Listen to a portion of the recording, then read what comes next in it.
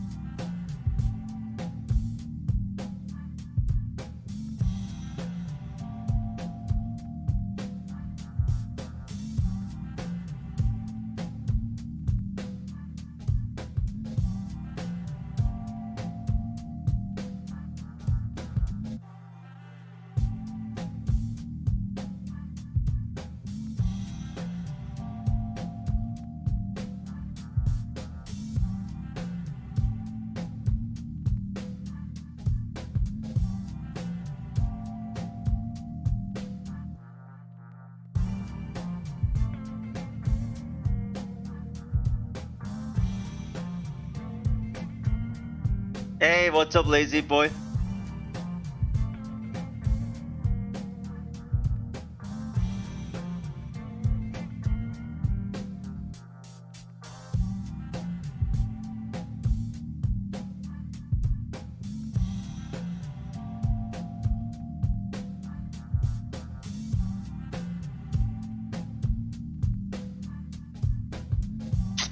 I don't even care anymore. I'm just happy that you're here.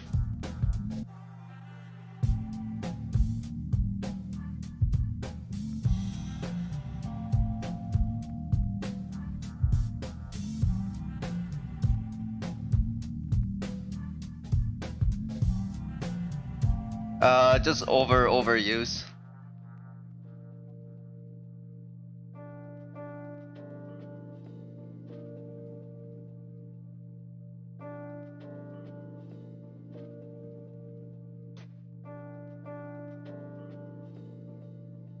I'm trying to ice my hands. You know, obviously I need to do it more often, but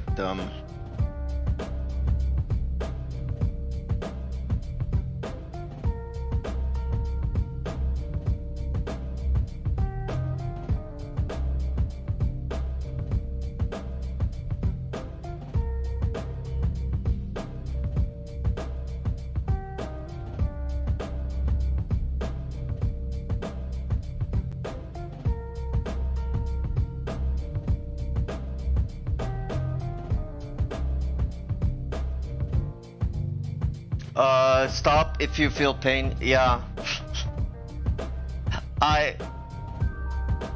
Hey, this is why, like, I don't want anybody doing what I do, because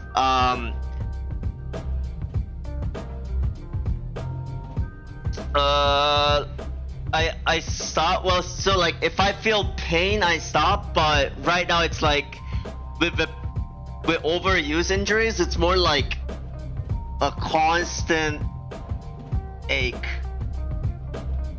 Like it's not sharp, you know, like it's like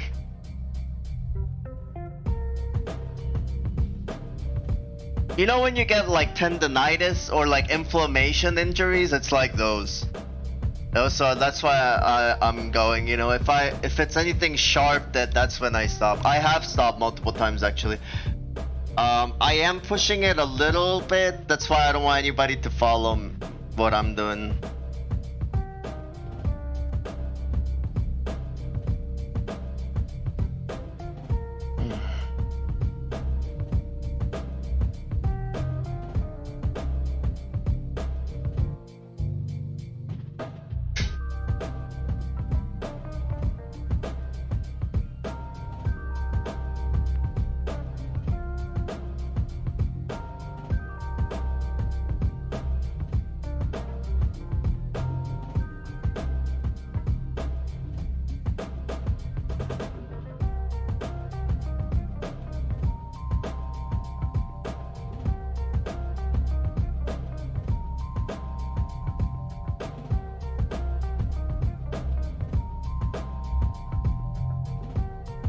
You get enough sleep? Yep, for sure.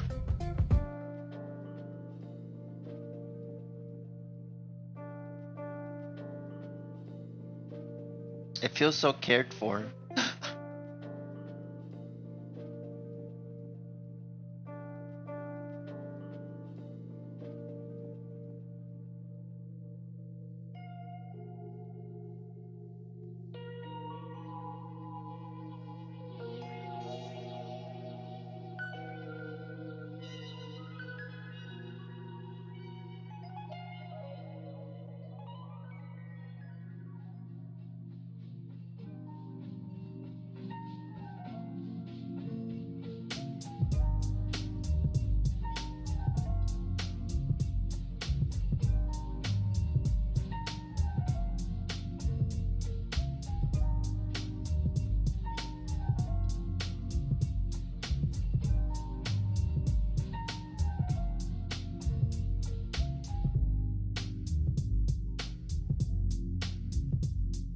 We learn from our mothers.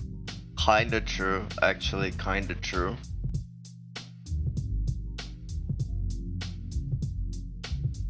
Not gonna lie, dude, not gonna lie. Kinda true.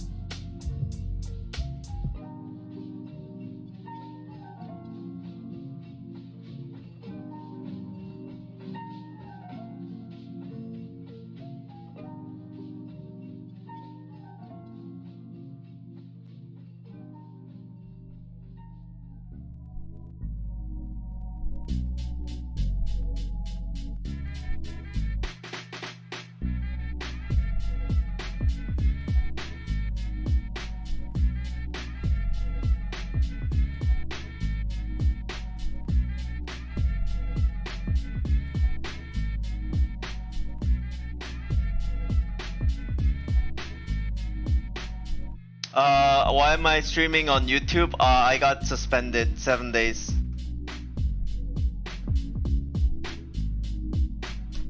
For quote unquote.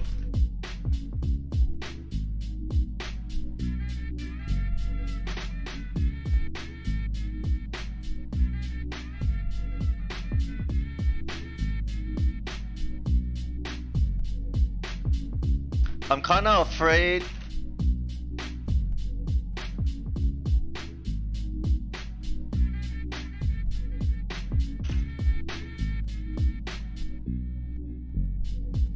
That would make me very sad indeed, yeah.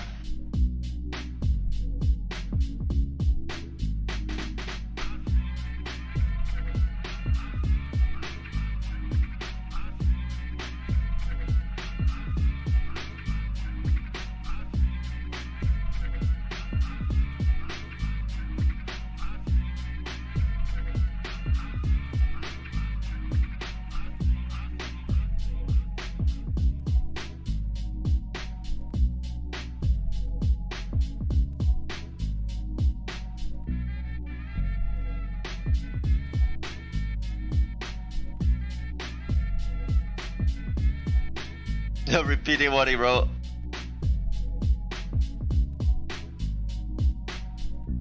Dude, why the fuck did you report me?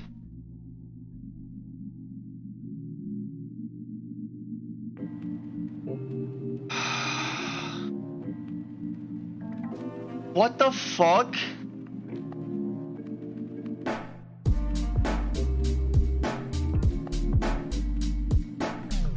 Dude, homie, are you fucking serious right now? Are you fucking kidding me? Tell me you're joking. Please tell me you're joking.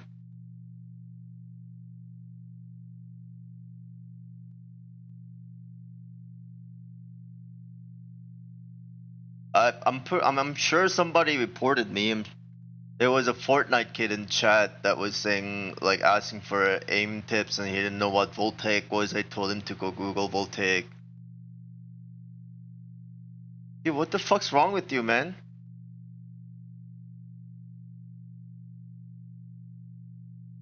Yo, it's not like I have that shit up on my screen and like I'm showing that shit to people, dude.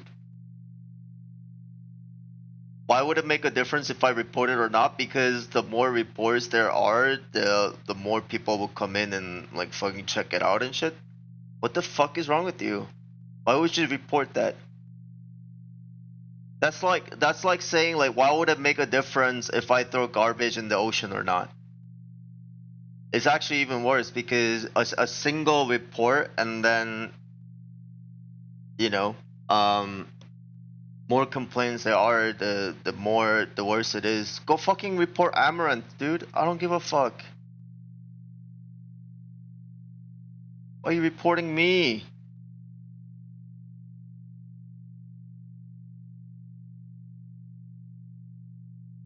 I'm not fucking showing nudity.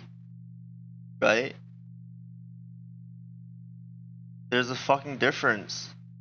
Holy shit. I don't fucking understand.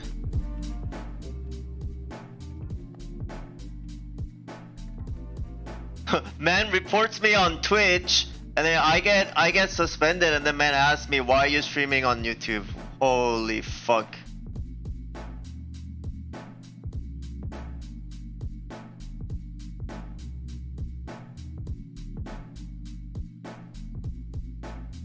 Bro, I don't get 3 viewers. That's cause I'm on YouTube right now. You're honestly fucking toxic right now, bro. Why are you being toxic to me? So wait, you're saying I don't stream? I stream for a long time and I don't get a lot of views. So what? I should stop? What you're saying? Jesus.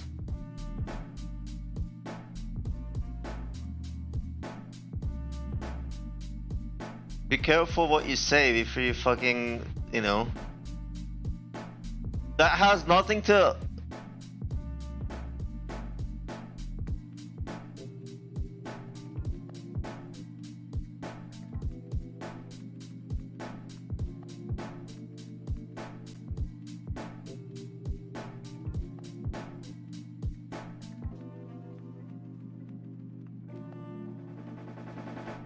I mean, he was starting to be toxic, and I didn't want that shit around. So.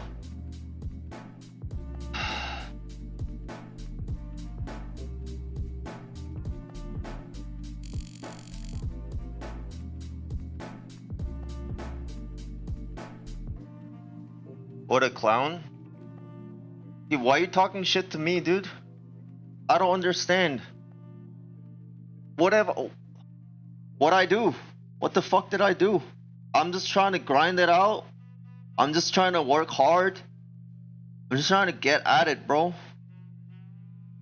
Stop fucking harassing me.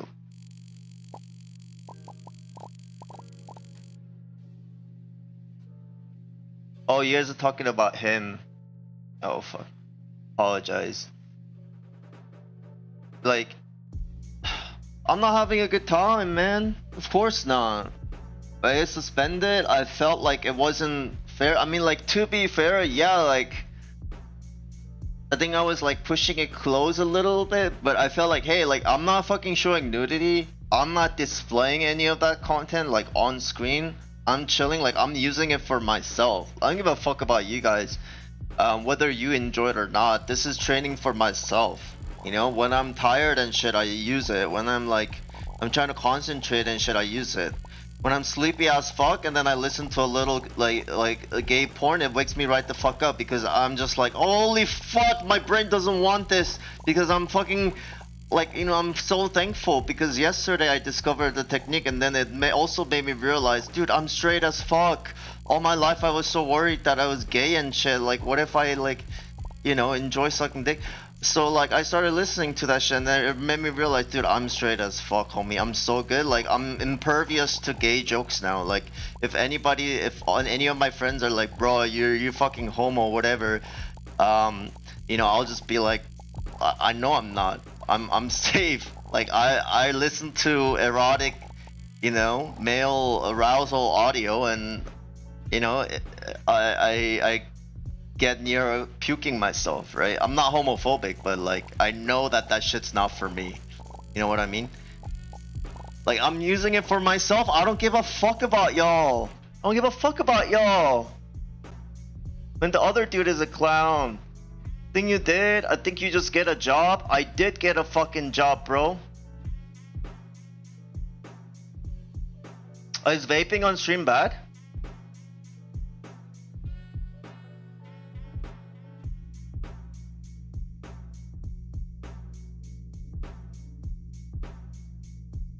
I quit. It took me 200 tries to quit nicotine, and I switched to vaping, like from cigarettes, and then I quit that too. But I don't vape. Like I don't. It's only Delta 8. It's not even weed. I don't know how to explain it to anybody that's below fucking 25 and has a average intelligence below fucking 120. Like, bro, I can't like. I don't know, man. Like, if you're like under 18 and shit, and like you're not smart, I don't know how to explain shit to like regular people that are like not smart or like don't have enough experience in life. Tell me I didn't fucking do the research on the effects, like addictive effects of nicotine. Tell me I didn't read fucking tens of books trying to quit nicotine.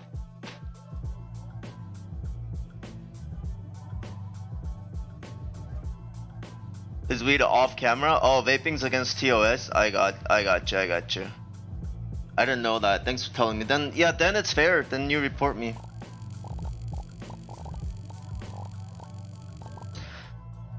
Yeah, I mean, like, I don't give a fuck about you guys in the sense that like I'm not fucking trying to make it like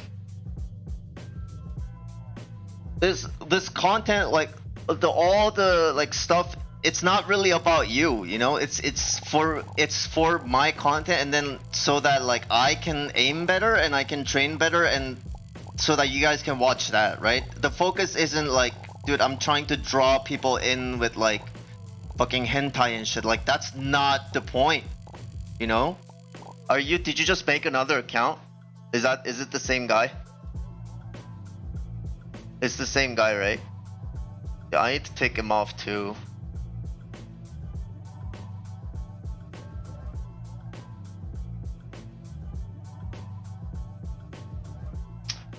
Maybe I just let chat catch up a little bit, because I want to see what people have to say. I don't want to just like ban and time out people for no reason, you know?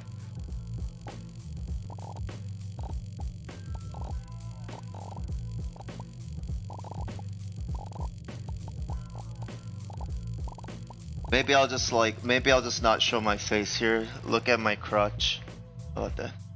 You SSDD, are you here to fucking troll me? Let me ask you straight up. If you're here to troll me, I want you to get out around now, cause like I've been dealing with a lot of shit, and I'm just like losing so much patience.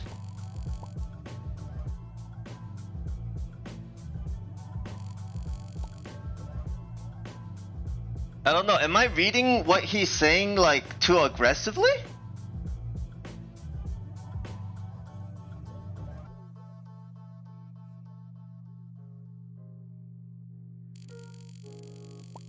I guess when you say why are we here, you're just like saying it as a joke.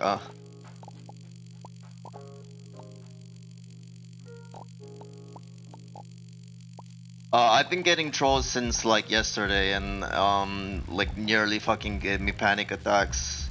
So I had to take breaks from the stream. That's why like if I'm acting a little weird and, you know, being aggressive, I apologize to you guys. I don't mean to. It's just that the trolling and like the injury and then the suspension from Twitch, it's just like a lot. That I lost my job a month ago. I'm losing a grip on my relationship in real life. So like I'm under a lot. I'm just trying to keep it together, you know. And it's just like I'm not a bad guy. I promise you. I'm not trying to fucking make the world a worse place.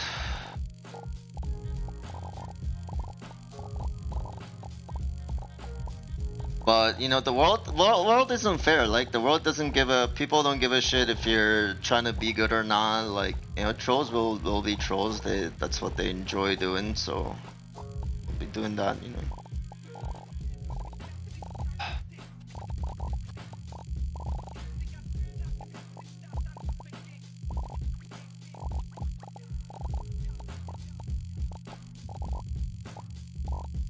I just like to tell myself if I can't get through this and I don't make it here with all these things going on with all these stressors, then I don't deserve success. I don't deserve to motivate you guys. I'm here primarily, at least when I'm aim training, I seek to provide two things: motivation, um, and openness to new techniques and new learning methods. When I'm doing Valorant, I'm very cerebral and I like to just review, analyze. Patience with that. Just don't take anything too seriously and said if you don't like it. Talk about Taze. Yeah, Taze on Twitch was talking about vaping a lot. SSDT, I don't know who you are. By the way, if you guys have a different handle from YouTube, so like I'm not gonna necessarily know. Don't be able to improve. Yeah, I understand that. And that's I think what I need to constantly tell myself. I know that that's true, that hey, like the right decision, the right thing to do is just focus on the effort and you know ignore all the other bullshit.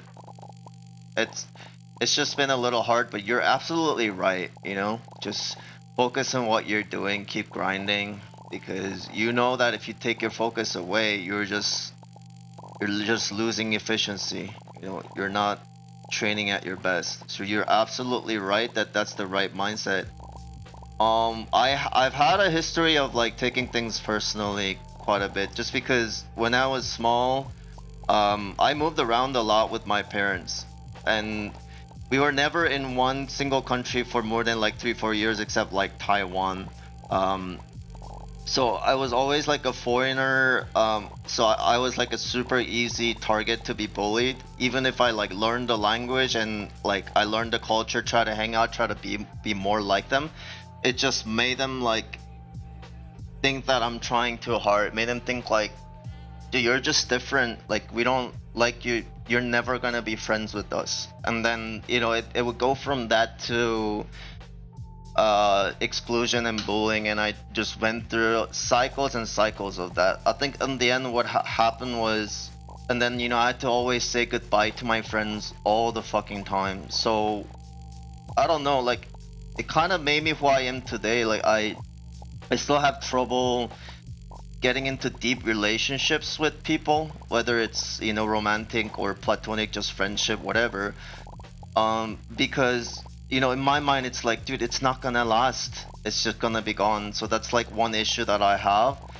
The other issue I have is I take things way too personally and seriously. I think everything is a personal attack, even though hey, it might just be that hey, that person's having a bad day. Usually a lot of shit is projected, you know, especially negativity. Like if people think hey, they're not having a good time, they're not succeeding at what they're doing, they often like you know they don't want others to succeed, or they have that attitude and they carry it forward and they're you know toxic towards others. But that's not a, it's not because I deserve it. It has nothing to do with me, it has everything to do with the person that is the aggressor.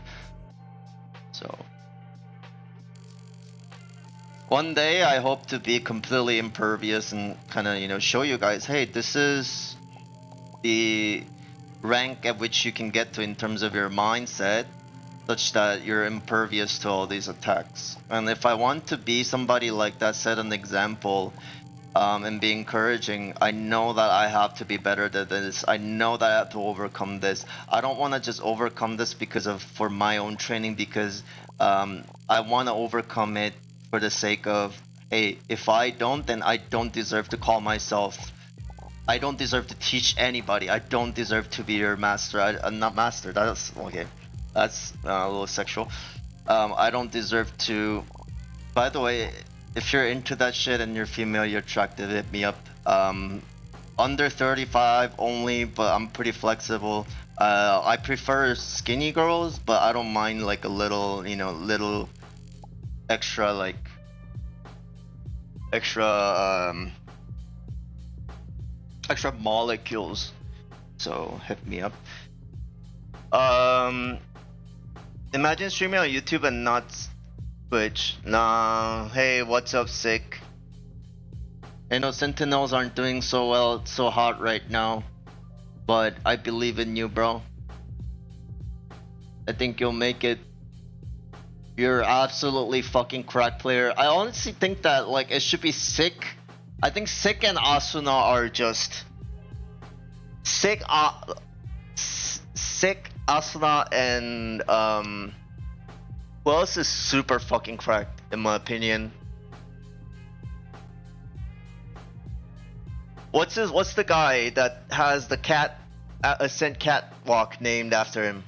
Fuck. What am I blanking? Sky Flash. Garage. Sub Rosa. There you go. Sub Rosa fucking crack, dude. Oh, it's Keck. Shit, that's disappointing. Welcome. It's good to see you, bro. You're actually a good speaker. Where are your parents now? They're in Korea. Being a minority in Korea is tough. Yeah, that's why I don't like. Like, I often like. I'm honest about racism. I grew up being raised to be racist against blacks. So I'm like pretty open about that. I used to say the N-word like when I was a small kid. I didn't know better. Like I didn't know what the N-word meant. I used to just say it until like one day, you know, somebody actually told me what it meant. And we learned about, you know, black history and fucking slavery. But like, you know, when I was like 12, 13, middle school, high school, like, you know, we were all trying to be cool. We were all trying to like act like hip hop heads or whatever the fuck, like chill. So everybody would say, you know, "Nigga this, nigga that," and you know, they would just say that shit. You know, not the hard R, not the hard R. I don't think I've ever said the hard R outside the context of like reading a Mark Twain novel or like, you know, To Kill a Mockingbird. Oh god. I got into an argument with the fucking elementary teacher about whether or not the N-word should ever be said, and then I said, yeah, it should be allowed to be said in the context of controlled comedy and academia, and she refused to admit those two occasions are valid uses. I'm like, dude, are you fucking out of your mind? How are you gonna get your kids to read the Mark Twain? Good luck, bro, without censoring the N-word. Oh my god.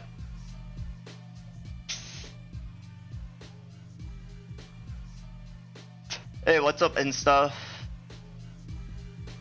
Oh wait, is he getting banned? Okay, so here's the thing, but then the reason I started with that conversation is because I wanted to say, okay, but, you know, me, like, I'm all about growing, right? And, you know, I was talking about being a minority, but the reason, like, I'm super not racist, or like I really want to make racial equality, like true racial equality, a thing, not some like bullshit where like all the black dudes are just fucking hanging out with each other, all the fucking Asian kids are fucking, you know, hanging out in the goddamn library, all the white kids are fucking playing football. That, like, I don't like that, you know, like we have different skin colors in fucking anthropology. Like, if you paid attention, actually you guys probably haven't taken anthropology, but like in anthropology there's a concept where, you know, the more often you see another human being and the more like they're alike to you, like they look like you, the more accepting you become of them. Like the closer you are, the more likely you are to become friends with them, if that makes sense. Like, it's kind of common sense, right? But I want to break through all that eventually, right? I don't know why I'm talking about all this.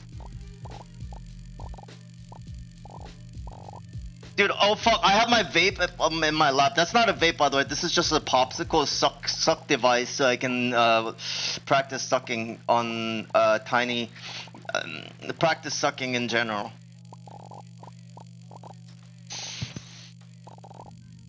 That noise is me breathing stressfully from hyper from you guys, from you guys, because you guys stress me the fuck out sometimes. Some of y'all that don't have the maturity.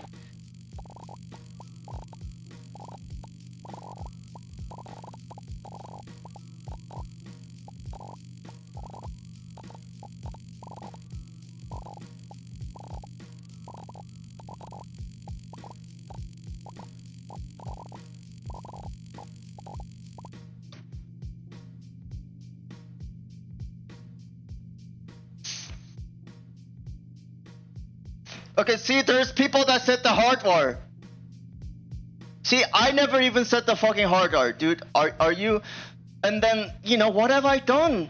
Okay, Jesus Christ, Mr. Jesus Christ, if you're listening to this, listen. I once studied to become a fucking pastor. Like, I've never raped anyone. I've never sexually harassed anyone. I've wanted to, but I stopped myself because it was a coworker and she was fucking hot as fuck, and I didn't even do that. I cheated on my girlfriend like once. Okay, I'm like, in that sense, I'm not a good person. But like, I don't harm, like, I don't hurt people. I don't harm people. I don't go out of my way to make people's lives miserable. Come on, what? Okay, yeah, like I watch porn. Yeah, like I jerk off. But dude, come on, seriously, like. That's the worst. Like you're not gonna. What about all the? What about Trump, dude? Are you fucking serious with me, dude?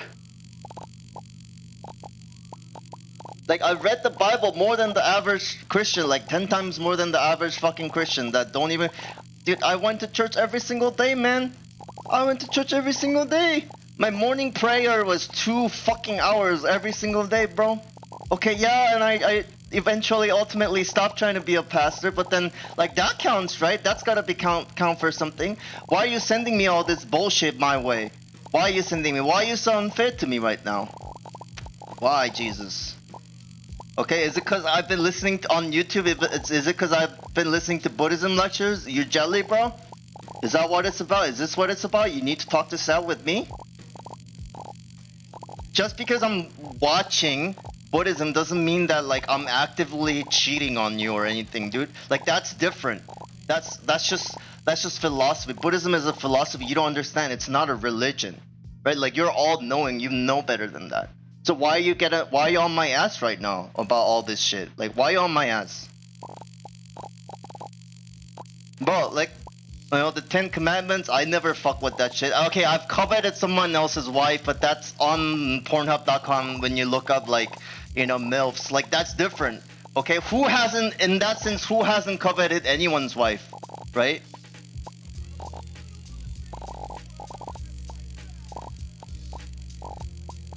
I've treated, you know, I've always offered my other cheek, especially if that cheek isn't on my face.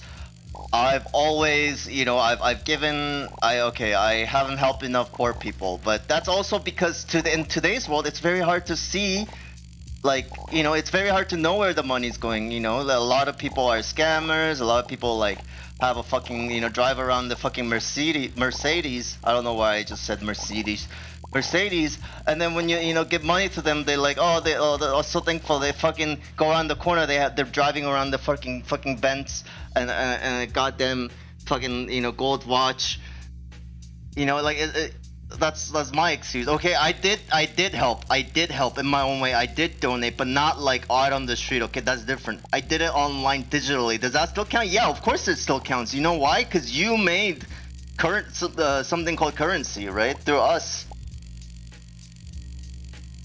Right, I mean, I'm not justifying just because something is man-made and, you know, we're made in your image doesn't necessarily mean that, like, you made it or you have the direct responsibility, of course, and our relationship isn't perfect between God and mankind, so we're not always gonna know your intentions, right? But then that's the relationship, right? That's the correction that is necessary. See, if you're trying to send me some kind of a fucking message, I get it. I fucking hear you. Leave me the fuck alone now. You know, just like with the whole Buddha thing, I'm just there, like we're just friends. We're just friends. I'm not getting involved, and you'll know. Like you'll see. You watch me, right? You watch me all day, every day. That's all you do, you fuck. That's all you do. You sit there, you just watch people. You watch 8 billion people just fucking jerk off and have sex and do all this disgusting shit.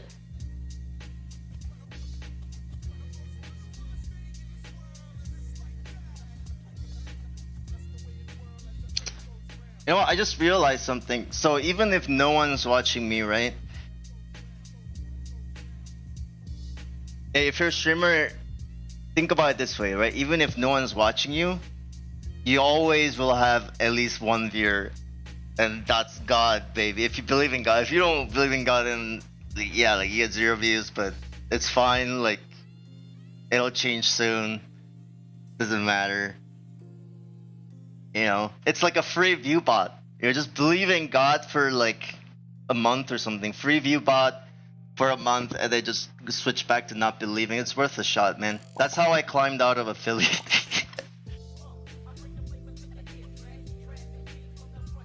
What is chat saying? Part Hawaiian 20 because you have gummy visitors. What am I hearing? Stop saying.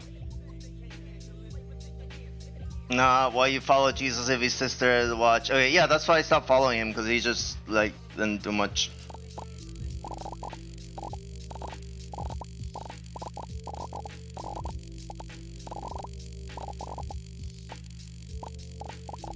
I went on like a rant. I don't know what I was saying. Sorry, guys. Oh, I need to go put on electrodes. Hold on. After this, I'm gonna go get it, and then I'll be right back. I haven't been focusing. Just kind of zoned out of my mind.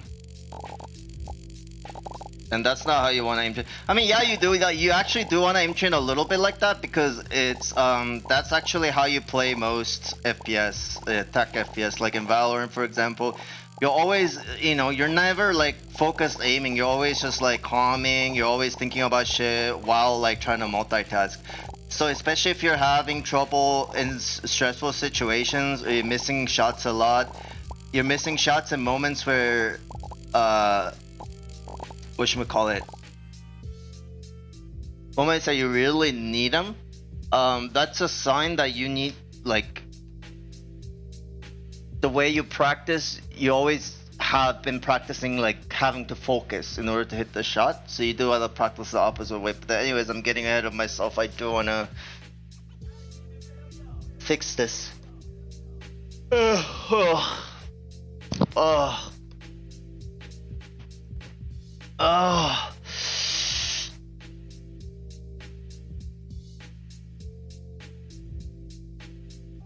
It's gotta do a little contrast bath. 1 sec.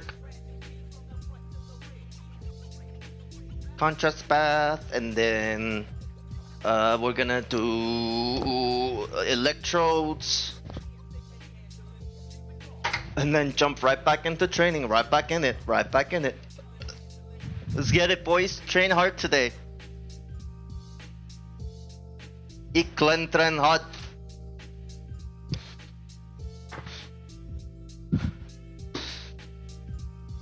I'm so excited that there's actually people watching me on YouTube. Sheesh. You guys have no idea. It's very meaningful. I've never gotten more than like 2 viewers on YouTube. So psyched.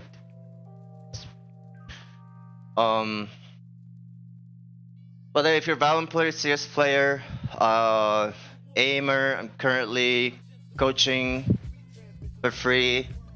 No strings attached, no dick attached, no balls attached. You do have to be like diamond above, or guardian, master guardian above, and what's the last one? Oh, aim training, Voltaic gold and above.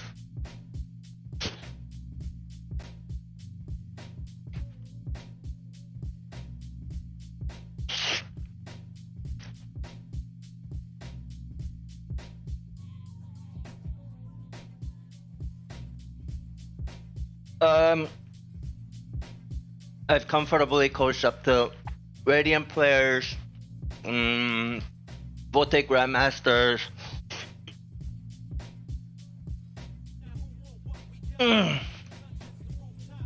even if I'm a little shitter with no aim.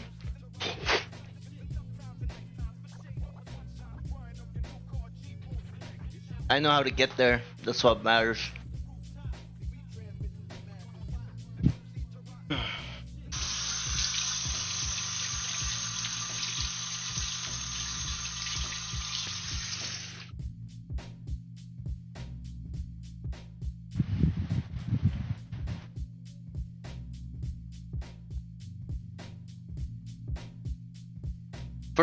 For girls, yeah, anybody. Yeah, Kek, you did get to diamond. I remember that. Yeah, you're good. Yeah, I can help you.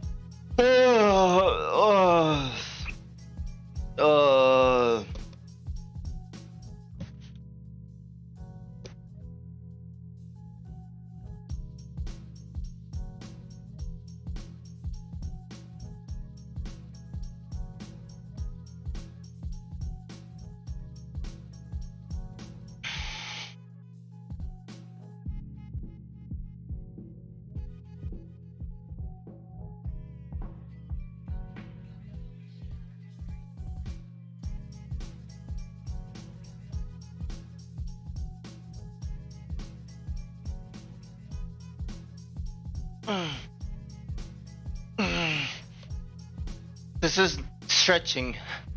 It's not sexually explicit content. You fucks. Don't report me.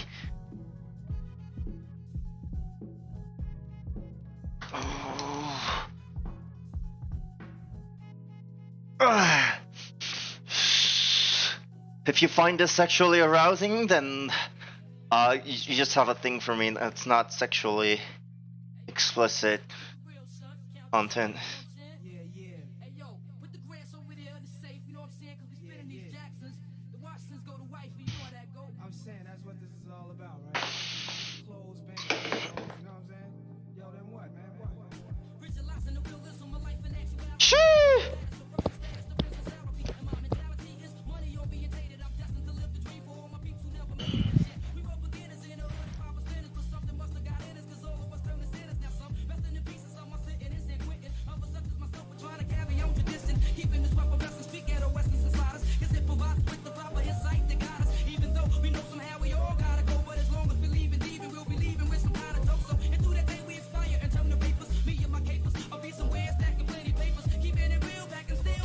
Oh my god, life's a bitch till you die! Life's a bitch till you die! When you're on, then you gotta go! Life's a bitch till you die! What, dude, this is a fire mix! I thought it was nice, but I was doubting myself because the beat was so different.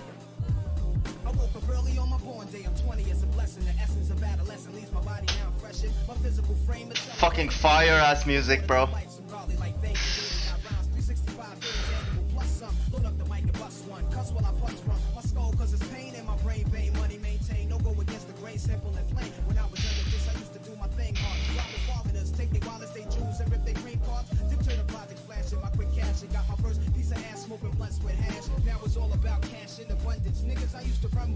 Pressure doing years in the hundreds, I switched my motto. Instead of saying fuck tomorrow, that buck that bought a bottle could've struck the lotto. Once I stood on the block, loose scratch, produced stacks. I cooked up and cut small pieces to get my loot back. Time is illmatic, keep static like wool fabric. Pack a formatic to crack your whole cat ass. Life's a bitch and then you die. That's why we get high, cause you never know where you're gonna go. Life's a bitch and then you die. That's why we puff fly, cause you never know where you're gonna go. Life's a bitch and then you die. That's why we get high, cause you never know where you're gonna go. Life's a bitch and then you die. That's why we puff fly, cause you never know When you're gonna go, life's a bitch, then you die.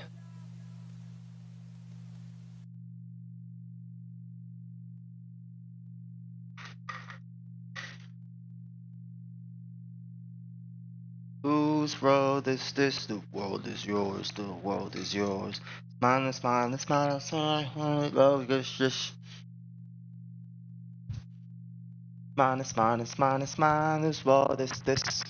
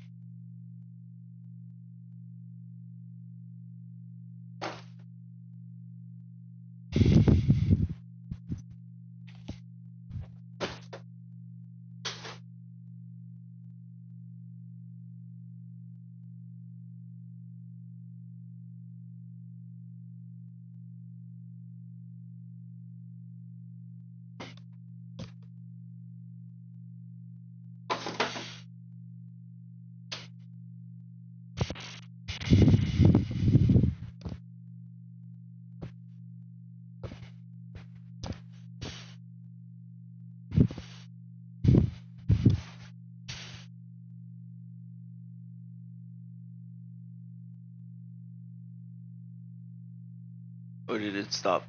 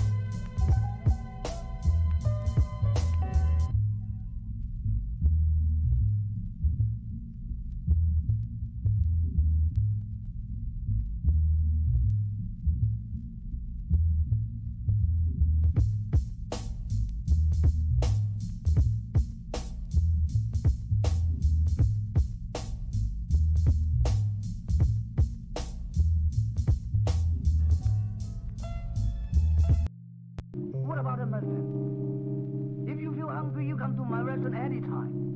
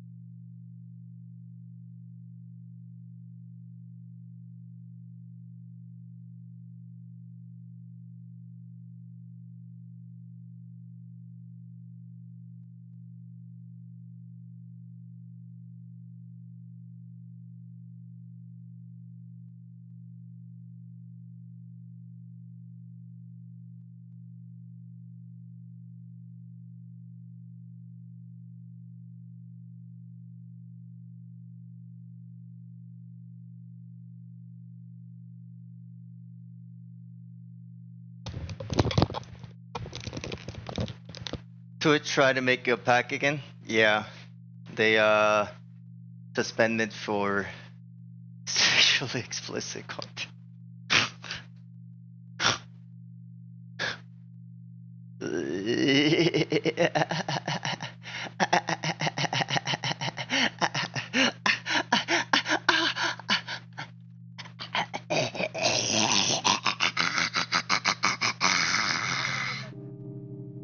If you feel hungry, you come to my restaurant anytime.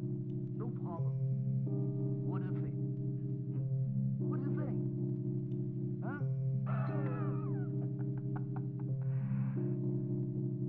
What's the matter with you? You got a big problem? Huh? You don't like my rice? You don't like my rice? 우리 전화 보면 놀아? 기우새가? What's wrong with the food? It's beautiful for me. You want to try some? No? Huh? Rye is nothing. But for us, Roy is just like my father and mother. Don't fuck with my family. Huh? Huh? If you have any dignity, apologize to the rice right now! Fuck your rice! Fuck off! Don't fuck it! Shoot him! I'm gonna kill you! Eat me out!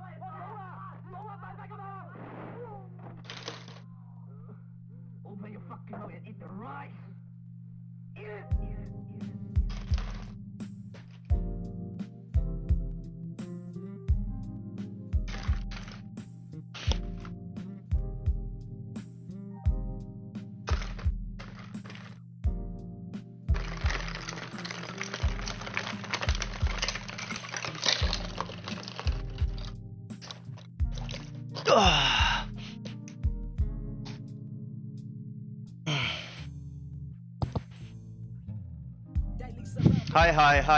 Hi Blazer.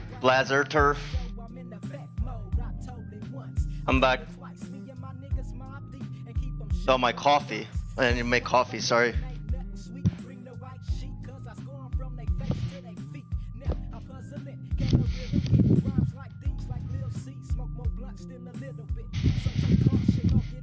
I'm like the king of AFKs, honestly, fuck.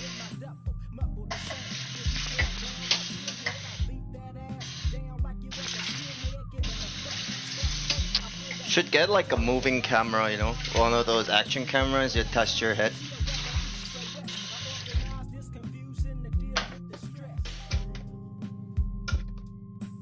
That way we can be together forever. You can watch me all day. You can watch me as I sleep.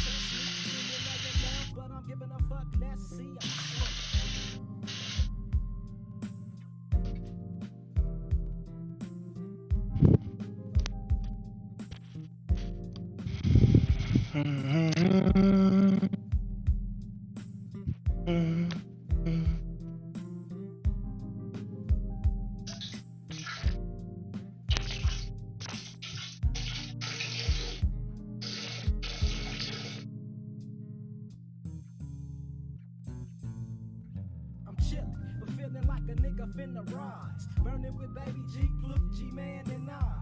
Needed blunt, so a nigga finna get mo. Step out the door, fools bust on the pet stove. Shot me gun and got me running in the market. Holding my shoulder, wondering if them fools gon' park it. To get up, to let some more go. But I'm shooting shit in slow-mo. Wounded by the fofo, badly bleeding. Needing some medical attention. Barely breathing, fine, mine already on the lynching. Retaliation is a must. I thought you knew. Pursuit to do the shooter, if not some of his crew. Hit me up with they hood.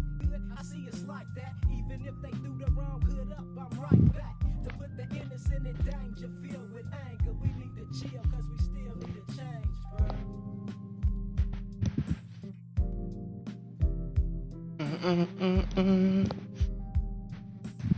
Fill the water too.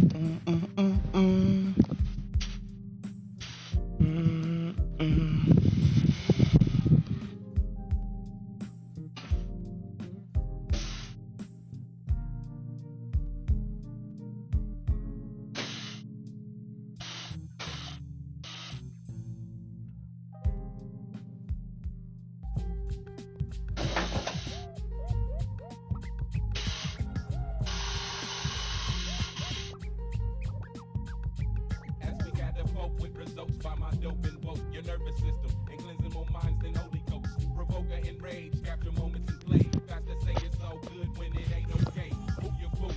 Daily high signing for yourself. Pushing a fat 98, but no food on your shelf. Use a underling. They say the future you bring. Don't make your game unheard, just make your game unseen. You ever play Overwatch? I have not actually. Get yours back in overtime. Perhaps You play Overwatch? don't believe. Make yourself the strongest adversary out to compete. Maybe you can do the teaching. Teach me.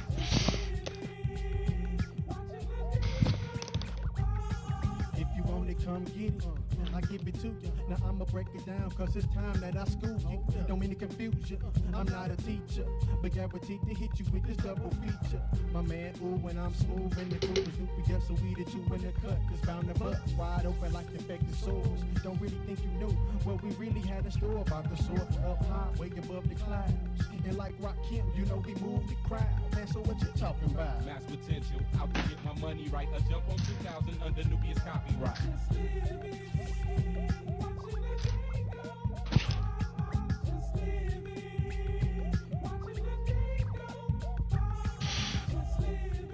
Game sense player? I would be playing probably League of Legends ideally as a game sense player.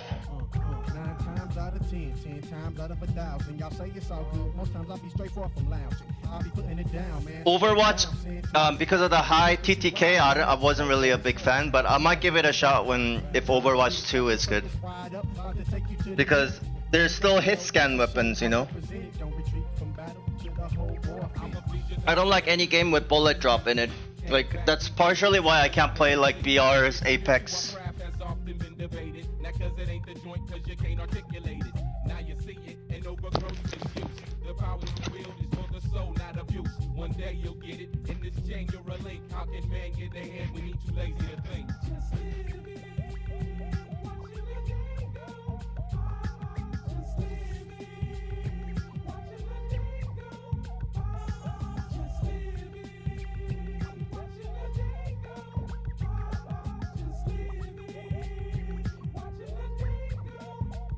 Now I am actually back.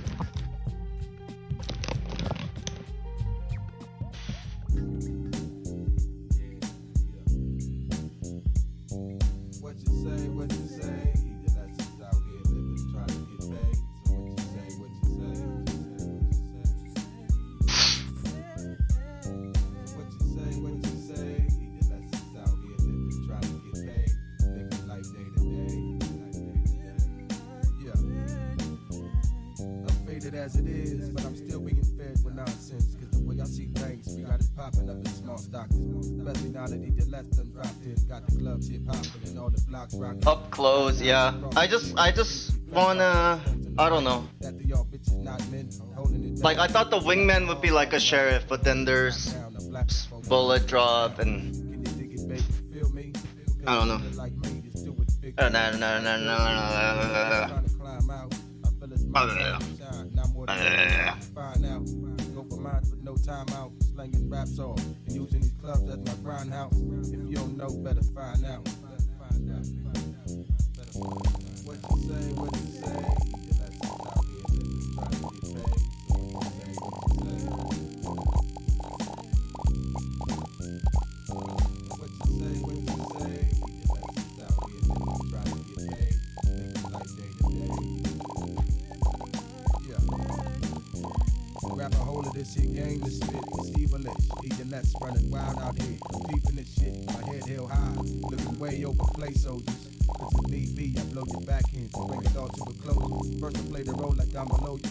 But on my true hard, know the real deal with holding heat devoted. And ain't got nothing to prove, a lot to lose. Walk a week in these shoes. It'll leave you 2 feet bruised. Look, I'm all against the grain. I'm a typical nigga with an urge to earn loose change. I'm something sweet like the fruit chain. Holding my ground firm like I'm standing strong and take aim. At least until they come and get me. I'm a young hog, the world is ours, you split it 50-50. Catch it where the Vegas twist be.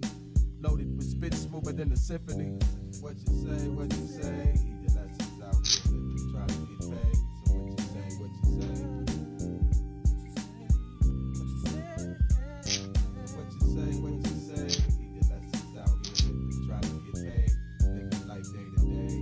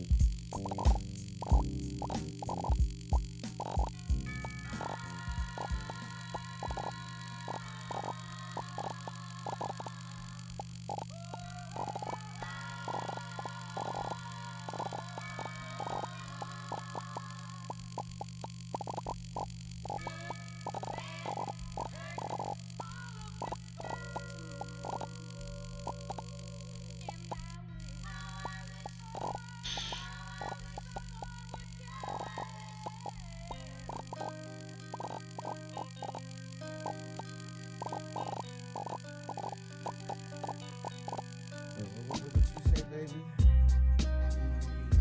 Alright, alright. Welcome to my world. Welcome to my world. Do you dig where I'm coming from? You're wondering, is it me you've been looking for? I heard you like your raw dog. Well, all you had to do was let me through the door, but you said I sound whack and sent me round the back. Now I don't get down like that. Wherever there's a mic at, you'll find me in 96. I kicks the most ridiculous style from coast to coast and keep it tight like we supposed to. Nothing comes close to this. Notice how I wrote this. It's irregular. I'm miles ahead of your style, competitor. It's better to keep stepping or get left in the dust. You must avoid the rush at all costs, or get lost in the shuffle. It's enough to break them down and take them round the same circles twice. And it may not sound nice, but it's like that. They be coming right back. Stick up, kids be stuck. If you ain't talking about 6 figure dream, you just keep on walking. Everybody's scheming on someone else's cream. And it don't mean nothing if you're real or you're right. Everybody's out to get something. Now excuse me, but then I beg your pardon. I smell snakes up in the garden, claiming to be harder than a mom. But he don't want no ruckus, scared to death to kick the bucket. He's stuck in between dreams of getting cream and pushing the beam on steaming the L. So he sells hell on a wax platter, and he acts better in the video. But did he know about the repercussions that keep a dozen MCs wishing they wasn't the one? Hoping he doesn't become a hoe with no dough, cause that's the way it goes in this rap game, crack game. MCs act the same as drug dealers, quick to peel a cap, but it's gonna get realer than that. When the morning comes,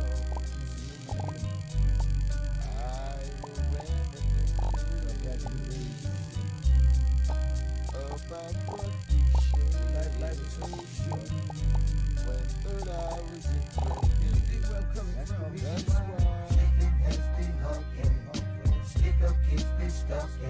Yeah, I have. Extra small for what though? For one wall? On someone else's screen. And it don't mean nothing if you're real or you're frontin'. Everybody's out to get something. See, cause ain't no way in hell I'ma ever sell my soul for $1 million in gold. That devil is trick is old. My mama told me a long time ago that kid nobody hold me, and she showed me, see. That's why I be on the low, cause you never know when you're gonna go. Oh, I gotta eat. To be caught out there on the humble. I see many crumble in the concrete jungle. I got so much stress. I tried to kill it with sense and I'm still depressed. So I write a verse. Helps a lot, for sure. Wanna run up in the spot, cause all we got is hip hop and they can't stop it. This why I be dropping it. Speaking heavily, hawking. Stick up, kids, bitch, stop stalking. If you ain't talking about 6-figure dreams, you just keep on walking. Everybody's scheming on someone else's screen. No doubt. And it don't mean nothing if you're real or you're frontin'. Everybody's out to get something. Yeah. You know what I'm saying? Time is running out. Now it's time for brothers to put their boots on and get prepared for the new millennium. You dig what I'm saying? Step it down. Stick up, kids, bitch, stop stalking. If you ain't talking about 6-figure dream, you just keep on walking. Everybody's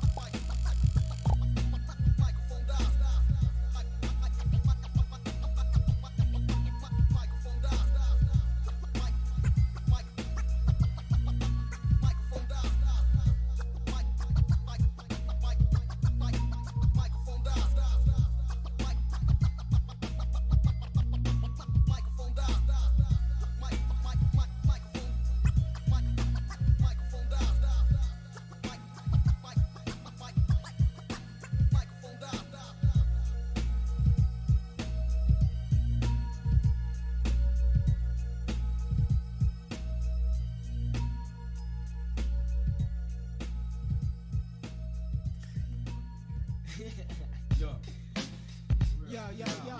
Legendary One brass time. tack. Infiltrating BRA. Call me Genuine young blood, you know where Showtime from. It's how we move. the Dominance uncut. Real, every turn. It's Capital Showtime. Lip, creep, Hear what? One time. real. Yo. This conscious brew of men will blend within these cityscape, escape. If necessary, the far play, temptate the fallen shadows who tend to walk astray. We got wicked rude niggas, generals and many bandits. No room for punks who can't puzzle, you're it out and can't handle it. I'm with Mark, we roll, I'm indiscreet, ayo. Nap with the soul, taxmen legendary. Tales never vary, life levels vary. Message will be carried by young runners, pro runners. A summer hunger, under the sun runners. Marijuana pushing youngsters, moving on to loose leaf thoughts. Fonto, filled with sensi, no longer empty. Clouded mind, foreign time lined up. The wealth of thoughts is the dog grass shine. Reflection of hard times, people seeking the streets. On retreat, steadily paced like Josie Whale off a slow drum beat. Eclipse dripping the pets up in some bum so sneak. So my feet don't speak up on the creek. Keep sick, they yo. Do the glasses help? So it's to trigger neuroplasticity. I'm using the glasses combined with rotating and also inverting my mouse and also rotating it 90 degrees, so I have no fucking clue and my brain has to completely reorient it. Taken from a tower in the northwest Iceland. Bombing up the palace cause they create Babylon. Speaking in depth, you ride on this first step. Coming true serious and even out the back door exit. It's composite. I know the city holds a counterfeit. Keeping it cool, we freeze the hours where they're gonna just split. Straight from the origin, narrow path of vision. That's the state it is. Within this grass rhythm, we do our life thing. Don't live to offend, steady defending things. Within this grass rhythm, Real lights, cut sight, 7-1 Pan Am flight did right up in here. Jewelry stores and more, sliver like snakes when we walk through the door. Lebanese gold detailing flame bangles, high-headed women lay low at all angles. 54 card, new dealt stack, emperor and prince put spirit in the pack. Battle cat, breaking barriers. Focus in ranks, a garrison of generals nullify the past, dominate the forefront because fatal images send crews fleeing in disorder out of chaos yells the air. From the mist of cloud nine. Screams the reign of terror, stings directed on making vision burn clearer. Vantage point from an origin of brass relations, boggle in the brain, the globe is left shaking. Esther hymns to the condemnation. Doused in bullets in the backs of Asians. Green hot and The wet. big gun blazing. Enemies now victim. Total eradication. I'll talk my life thing. You talk your hand thing. We'll make it one thing and make a brass ring. You do your life thing, I do my end thing. We'll make it one thing and make a brass ring. Straight from the origin. narrow path of vision. That's the state it is. Within this grass rhythm, we do our life thing. Don't live to offend, steady defending things. Within this grass rhythm. That's right, that's right.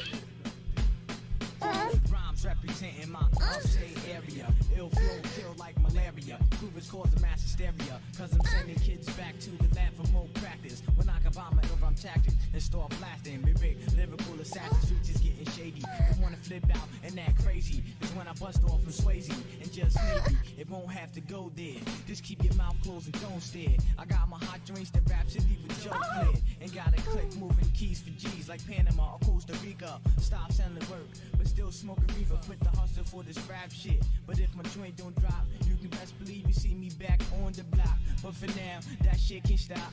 As long as I maintain to knock 'em out the box.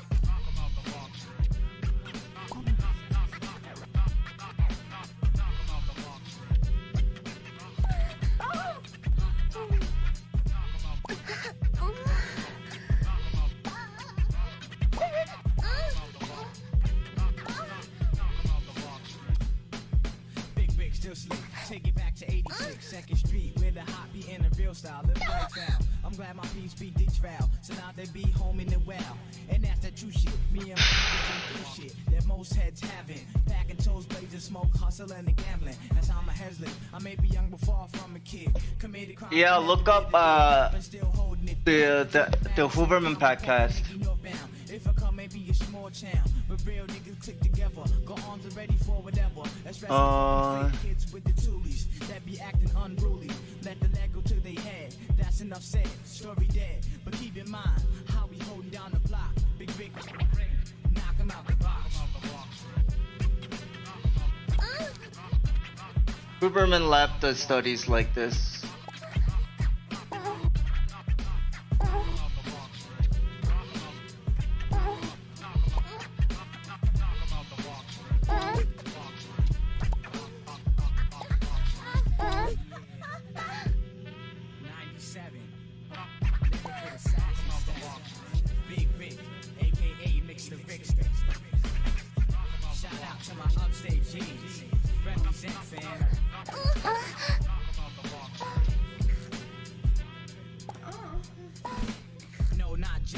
But still be a amateur. My flow's becoming way better than the amateur professional. Just to let you know how much time is dropping. Ain't no stopping to the flows I drop.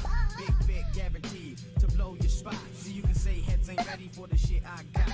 Coming from the IT, HACA, represent the northbound. Around my way, so yo son don't sleep. I run with the ill fleet. That rolls Mark D. And if shit starts to happen, it ain't nothing. Cause we known for gun clapping. But that's only if they don't wanna shoot the fifth. Then we'll have to pull the blocks. Upstate, keep it real and knock 'em out the box.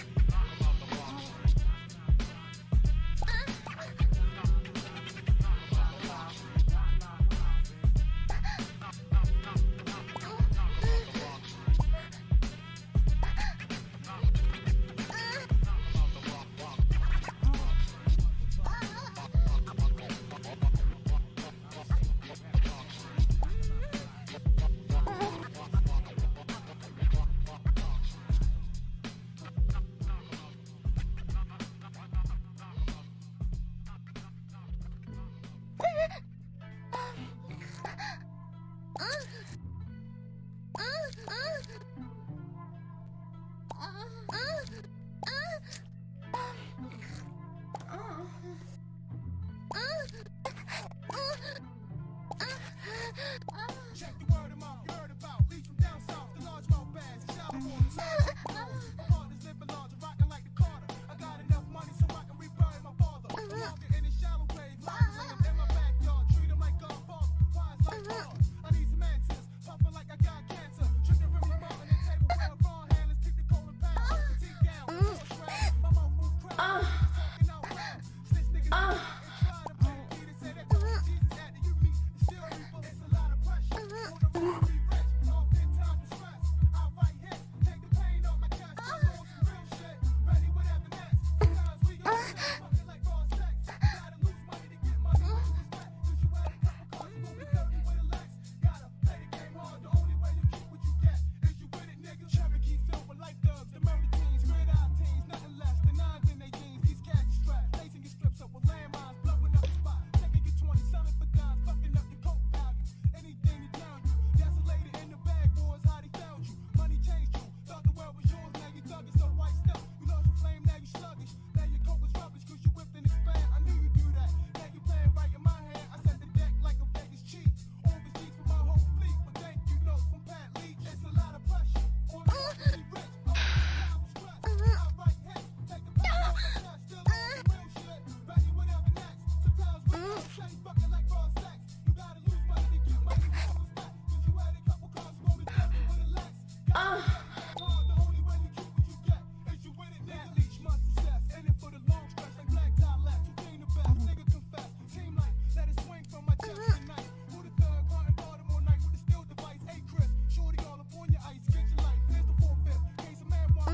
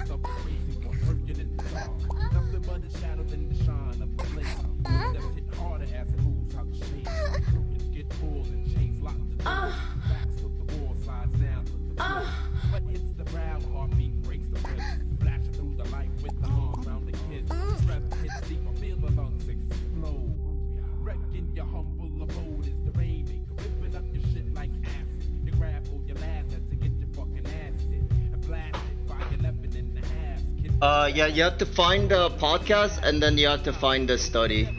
I don't have a direct link to the study. I don't know where to find it.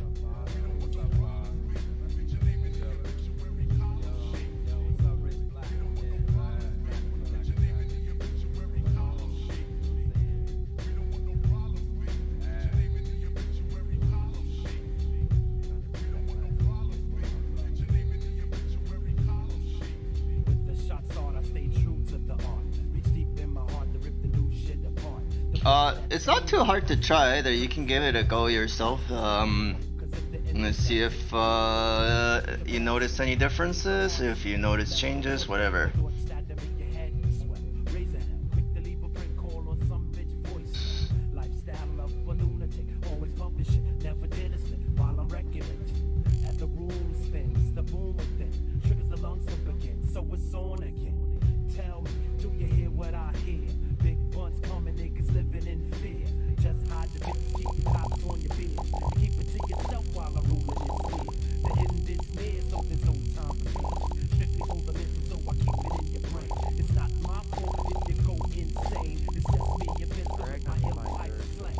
Not from Cali, so we don't gang bang. Shit's on fire, but you gotta maintain. Niggas know the speed just like raising cane. You know what's crazy, rocking over the wall is where I slide. We come from the abyss and then take it to your nothing. Now it's all love and it gets so better. In the summer weather, wearing hats made of sweater. You can talk shit while I'm here getting redder, redder.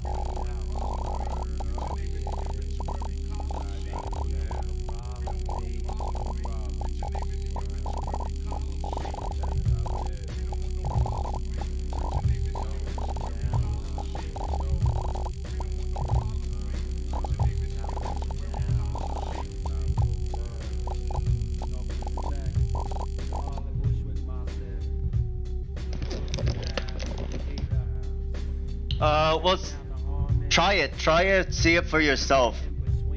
Tell me, try a sense randomizer and then try inverting and, turning your rotation 90 degrees. It's completely different, bro. Completely. Seriously? Oh, wait, who are you? I didn't know you were in here. I had notification sound off when people join. Sorry about that. 1 second. Let me Whatever you want. let me turn you up 1 second. Sorry. I got background music. I was playing like gay porn in the background to help me concentrate. Because I really don't like gay porn. And then Twitch banned me. Twitch suspended me for 7 days, so I can't do that no more. I see. That's a lot. No. Alright. Turned you up. How you doing, Mohammed? You aim train? Yeah. Yeah? How can I train? Are you gay? Kinda gay. You like men? Of course, bro. How do I become more attractive? This is Queer Eye with Queer Eye Aim. I don't know. I gotta come up with the name later, but episode 1 of Queer Crosshair. Okay. All right, yeah. Help a straight bro out, man. I mean, I'm pretty open-minded, so like I'm probably like, I don't think like if I suck a dick or two, like that's not gay. If I suck like 200 dicks, that's not gay. Like Holy shit. it's only gay if you find men like attractive. That's different. Gay know what I'm with saying? 6'9", dude. Huh? Gay with 6'9". Well, I mean, like I do aspire to be a porn actor. I am concerned I'm probably not gonna do gay porn just because like then it's harder to get a job as a straight porn actor. I don't think so. It is because the female actresses tend to avoid you more. Wow. Because once you get like STD in the industry, you're done, and then and gay like male actresses have a lot higher chance of getting STDs, either because of like the nature of the sexual acts that the male actors tend to perform, or just like the presence of STDs in the LGBTQ community, as opposed to like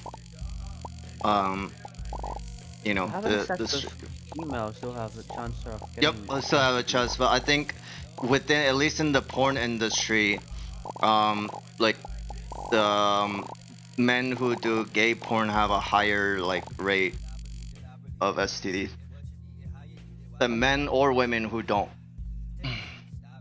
It's unfortunate. You play Kovacs or Aimlab? I play Valorant. You play Valorant? I didn't What rank are play you in Valorant? Model 2 peaked it. Nice. I can hit So you're trying to get back? Yeah, I mean, no. If Hold you on. share me with your tracker GG and a recorded gameplay, like a clip, it can be like just one round or a few rounds, whatever. Yeah, I can help you out with the VOD. I have a clip. Yeah. I can send. Hold on.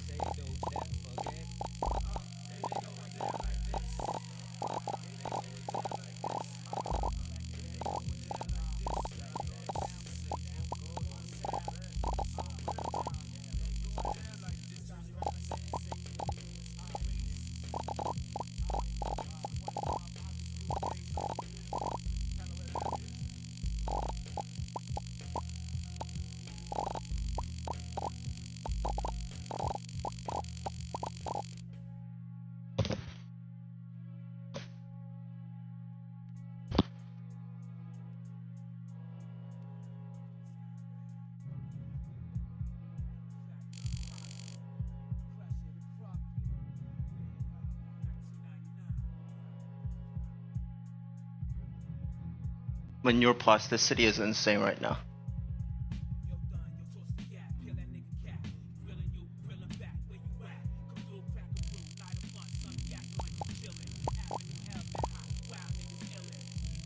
I just can't see is the problem. Okay.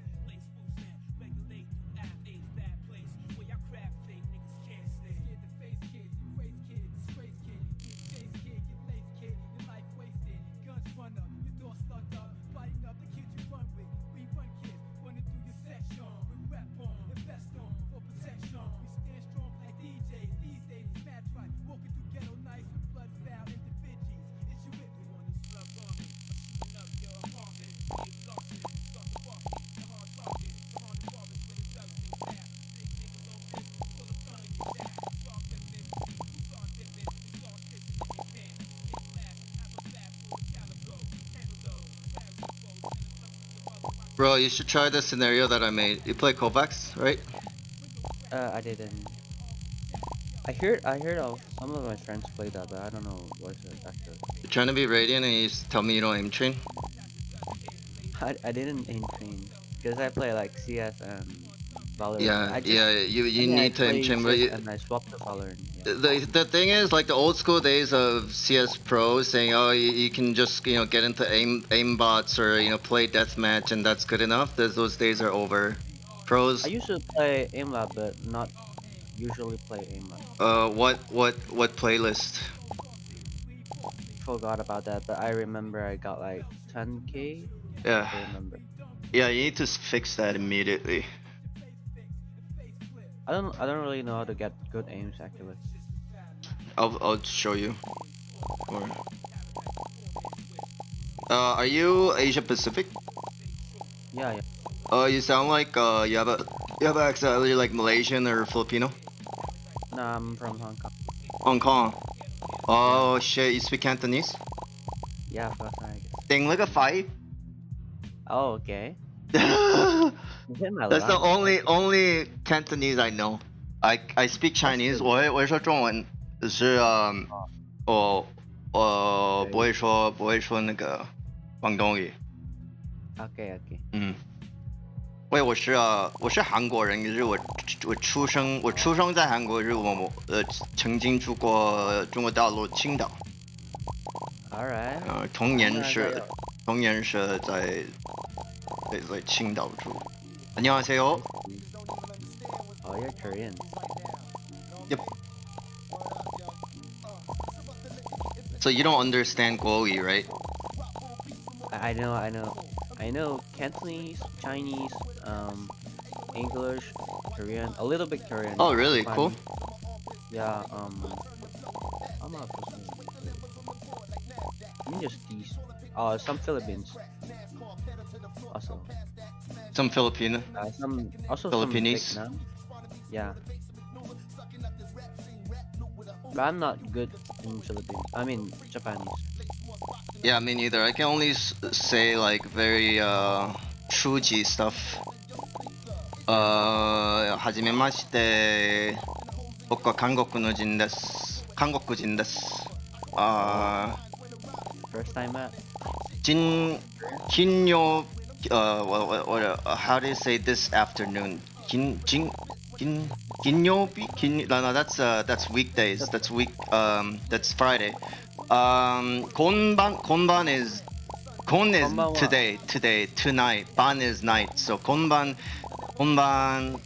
is good night, right? Yeah. Good evening. I Konbanwa. think good night.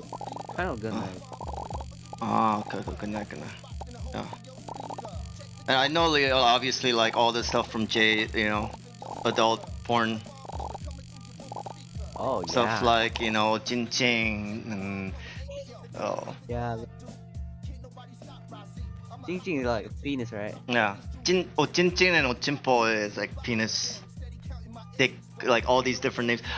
Here's an interesting thing about like slang words for like the private parts. Like people always make up like so many numerous words because they're so embarrassed to like say the actual word.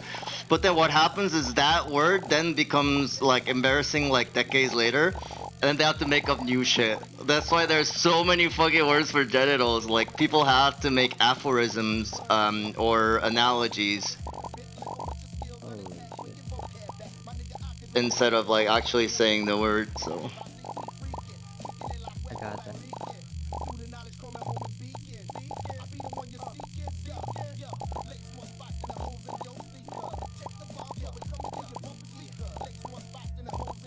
yeah, so share me with your tracker GG in chat, and then Yes, sir.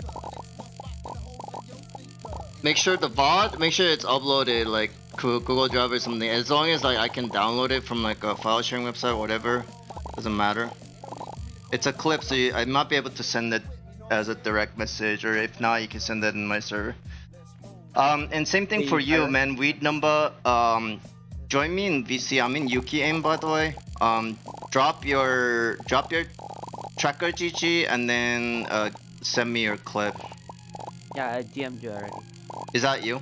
Is weed number you? That's me. That's me. Oh shit, nice. I thought in HK like weed was super heavily regulated.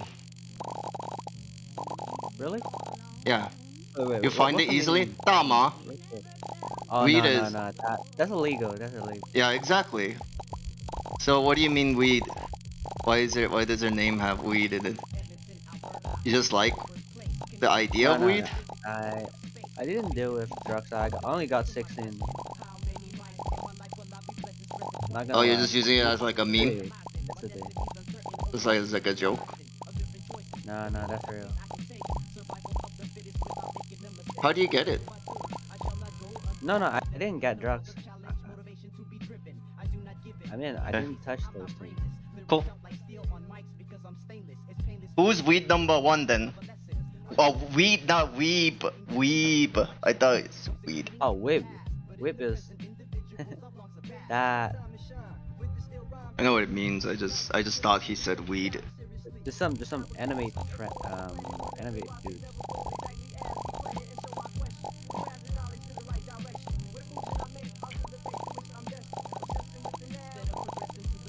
The fascinating thing about Cantonese is that the 8 accents, like there's so much variation. The Cantonese is such a pleasant language to listen to. Wait, 8? I learned it, but I didn't learn those 8 things. I thought there were 8. 声调, right? Because in Chinese there's no. And then Oh, Cantonese has like 8. Oh, that, That's all the 8. I wait. just said all of those. I didn't If you remember those. if you sing the song Frozen, if you hum the song Frozen, that's all 8 of I should do a joke like that if I ever do stand-up comedy in like HK or yeah, like Southeast Asia. That'll be funny. Alright, so I'm downloading your clips. I'm gonna have them up on Twitch, okay? Yeah, okay. So let's take a look at. Let's 69 together, no thanks. 600 views. Okay, first of all,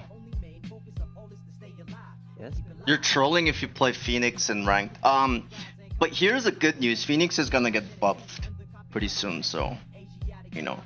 I don't know. I try like 3 matches and of Phoenix get. I'm seeing content creators doing some insane stuff, and I'm Yep. trying it. There's It's really good. it's Really always good to good. experiment in higher elo. I'm gonna hold off my judgment a little bit. Hold on. Let me.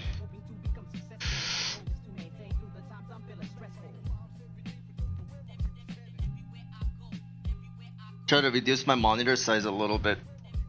There you go. Okay.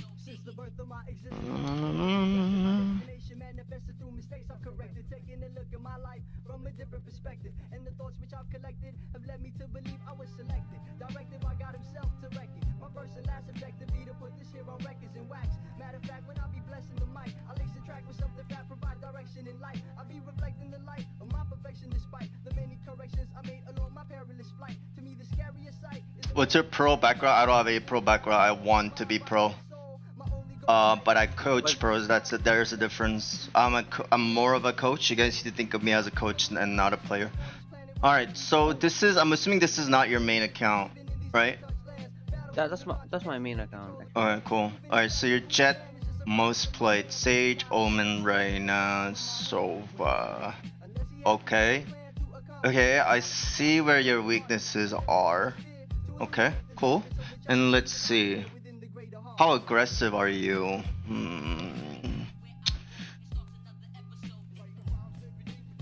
Let's see. Let's look at your first bloods. Actually, let's no more. Let's look at a few matches.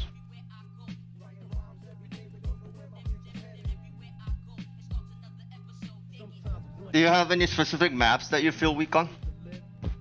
I don't really know because I just play randomly. Just, Who do you play Give me with? what Who do you map? deal with normally? actually I solo kill. Okay, that's fine. I recommend finding a duo if it's immortal level. Yes, I've tried 10 speed to be PS and I made a better version of it too. I'll share it soon. I don't know where to find. You need to find a good duo. Teams.gg or Valorant LFG. Make sure you find a duo like KO, for example. I actually recommend you, because you're Jet main, I recommend you explore all these agents at the bottom. So I'm gonna give you goals already, okay? You need to expand your game sense drastically, because right now the way you play is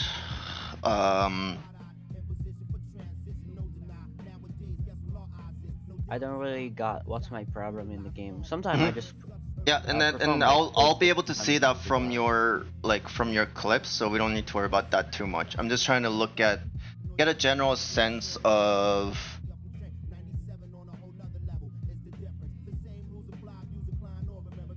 cool.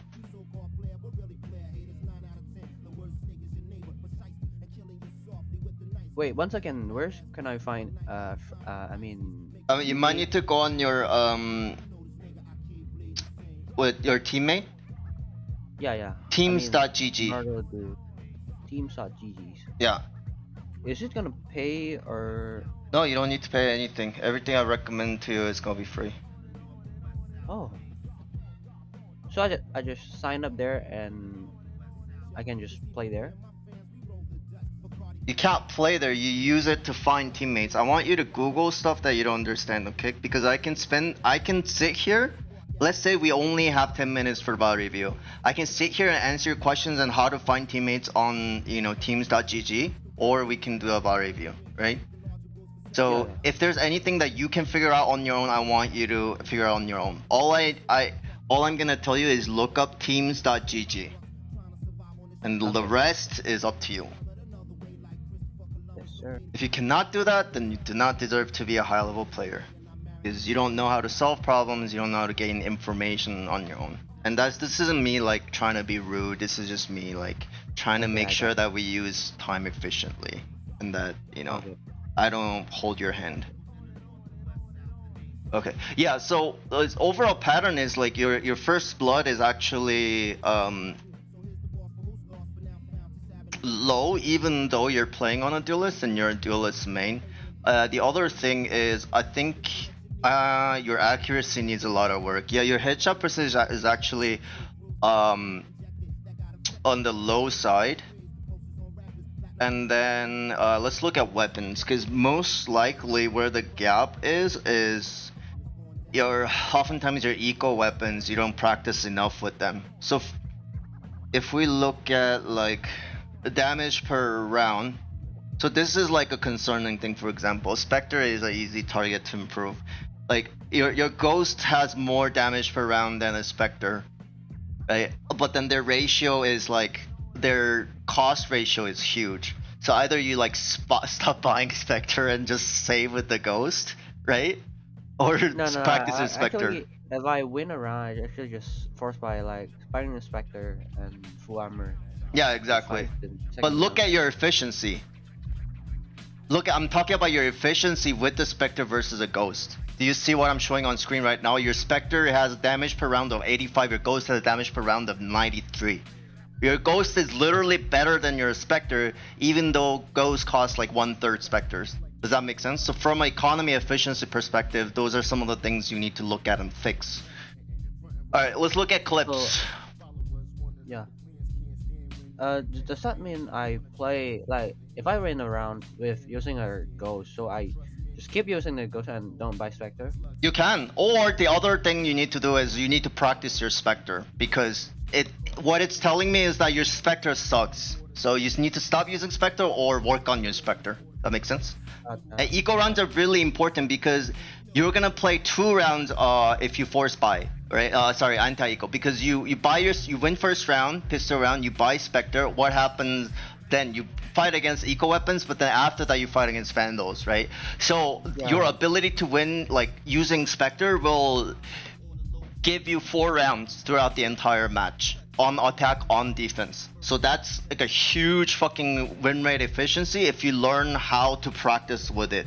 And literally it's not a lot. You can just run 1 deathmatch with Spectre, or just spend 5 minutes a day on Spectre in range. And nobody recommends you to practice Spectre, but I am doing it right now because most of cases your proficiency with Vandal and Phantom is not like it's not gonna be problematic if you're a CS player. You're probably also, you know, you need to evaluate things like, you know, I'll probably look at eco round clips because you might be taking fights at a distance that sucks. You could be taking fights against guns that, you know, you should not be fighting. You might be not using your utility to help you take that fight. There's a number of reasons why this can be low. But all right, let's go back. NPC. What's NPC? My philosophy in ranked, by the way, is that all your teammates are NPCs and that they throw. Okay. So first clip. Let's see this one.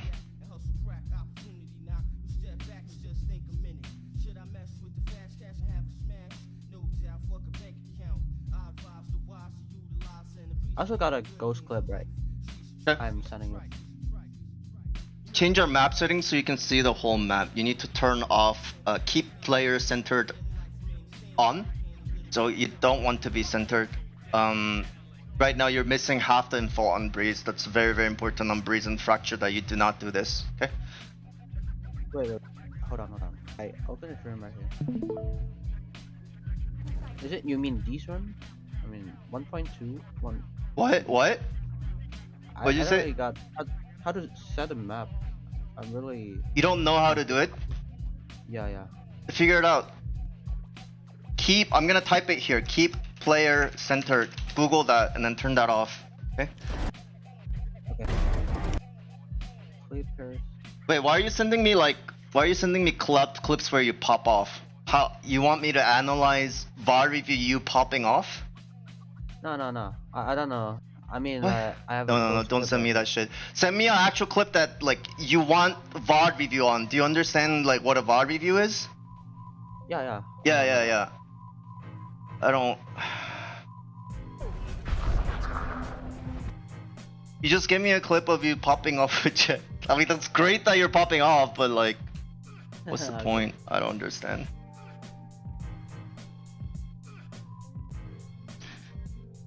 Hold on, I got one here, but it gives me. You have to give me some time.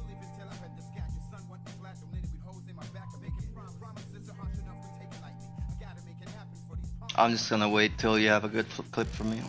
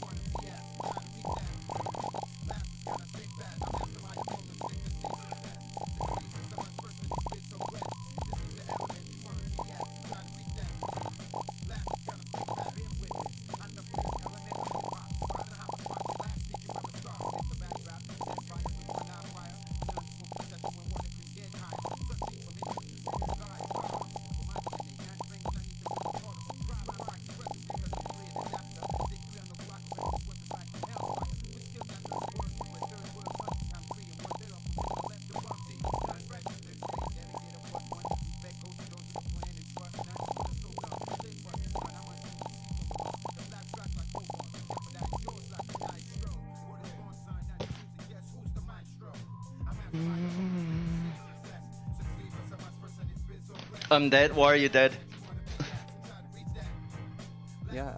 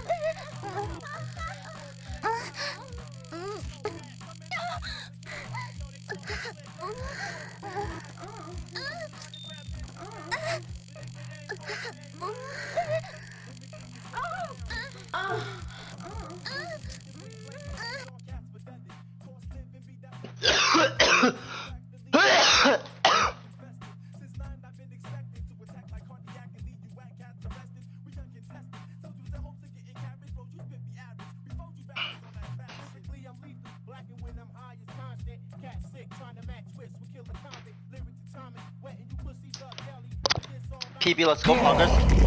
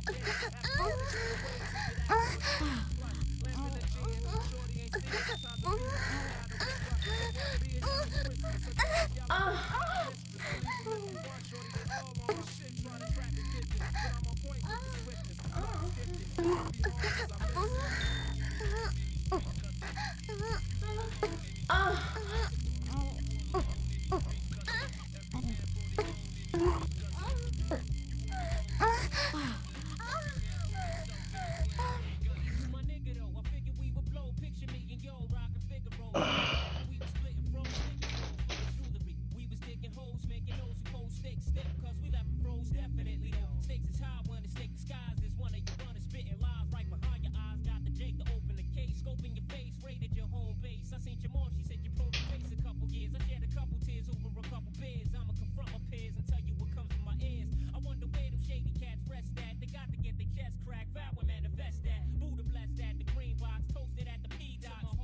Seen the ruckus non-stop on these blocks, you get stuck. I'm keeping niggas as well as cops, swelling knots, the snitches, the bitches, and I'm smelling twat, get your melon ride.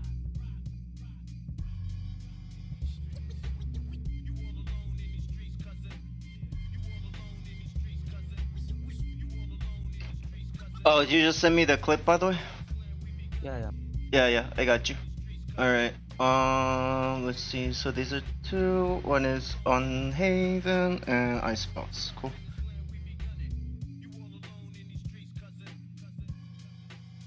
Sorry, you should have said something. I didn't know you were still in here. I thought you left. Yeah.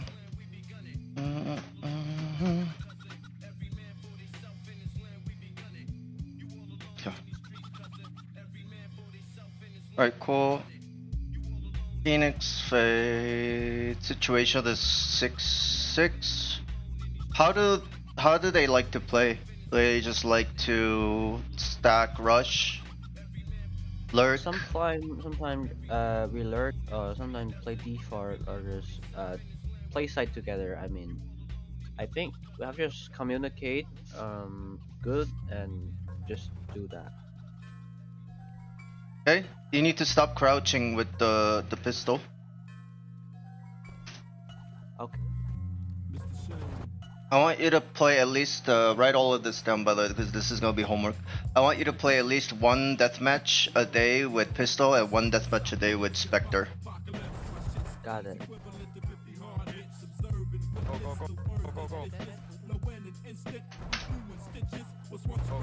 Somehow I managed to fix it. The moment I spoke, I left the world speechless. It's hard to cope. You battling me is a joke. But I'll smoke a pound of weed and walk in the tightrope. What's the difference? Still gonna fall and skinny crush them all. I even shook like when the pouring the calls. Snatch your applause. Make you perform in your draws. Whack rappers are fibbing it like menthol and menopause. Are you feeling me yet? Your best bet is to extinguish the chucky genius. Set records like Venus. I keep you fiending. Fuck what you're screaming. The only kings I know from Africa and England, so pick a new route. Don't really hustle, just a lookout. I eat MCs, a concert is a cookout. It's Mr. Shane, don't those spot be like, no doubt. If I don't get 5 mics, some nigga just can't count. You should be looking to reposition and heal at this point because 2 of your allies are already looking there. This Omen smokes are gonna disappear in Heaven, I believe first. I don't know which one came down, he put down first, but usually Heaven smoke goes down and you're gonna be exposed to Heaven. Right, you don't have anybody flanked, so you can retreat A shirt pretty safely at this point. One like small possibility is that their jet updrafted and then got past the trip, but you don't really have to worry about that too much. You should be mauling either for the heal or mauling for CT control, right? If your chamber pushes fully here, you could easily throw it around because three of you are low. You guys should be looking to play trade as much as possible. The other thing you should be on the lookout as you're retreating and gaining safe position to heal with their molly. You need to be looking out for a Sova dart from the enemy Sova. Yeah, that eco round with the ghost one. Actually, I played that yesterday and we lost that round. I don't know how to lose. I don't know. You lost to the arrow? Yeah, that retake, just we just lost that round. The 6-6 that round. Okay, cool. Yeah. Yep. So that's my first feedback. And then I want you to go into range before you get into deathmatch and practice what I'm about to show you. I'll show you on within the game. Yeah, I'll train in the range. Yeah, but you need to do what I'm gonna show you, okay? Yeah. You heard of the Miyagi method? Miyagi method? No, I didn't hear. Alright, cool. This is similar to the Miyagi method but better, okay? Yeah.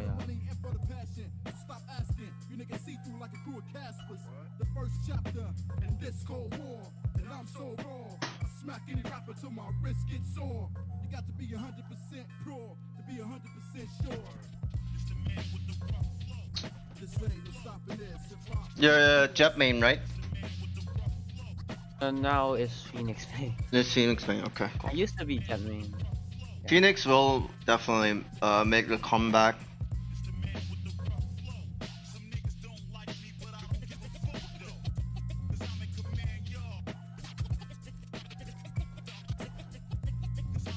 Well, at least when you practice this, I think Jet or Neon is better.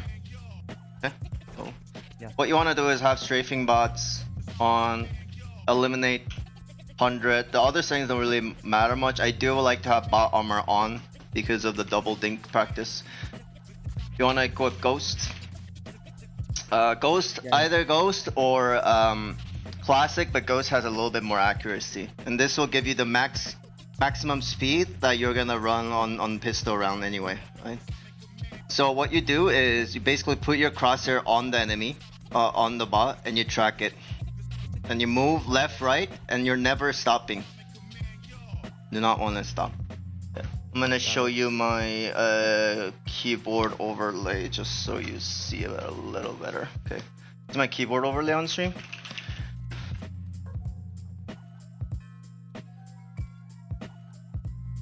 Oh. Yeah, you see?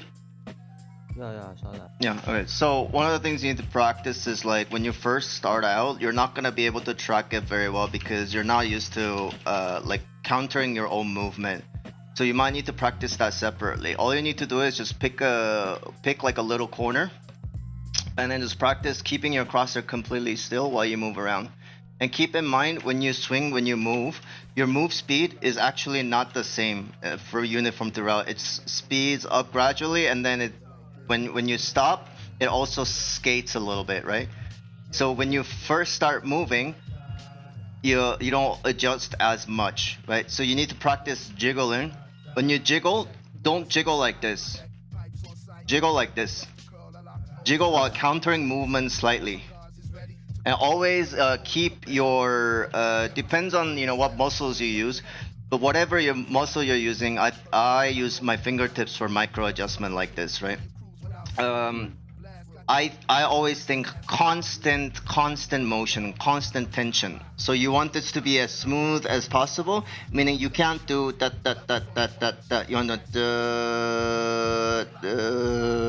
as much as possible, right? Yeah. This is what you're practicing: smoothness with your finger and micro adjustment. And once you do that, you learn to counter it with your own movement. What happens is you can practically make your crosshair stay completely still, right? This is what you want to practice. Then once you're used to that, you can track a regular bot. You're gonna be tempted to shoot. Do not shoot. Your objective is your crosshair should pretty much never leave his head. And if he adjusts, you're also practicing like adjusting quickly, flicking quickly, right? Like that. And you're constantly updating, and refresh rate is constantly upgrading in terms of where your crosshair is versus where the head of the enemy is. And then what you're practicing is this kind of whatchamacallit, your ability to understand, read movement, but also be able to adjust this gap as quickly as possible. Normally what a lot of people do is when they're in a firefight, they wait till they notice that the enemy is moving, they try to adjust. This way, as soon as the enemy starts moving, you're ready, you're like instinctively adjusting and following movement, right? So what effectively happens is, let's say even if the tracking isn't 100% accurate, you're gonna be as close as you can be to the enemy's head, and that actually allows you to go ahead and like flick very easily from this position. All you need to do is just like, you know, hit the counter strafing button, which is why like in the beginning I do like recommending practicing with jet knives, because all you have to do is just track, and then you know when you're ready to take your shot, you just have to do a little very small micro adjustment. You know, it's not a lot, right? It's a very small adjustment that you need to do, especially if you're used to the movement. So this is how you basically force yourself to be accurate by using a tracking habit. And it's a habit, so you need to develop this gradually over time, and you need to also practice this in deathmatch, right? The tracking aspect, just the tracking. So smooth, your crosshair isn't going always smooth. Keep on head as much as possible, adjust very quickly. You can use a small dot, just use like a simple dot to keep track of it if it helps as well. So that's what I use a separate crosshair when practicing sometimes. And you see, primary, it's a good practice that I recommend everybody do. Okay, so once you're kind of tracking this and you're making sure that the dot is on the center of the head, you want to start practicing your shots. And with ghosts, the thing is you need to double tap, right? So you want to practice the double tap as much as possible while practicing, you know, your counter strafing, timing, and all that basic stuff, right? Yeah. But you know, never, and you need to practice different fire rates, because ghost is extremely accurate against the sheriff. Ghost is much better than the sheriff actually, because of its ability to move, and you get a lot of accuracy. So, and you know, in this distance, right, you can do like one taps and jiggle like this instead of doing, you know, what most people do is spam. And then when you get closer, like at a 10-meter distance, what happens is that your ghost becomes actually incredibly accurate. It's very spammable, right? So Yeah. I'll just show it in like 10-meter range. That's practically a Spectre, right? And if I get even closer, like 7 meters range, this is how you need to win against classic right clicks, right? Basically. So you need to practice something like this, and the way you practice this is it's the same practice, but you practice it at different distances. So one distance I want you to practice at is like extremely far, around 30 to 40 meter range. Practice that. Of course, you know, always doing the same tracking, you must not forget. and use ping. Do another one around like 15-17 meters. Very common fight range. And then do last one at close range. You know, do the track practice and then focus on, you know, timing your shot. And then once your first shot accuracy is decent close range, then you practice spamming like that. And the way you practice spamming, instead of doing like one bot, you do multiple, and then you go like middle, like sort of here, right? And this is roughly like the close distance. So this is what you can do. And you're not just like completely just ADS, like AD like moving, right? You're not moving. You're actually trying to take your, you do want to spam, but you do want to like try and concentrate your shots when you're slowing down. Does that make sense? So it's like da da da da da da da da da da da da. It's kind of like that. Does that make sense? So when you're slowing down just a little bit, you're taking advantage of that time and taking more shots, and then during recovery, you're moving more. But you're also not like doing the traditional like in a rifle fight or like a sheriff one-tap fight. You're not doing this, right? You're spammy, but you're not spamming like this. You're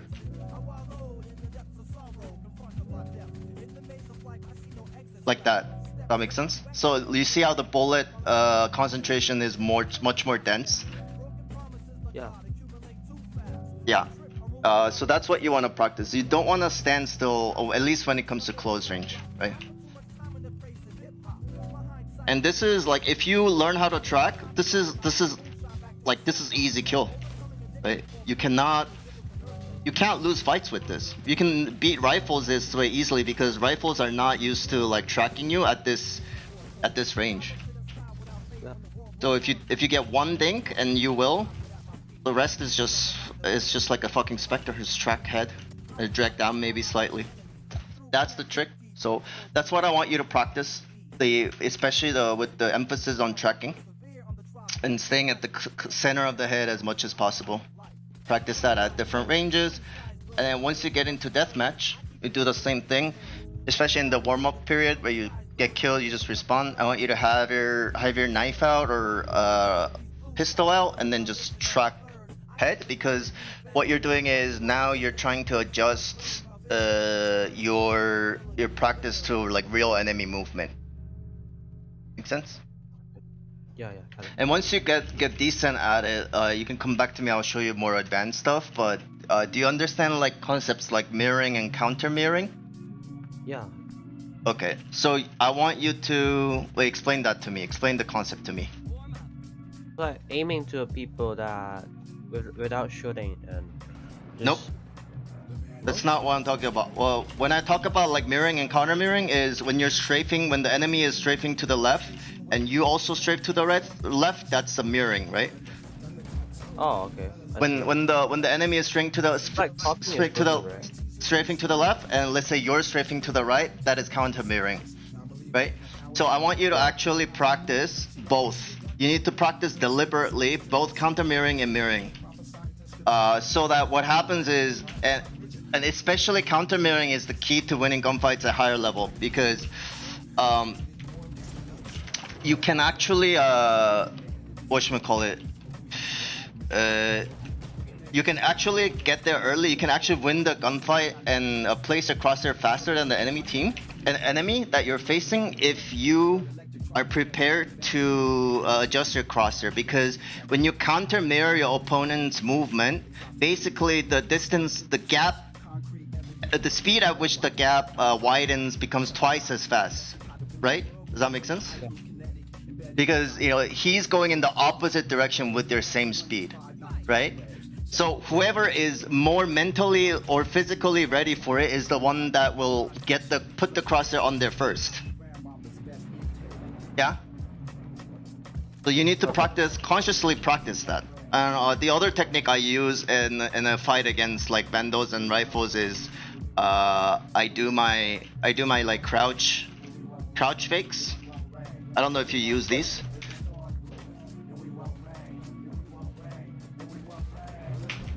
Against the tap weapons and pistol rounds, it's very, very good, especially like higher range. You see I'm destroying, just fucking shitting on everyone, right? Yeah. Doesn't matter what weapon they have. This is how you want to practice. Okay, so I'm not gonna take that peek, and then when I take this peek, I do this. So there's crouch peek, which a lot of people know how to use, and people Yeah. don't expect because it allows you to dodge headshots. But there's also like tap crouching, which I would probably unbind or bind this button to like a D. I have a comms button for D, but I'm gonna actually change that. All right. So this is like an example, right? So this way, you actually still dodge the headshot, but you don't actually lose move speed.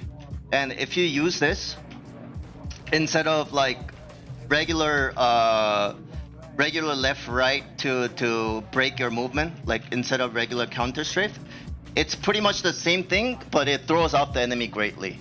And even if you just do it once during the fight, right, or once or twice, what happens is you get into the enemy head that, hey, this guy might crouch, and they cannot comfortably focus on, like aiming at your head normally. That gives you a huge advantage. Does that make sense?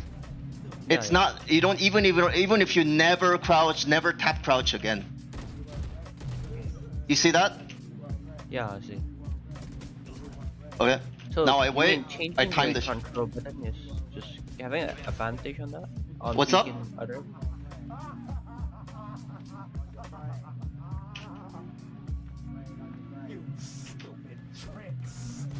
What did you say? It's changing the controls? I do change the controls. I make it. I don't want you to necessarily follow me because it's not necessarily good for everyone to just copy each other, because you have your best thing and I have my best thing. But I use A, W, A, and SF so that I break faster. Because what I noticed was that left right counter strafing is easy, right? Yeah, yeah. But what's difficult is actually when you get caught off guard is when you're like moving forward and then all of a sudden an enemy like swings you, right? So the logic is if you have to press the D key, it's too late, it's too late for you, because you have to take your hand off the W key and then press D, right? But if you have A and your key is already on A, you break instantly. Okay. And the other thing I do is I have my thumb at the bottom of my keyboard so that I have more. It allows me to press the key with less button. Got it. I'll kind of show you a little bit, so you can compare it yourself too. This is regular, and I want you to kind of like try it, right? This regular versus thumb at the bottom, which allows you to use this force, right? Try the speed. Notice the speed difference. You'll be so much faster and quicker in pressing the keyboard, but also just fast in general. If you curl your fingers slightly, even faster, because you're mechanically advantageous. Doesn't crouching throw your aim off? It actually doesn't. It works pretty much if you tap it. If you tap it, it works just like if you're standing still.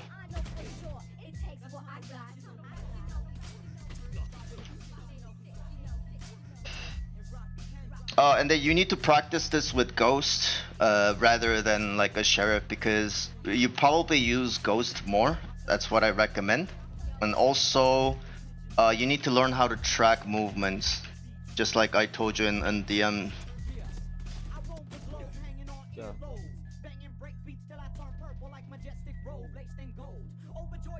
And I even practice that sometimes. If I feel like I'm really lacking, I practice it in DMs. So I'll actually go around and I'll just like left, right, left, right, left, right, and move, and I'll just like try adjusting for my movement so that my crosshair doesn't shake. Or I will like, you know how you like have common crosshair placement spots? I will like put my crosshair there and I'll just like focus on keeping it still. Okay.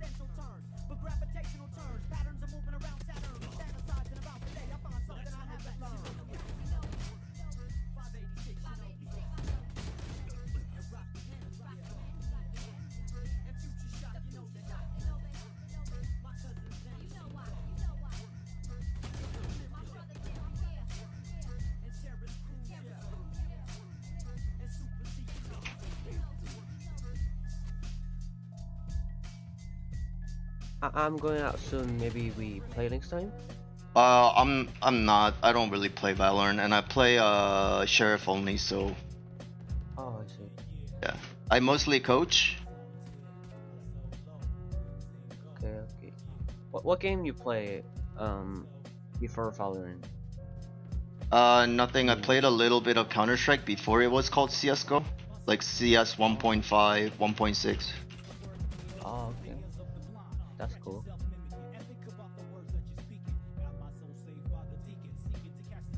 Okay, see you soon. All right, see. I mean, hopefully that helps. And Be sure to practice. yeah, That's what matters. thank you for the advice. Thank you so much. No problem. Not gonna lie. That's Good really luck. useful. Thank you, thank you.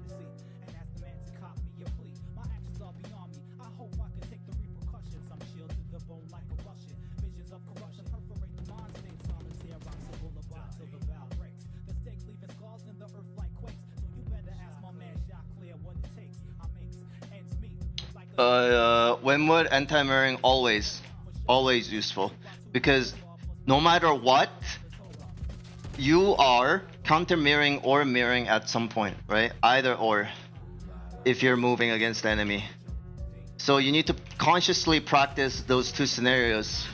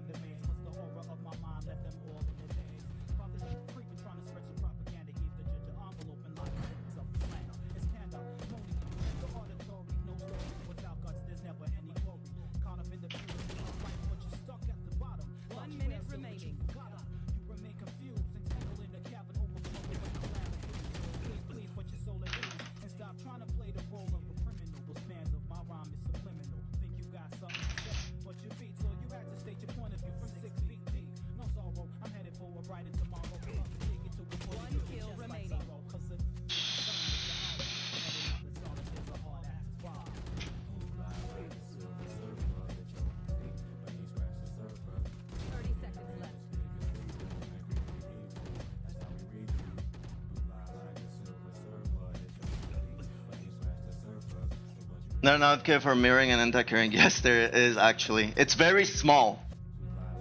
It's like, and here's the thing: TTK goes up the higher rank you go up, right? So especially when you're lower rank, the TTK is actually gonna be like 1 second, for example, right? And you're really practicing for that moment. It's not. I'm not talking about like, oh my god, counter mirror for like seconds and seconds and seconds. It's a very precise. There's a lot of left-right shift, right? So that's what you're preparing for. That makes sense.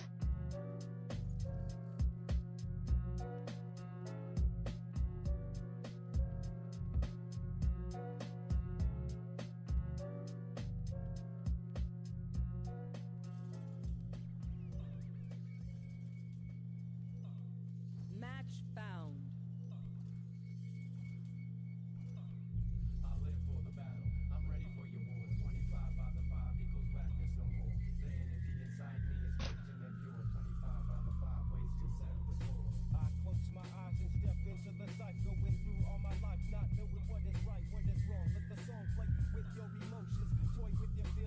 And that is why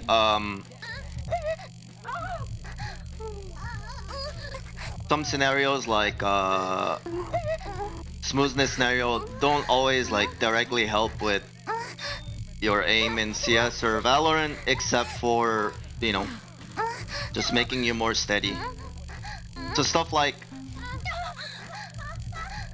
centering is really great for smoothness and, you know, smoothing your movement, but you gotta play stuff like Pistol Gallery or Fugla XYZ, whatever it is, just something that has a lot of left-right direction switch.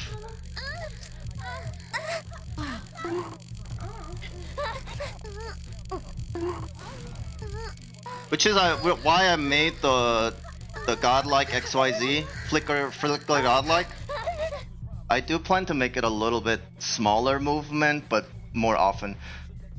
Under mirroring and recoil. Yeah, so with recoil, you apply mirroring, counter mirroring, and you just drag down.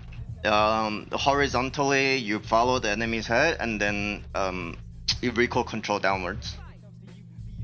Like, that's a given.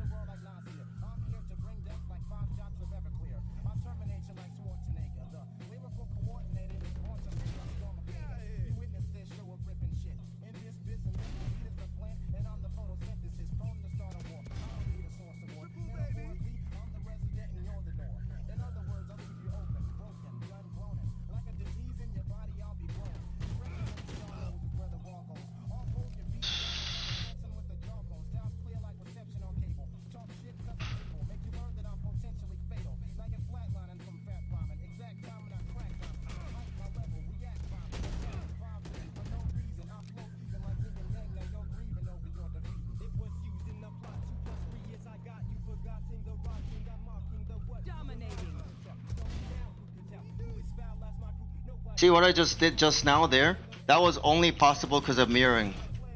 Because I tracked the movement.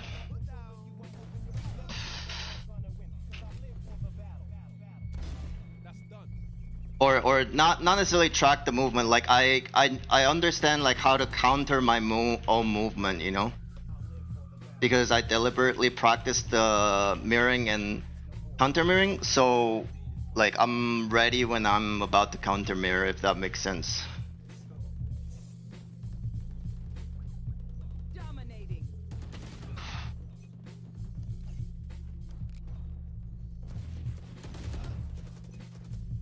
Mouse is cursor is a little small.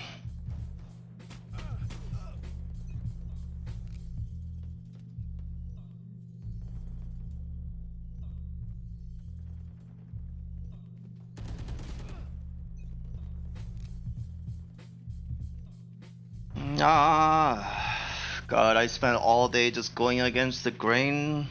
It's tiring. I hold too many opinions. Where to get crosshair placement.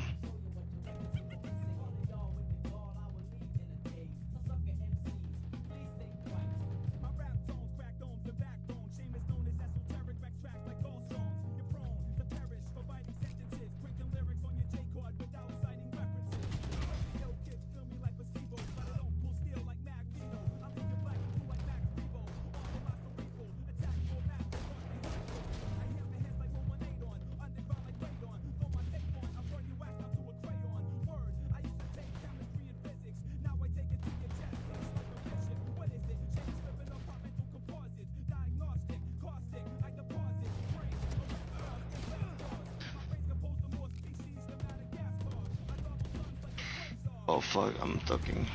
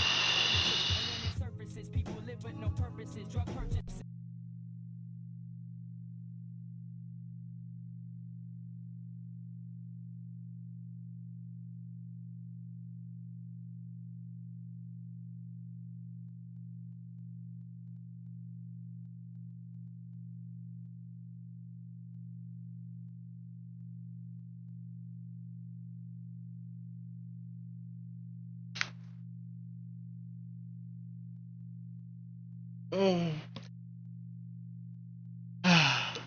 Oh.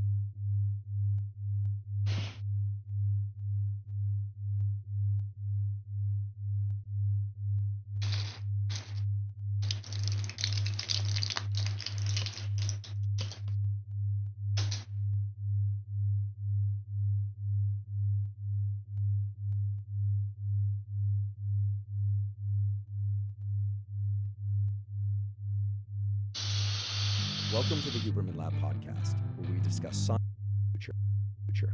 This month, we're talking all about the neuroscience of emotions. And today, we're going to talk about an extremely important topic, all about the neuroscience of emotions. And today, we're going to talk about an extremely important topic that's central to our daily life, and that's motivation. We're going to talk about pleasure and reward. What underlies our sense of pleasure or reward? We're going to talk about addictions.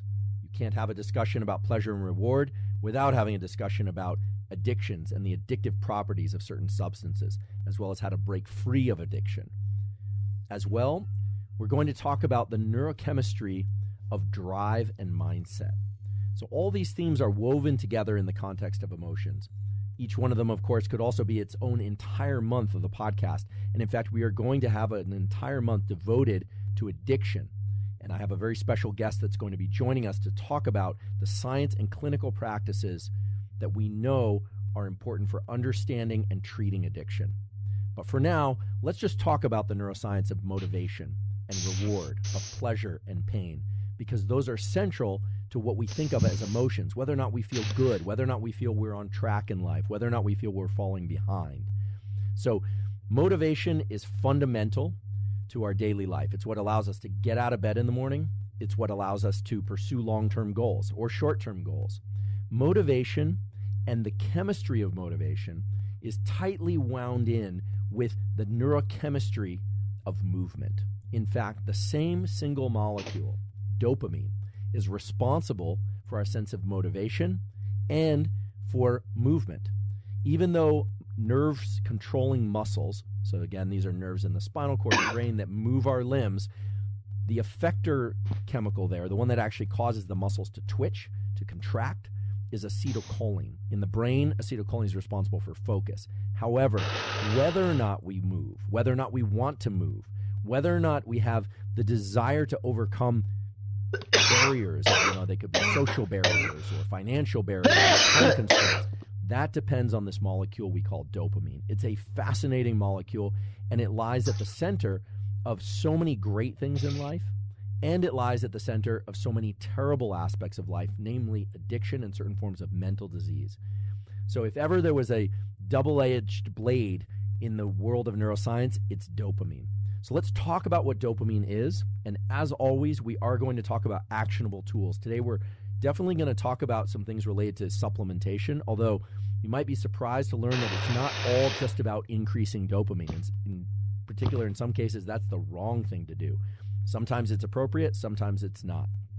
More so, we're going to talk about tools related to what's called dopamine scheduling, how the way that you're leading your life and the way that you're conceptualizing your goals can actually predict whether or not you're going to continue to pursue those goals, and therefore whether or not you will succeed in achieving those goals, as well as whether or not you will quit.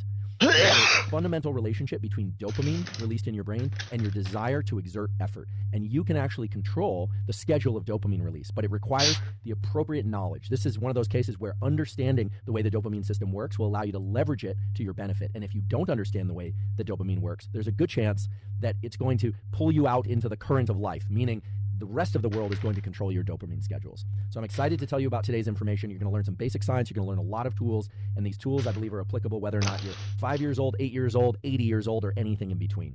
So let's talk about dopamine. Let's get a few basic facts on the table. Dopamine was discovered in the late 1950s, and it was discovered as the precursor, meaning the thing from which epinephrine or adrenaline is made. Now that's fundamentally important, because this molecule we call dopamine, nowadays we think of as the molecule of reward and pleasure, but actually it is the substrate from which adrenaline is made. And in the brain, it's the substrate from which epinephrine is made. Epinephrine is the same thing as adrenaline, except in the brain we call it epinephrine. Epinephrine, as you may recall from previous podcasts, or if you haven't, no problem, epinephrine allows us to get into action. It stimulates changes in the blood vessels, in the heart, in the organs and tissues of the body that bias us for movement. And if you'd like to learn more about epinephrine, you can check out our episode on mastering stress. We talk a lot about it there. Dopamine was initially thought to be just the building block for epinephrine, and it is indeed the chemical building block from which epinephrine is made. However, dopamine does a lot of things on its own. It's not always converted to epinephrine. Dopamine is released from several sites in the brain and body, but perhaps the most important one for today's discussion about motivation and reward is something that's sometimes just called the reward pathway. For the aficionados, it's sometimes called the mesolimbic reward pathway. But it's fundamentally important to your desire to engage in action, and it's fundamentally important for people getting addicted to substances or behaviors. So how does this work? Well, you've got a structure in the deep part of your brain called the VTA. It stands for ventral tegmental area. As always, you don't have to remember these names, but if you want to, I offer them to you for further Googling, research, reading, etc. The VTA, or ventral tegmental area, contains neurons that send what we call axons, little wires, that spit out dopamine at a different structure called the nucleus accumbens. And those two structures, VTA and nucleus accumbens, form really the core machinery of the reward pathway and the pathway that controls your motivation for anything. You can think of them like an accelerator. They bias you for action. However, within the reward pathway, there's also a brake. The brake, the restriction on that dopamine, which controls when it's released and how much it's released, is the prefrontal cortex. The prefrontal cortex is the neural real estate right behind your forehead. It's discussed for so many aspects of neuroscience. You hear about it for decision-making, executive function, for planning, etc. And indeed, it's responsible for a lot of those. It's this really unique real estate that we were all endowed with as humans. Other animals don't have much of it. We have a lot of it.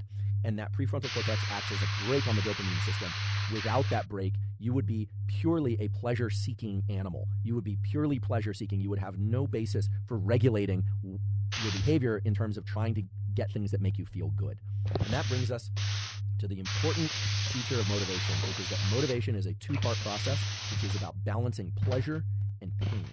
Okay? Most people think about motivation and reward and dopamine as just trying to achieve pleasure. And indeed, dopamine is released in the brain from the VTA at the nucleus accumbens when we experience things that we like.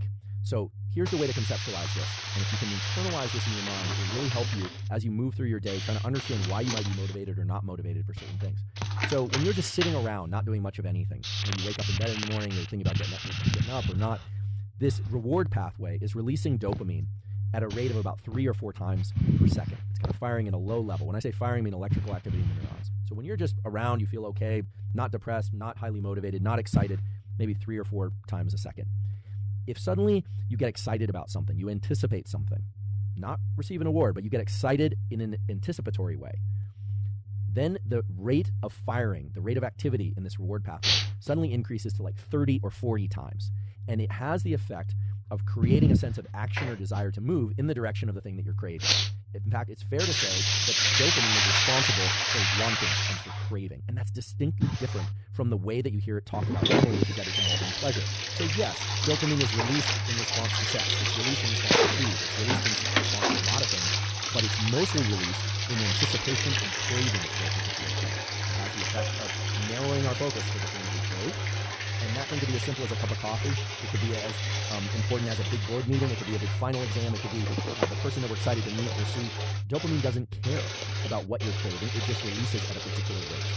In fact, if you just take a step back and we look at the scientific data on how much the dopamine firing increases in response to different things, you get a pretty interesting window into how your brain works and why you might be motivated or not. Let's say you're hungry, or you're looking forward to a cup of coffee, or you're going to see your partner. Well, your dopamine neurons are firing at a low rate until you start thinking about the thing that you want or the thing that you're looking forward to. Let's say you're craving chocolate or a good meal, a steak if you like steak, or a nice plate of pasta if you like pasta.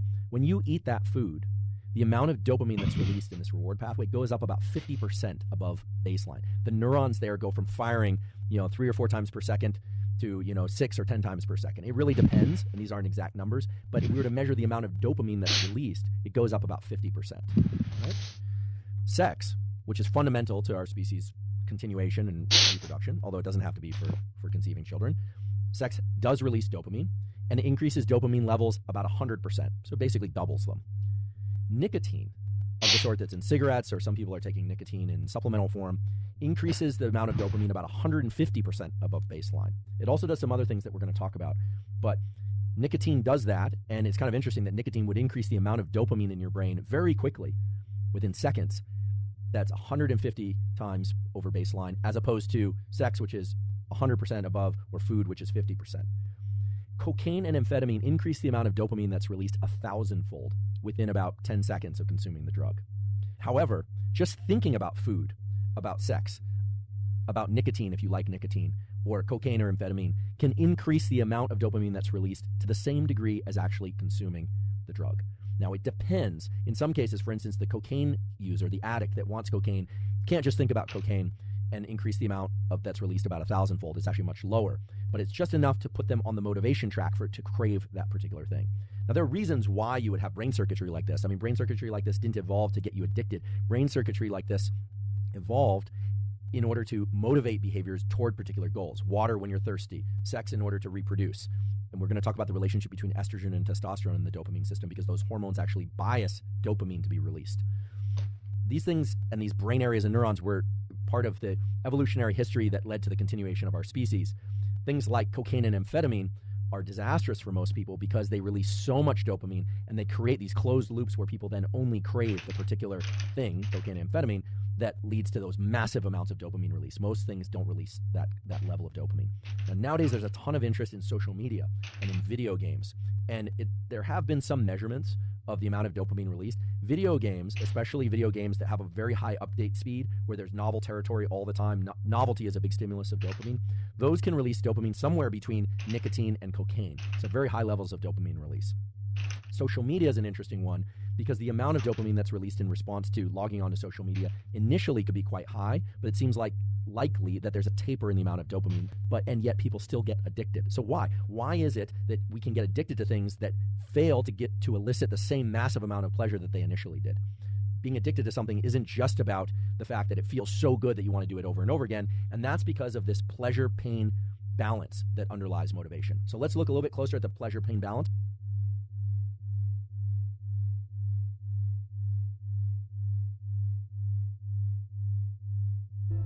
Isolation is the gift.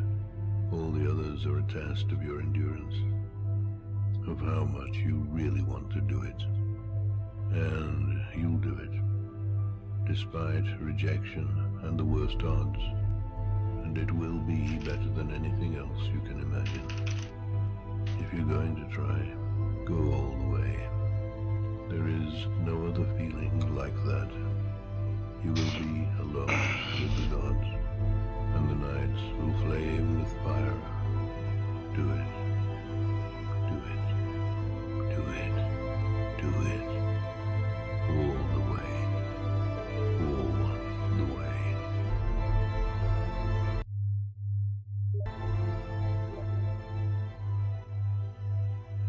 You will ride mine straight to perfect laughter. It's the only good fight there is. I'm unstoppable. End of the final round. You were very emotional. What was going through your head after you saw Luigi pick up that final kill? We was losing 7-14. I was so sad because I was You fucking German. or something else. I was like lurker and I don't do anything, like support player, and I feel that we're gonna lose.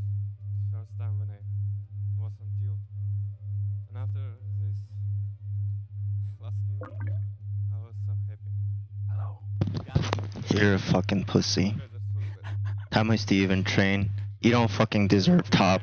You're not growing faster than me. You're a fucking piece of shit. You give up on first thought of challenge. How long have you been working towards No, this, no, my no, friend? bro. Just watch the I videos practice and so watch fucking the hard. I practice so fucking hard and you get injured, that right? that Simple, liquid. that that I get fucking I push myself. I'm in fucking so I'm better than you. Okay? I don't get injured in major ways. I'm just in a lot of fucking pain. You know what Muhammad Ali said? Yeah, well, you know what Muhammad Ali said when the reporter asked him how many push-ups you're gonna do? He said he doesn't start counting it until it hurts. That's why none of the practice you do counts. Because I do it until it hurts. And I count when it starts to hurt. And you don't do that. So I'm better than you. Okay. When do you think you'll hit top?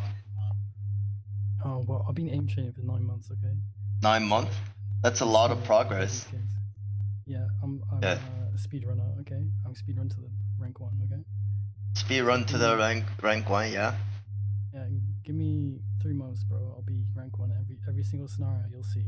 You'll open up the leaderboard. I'm rank 1. I'm there. Okay. Oh yeah? You wanna make a bet?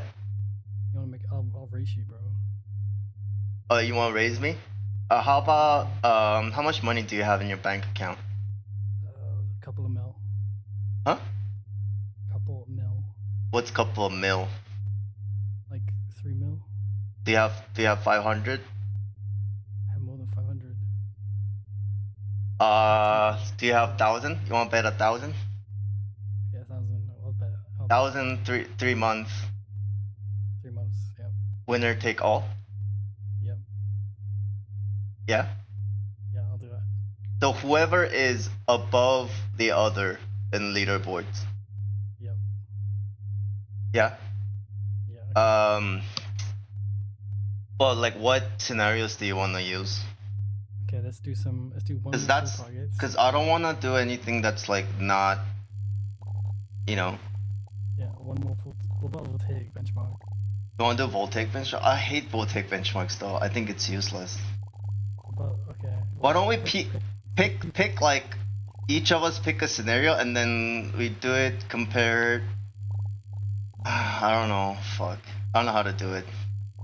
I want to make it good. Like I want to make it like motivational. What if we do? What are you doing some scenarios? Send them to me. Have you ever shown your penis to anybody, to the world? Yeah, you can Google it. Where is it? It's on Google. But Google where? What do I Google? What do I type? Zalatore penis. Are you sure? Yeah, I'm sure.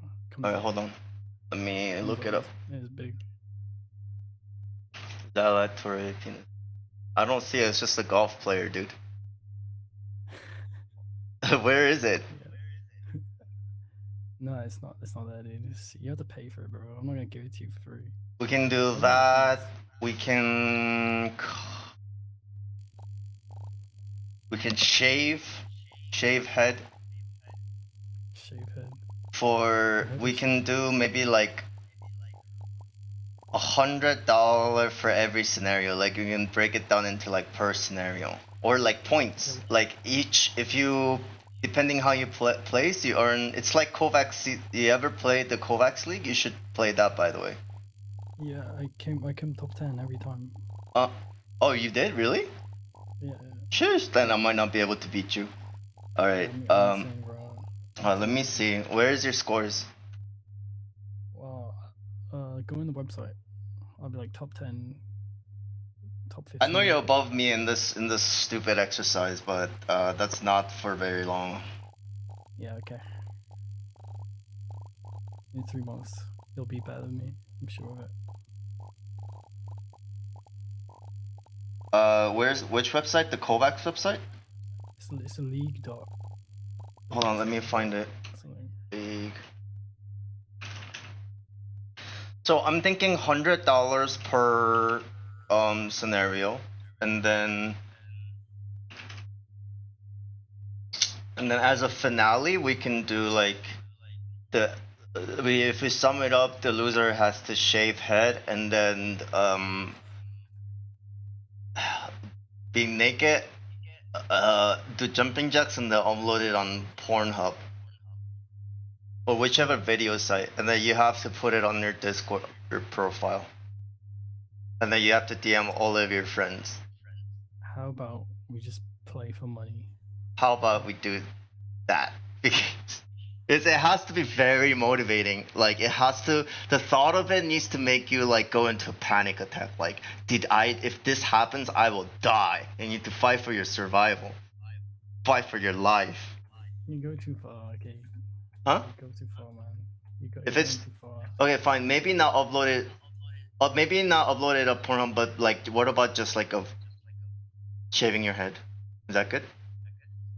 Nah, I like. You don't want to shave your head? Okay, what do you suggest? You come up with some ideas for punishments. I don't know. Just you lose money. That should be enough, surely.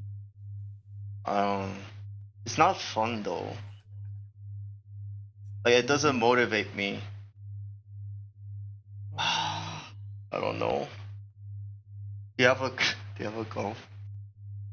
girlfriend? You only play passive, small, very tiny passive for a week. For a week? That's the punishment? Yeah. Or what? You have to play on 100 times your normal sense for a week. For 72 hours, no sleep. For 72 hours? All the time you just play fucking wiggle wiggle. Okay, how about that? Wiggle wiggle for 72 hours? Yeah. That's actually kind of funny. Wait, I want to do that, but like, what if we made it even more fun? What's like the most annoying like scenario that you can think of? I think it's Pasu with ADHD. And then wiggle wiggle, can we make like a super thin version? I'll make a super thin small version and fast. And Yeah, do it. you have to play it, and let's say like for every hour that you don't PB, you have to take a cold shower, and the cold shower duration increases 5 minutes for every hour you don't PB on the annoying wiggle wiggle or Pasu, either. Okay. Or both. Or a playlist. It's just like we can just make like a super annoying playlist, like one mob for targets, but like 1 pixel. Yeah, but you don't understand. That's what I'm good at. I'm good What? at really small static. And then a really big one that's close, like a close fast race at like 5 times the speed. Have you seen this already? Let me. Just like the most outrageous, like annoying scenarios, and then you have to play that for 72 hours, no sleep, and stream it. You have to do it too, by the way. You have to stream. Yeah, but I would, but I'm not gonna lose. So. Wait, you don't use a face cam though, so nobody would know that you're not sleeping. That's not fair. I'll be playing, won't I? Huh? Well, I'd be playing. I'd be moving my mouse. Recorded. Oh yeah, I guess. But you can just record a video and cheat. I guess yeah, you could be creative. I guess wanted to cheat, but nothing's stopping you. So done? Yeah. Yeah, Deal? sure. You don't sound very excited. Are you okay? I'm gonna PB. Have you been up all night? Yeah. Shit, dude. Dude, like, you think you're the biggest grinder? You may be the biggest grinder, but I'm the second biggest grinder. Okay. The second biggest isn't good enough though. Yeah, I know, but like. You're also you not go the too second far. biggest grinder. I know people that grind harder. Bro. Sure. Dude, how many? What's that? How many aimers do you know that grind like just as many hours as you do? You should know a lot, because there's a lot. I don't look at the competition. I just get rank 1. Okay. Oh shit! Look there, PB again. Oh my god, you're about to get your ass fucked by me. You just PB'd on what? Flicker got like too fast or smaller. Dude, I gave you the playlist too that you're like. I'm teaching you all these fucking techniques. I'm still rank 1 in Flicker Godlike. Oh, that's just don't get It's too only one cocky. of Okay, them. it's about to go away. No. I'll one tap your score now. Do it then. You sound cute. You know that sometimes. I think about my family. So my parents still don't know that like I'm streaming and that I intend to make gaming my career. And they've always wanted me to be something like, you know, have a real career, quote unquote, right? Like doctor, lawyer, you know, big director at a big company, something like that. And so partially like in order for me to be able to meet my parents and tell them what I actually do and what I actually want to do, I have to be at like one of the best, right? And I have to do it till they'll be okay with, and then they would be proud of what I'm doing, you know. So that's one of my like big motivations. Wait, how old are you? I'm 31. So it's harder for me to make progress too. But Because you have less brain plasticity. Or something. plasticity, less reaction, less stamina, everything. So basically, you might be playing more, but you're not growing more. You know. And I can't. The worst part about it is, I have to improve incrementally, whereas someone younger can like really just focus, grind it out, and because of plasticity, they can like grind 12 hours like I do and actually benefit from it a lot more. You know, does that make sense? Like I am the best way for older people to practice is actually like just steady, you know, 2-3 hours a day, something like that. You know. So you just wish. Of course I wish I was younger, but can I change that? No. You wish you were me. You just wish you were me. No. I wish I was younger. There's a difference. I don't want to be you. I love being me. I have a sick life. I'm not gonna give that shit up. You have a sick life? Yeah. Yeah? Yeah. I just What PBA. kind?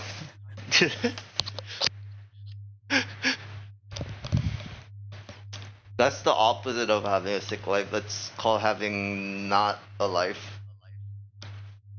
True. I used to have a life before Kovacs, but then I'm so addicted to Kovacs right now. Like it's insane.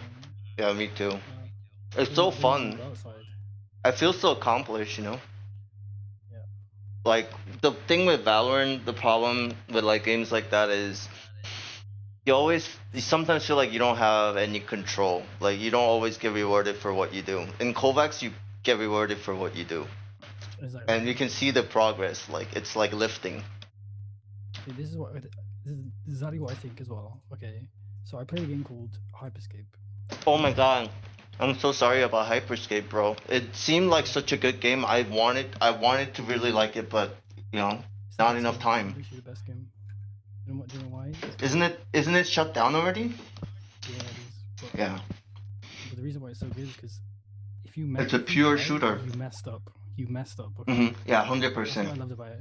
Like I bet you really like Diabolical or like Rats Instigate. Because these are like, those are arena shooters and take a lot of aim. But if you make a mistake, it's all on you, you know? There's no RNG. You can always do better. Like if you make a mistake, you're gonna get punished. It's like that. I love that shit. It's like chess, you know? It's always a better Yep. route you could have done. Yeah. I love that. You can't control it. hmm It's like if you play COD or if you play like Warzone or like. That's partially why they didn't succeed, because it's too real. People don't like being too real. They don't like feeling like shit because they actually suck. And games, part of the reason why they add RNG is because it makes it more engaging. You know, it makes it more addictive, releases more dopamine when the reward schedule is actually random. instead of constant.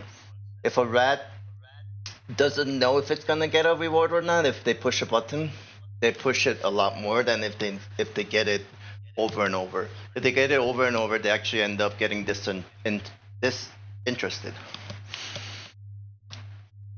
Yeah.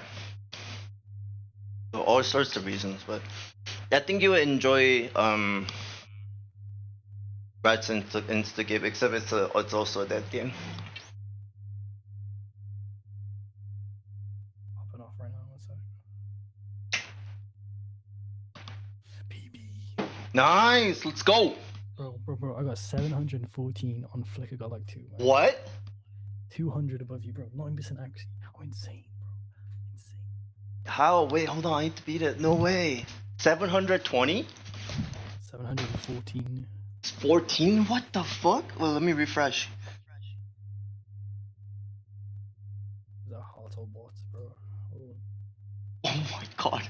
Okay. Okay. I gotta step my game up. Holy shit. You gotta train your node, bro. Oh, this is motivating me. You motivate me. Bro, what's that thing above your mouse pad? It's like a light. What is it? I'm not telling you all my secrets. Fuck off. You're young. You have all the advantages. Stop trying to get everything from me. What have you done for me, huh? You've done nothing. You taught me nothing. I said to you. So, I do know, fucking $3. True, but still. What have you done for You me? got 714 on faster, smaller. That's gotta be luck. Nah, it's actually a way to do it. I'm not gonna tell you because you're not gonna tell me about the thing above your mouse pad. It's a UV light, right? And it just heats your hand up.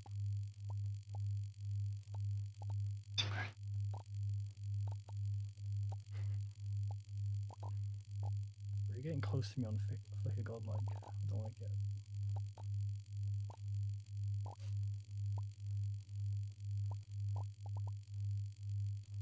Also, I made another Flickr Godlike, by the way. It's called Flickr Godlike Small. Wait, So it's like Flickr Godlike but smaller. what about, is it compared to 2? Look, I got like 2. No, that's way too small. That's the thing with Flickr Godlike 2 is that it's so small it makes bad habits. It can't carry over to the bigger one. It does. It carries because it forces you to recognize the trajectory as well as work on your initial accuracy. It's not a good tracking, like, it's not meant to train your tracking. Does that make sense? Yeah, but that's what it does though. That's what Flickr Godlike 2 does. If I'm playing Flickr Godlike 2, I'm tracking. I'm not flicking really. You should be flicking.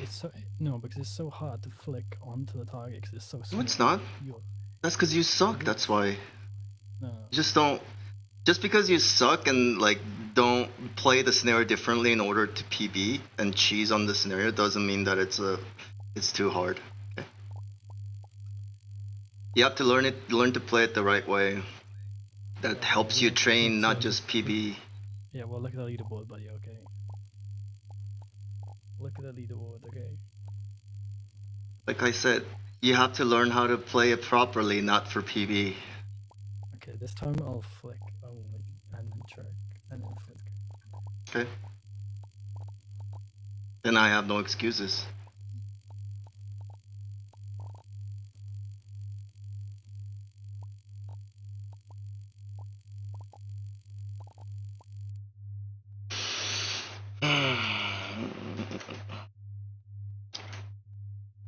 Let's focus. Oh fuck.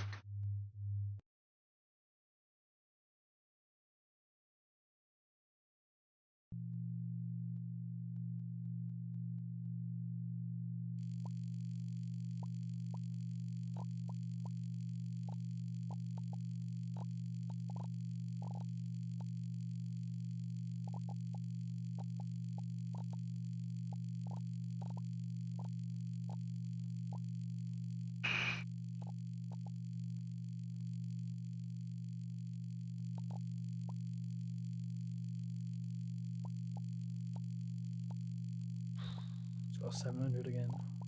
Or 609. It's too easy, dude. The more I play it, the better I get. Of course. I can't plateau. That's how Kovacs works. Yeah, well, I just can't plateau. I've never plateaued in my life. That's exciting, dude. I plateau all the time. because you're old, dude. Yeah.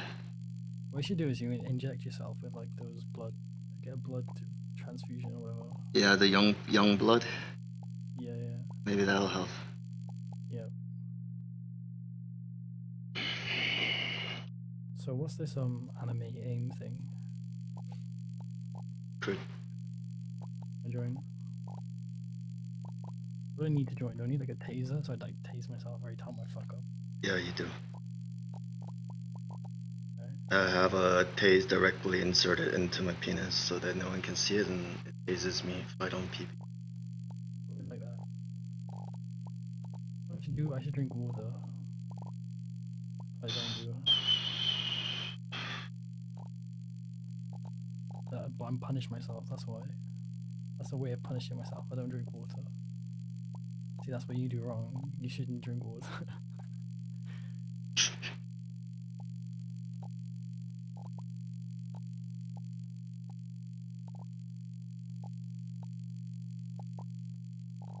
So I'm gonna put my sensitivity like 60 and play this and get just easy PP.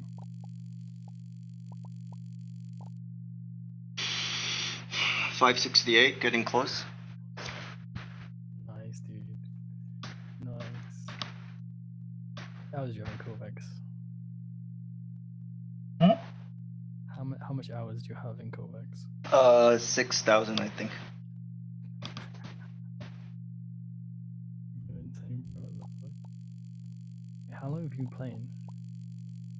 I don't know. I don't really keep track. I haven't been playing for that long though, and I haven't always been consistent with it because I quit for a very long time. When I failed my failed to go pro, and I had to get a job. Like, just like, there's no point.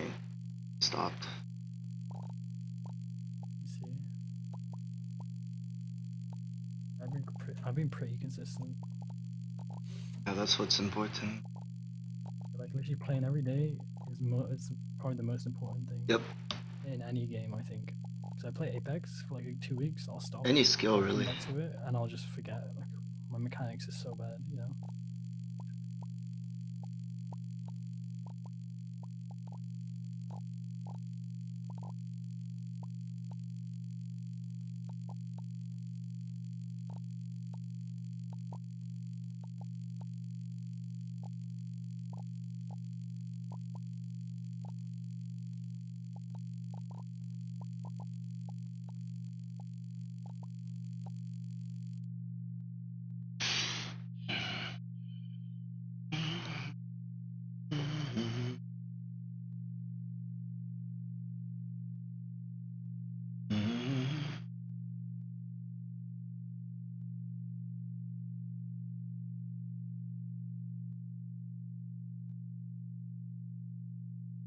So are you permit or What?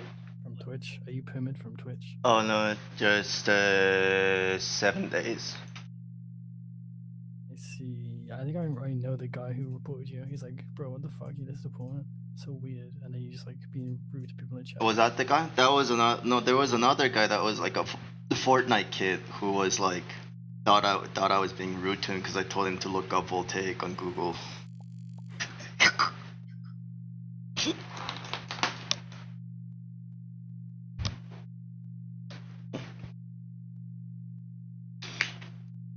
Just people expecting everything to be handed to them is like just mind blowing. Can you coach me in Valorant? You play Valorant? I don't know. No, I don't. Oh, then no. You could. Not when you first start out. When you first start out, you learn the fucking game. Yeah, but I'm insane. No, you're not. Dude, I am insane, bro. Like, I'm gonna be pro. Then you don't need coaching. Just play then. But you can put me on the fast lane, you know? Yeah, I can. Well, not until you confirm that you're actually insane. You gotta show me that you are. Get to Raiden on your own, and then I'll coach you. Yeah, but I don't need coaching. Guys. I'm in Radiant. I'm not gonna go pro. This Valorant fucking sucks. Let's be honest. It's so boring. I fall asleep while holding angles though. I got it. Because you don't know how to play it. That game. There's a million things going on within Valorant that your head needs to run through. Your movement needs to be so fucking crisp. Besides, or you're fucked, especially at higher level. It's because you've been playing at low level that it just seems boring. Nothing's going on. Everything is constantly, always going on. You're just not paying attention.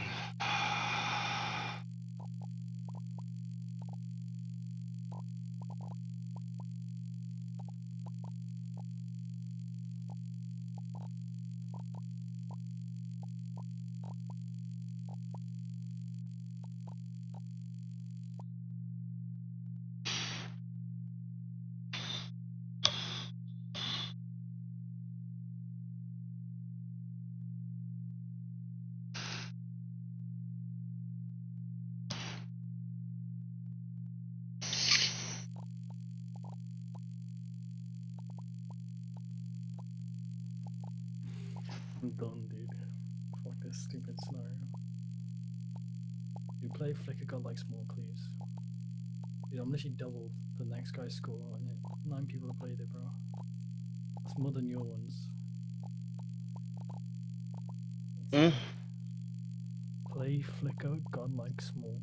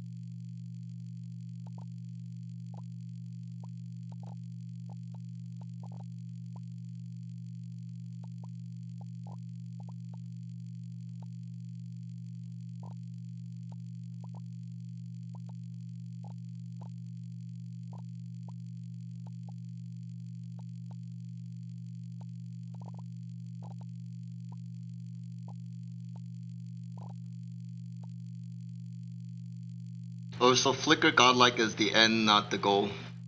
Not a tool. It's not a means to the end. It is the goal. It is the goal. Yeah. Get 100% on Flicker Godlike. You know Flicker XYZ, right? Yeah. Second on the main one. Mm-hmm. Do you see me up there? Second. No. Grandmaster? I'm 18th.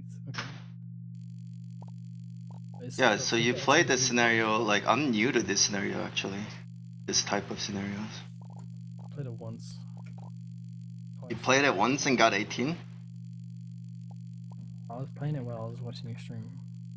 Ah. I wanted to motivate you, you know, with my scores, so you can push yourself. Mm-hmm.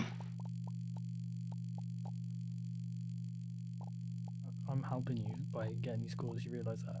By PPing, I'm helping you. Same, I'm helping you a lot too. No, because you're below me, you're not helping me. But I motivate you more than you motivate me. Just because I'm me. And when people watch me, they get motivated. That's a fact. Because I'm doing this at a significant disadvantage. Because I'm doing this more than anybody else. So I'm motivating. Yeah, you actually are motivated, guys. That's kind of my function because people can watch somebody that's really bad at something try to get good, that doesn't have the talent that, you know, someone like you do, and still be okay, you know, and still keep trying, not give up. Yeah. That's why it's incredible, not because I'm actually good.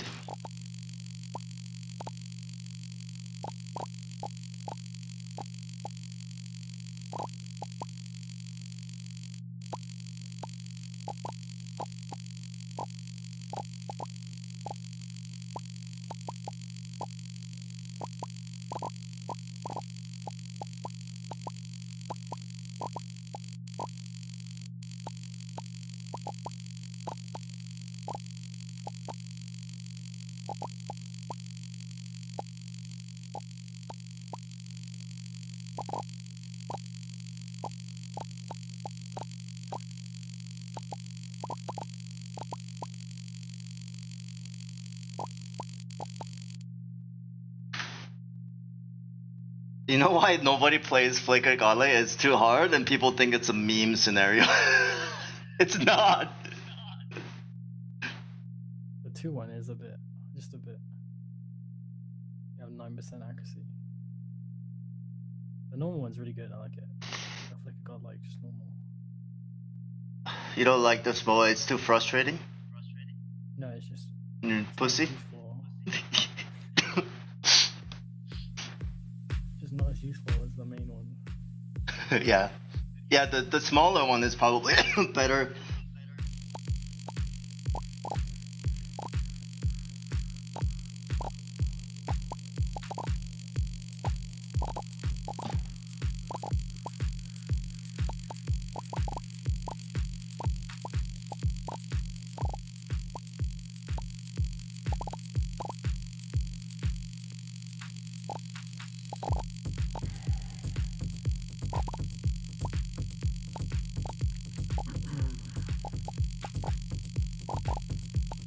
I have been playing on a smaller monitor size, so I might need to increase that back up.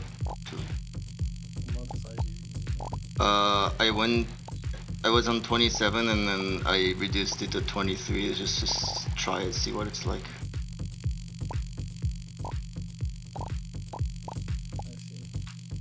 But it's making this dot really fucking small.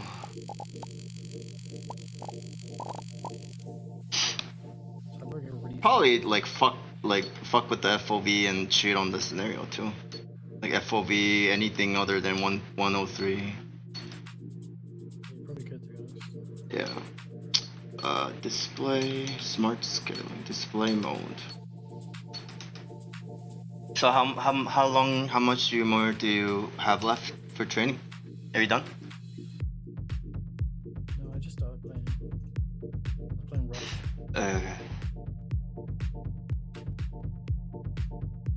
I love Rush. Rush is so fun, but I don't know how to like survive the first fucking few days. I always get trashed by clans and it doesn't matter. Yeah, you need to play in like a group, to be honest. Otherwise it's kind of rough. Yeah.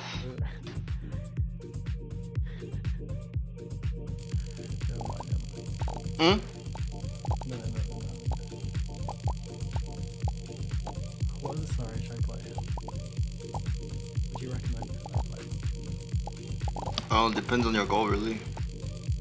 Okay, my goal is to be the best. What should I play? Play Pure G's and Raspberry Collection.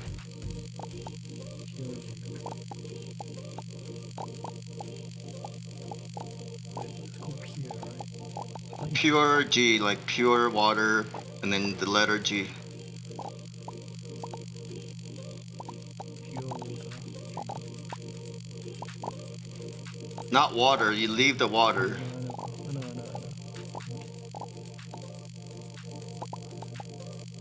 Passing dodge track.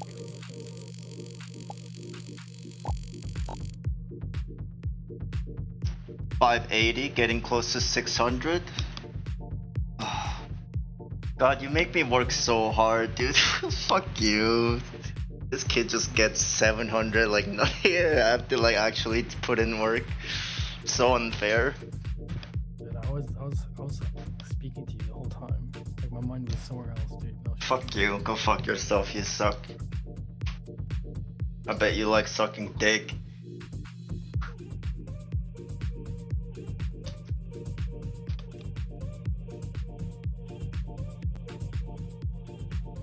I mean, nothing wrong with it, but like...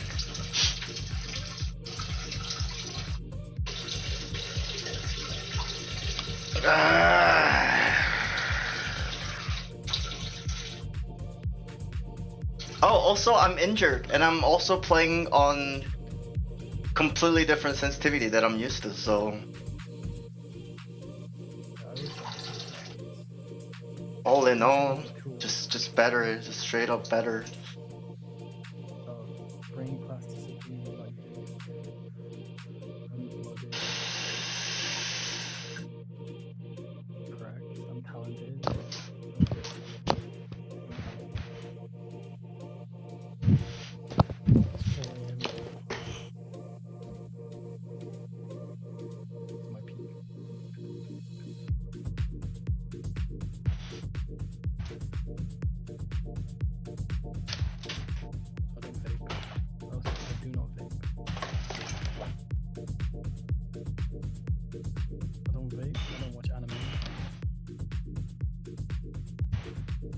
What do you do for fun besides this? Sports? Girlfriend? Boyfriend? Study? What do I do? I play Kovacs. You what? I play Kovacs.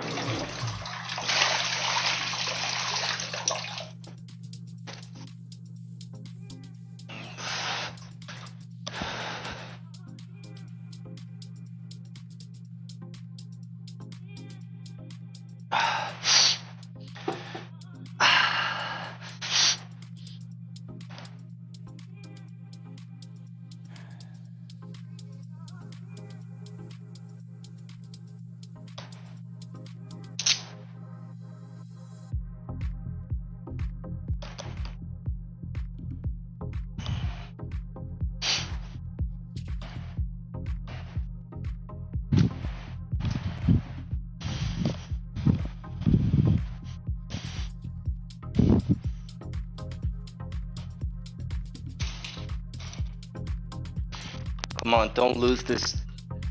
Don't lose this German bitch ass. German, bro. Tiny dick. Why do you think I'm German? I don't know. I'm from UK, dude. I'm from Wales. You're from Wales? How come you don't have a Welsh accent? Because I'm just better than every Welsh person. The Welsh accent sucks.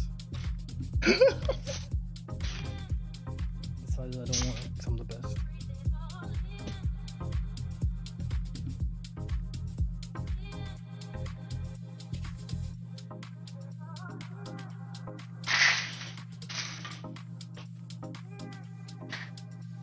You're worthless, you suck. You know?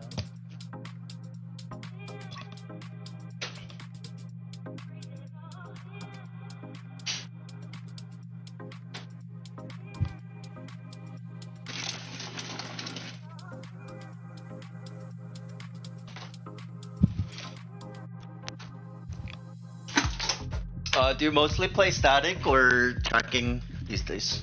Or like what do you play? Play both. What? Play both. Target switching? Yeah, I play that as well. Everything? Yeah, dude, I have this very thorough. Share me your playlist. Dog. I don't really have a playlist. I just play fucking random shit. Show my static playlist. Give me my static playlist if you No, I have enough static playlists. There's too many. want. This is the best one. I need something tracking. Tracking playlist.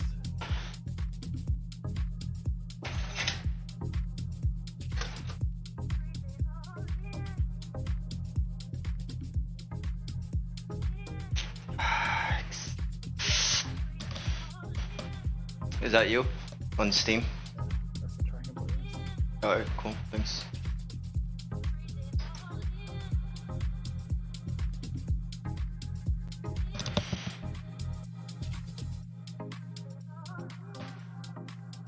I wish to be like Aimer7 one day where I can pawn off my playlist for money. That's kind of dumb. Fucking $20 for a goddamn cookie cutter playlist.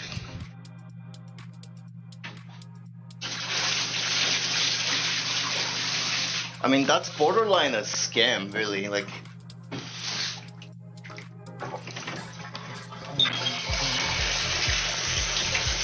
Fortnite kids.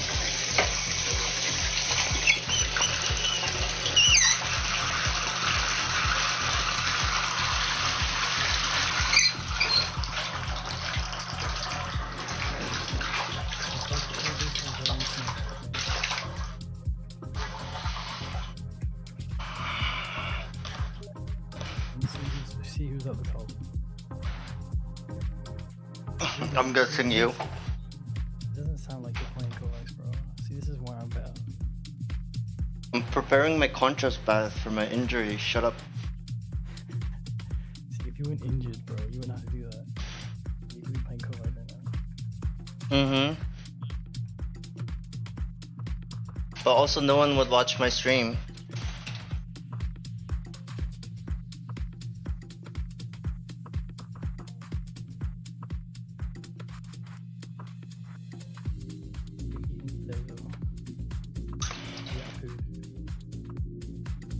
You're still doing that thing where you don't eat food until you get PBs. Mm-hmm. Nice. What you should do is you eat 0-calorie foods. So you can just eat full, you can eat loads of shit. Yeah, but 0-calorie food, it doesn't mean like 0 cost to the body. 0-calorie foods oftentimes can wreck you. Depends on what it is. Especially stuff with artificial sweetener can worsen your diabetes, worsen your heart. There's stuff like cognac, for example, which is nearly 0 calories, or celery stalks, stuff like that. Those are doable. Those are good ideas.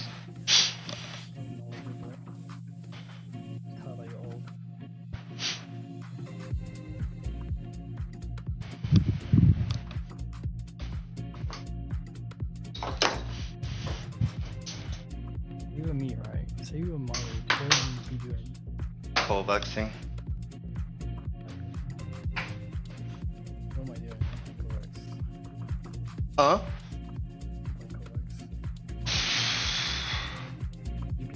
We're trying to fuck girls. Trying to fuck like freshman girls. I fucked too many girls, I'm just kind of bored. It's kind of boring after a while. No, it doesn't. That's wrong. It does, bro. Maybe the best season.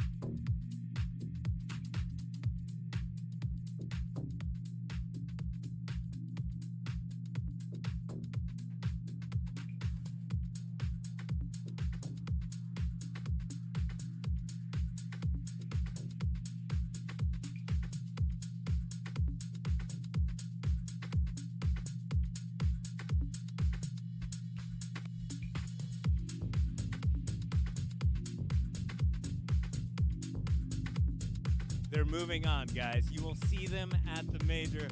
Do you want to give a shout out to anyone at home, any of your fans watching right now? Thank you everyone for supporting. Thank you my mom for watching, my girlfriend. Thank you every fans of Team Liquid and our sponsor. Thank you and see you at major. I will be better.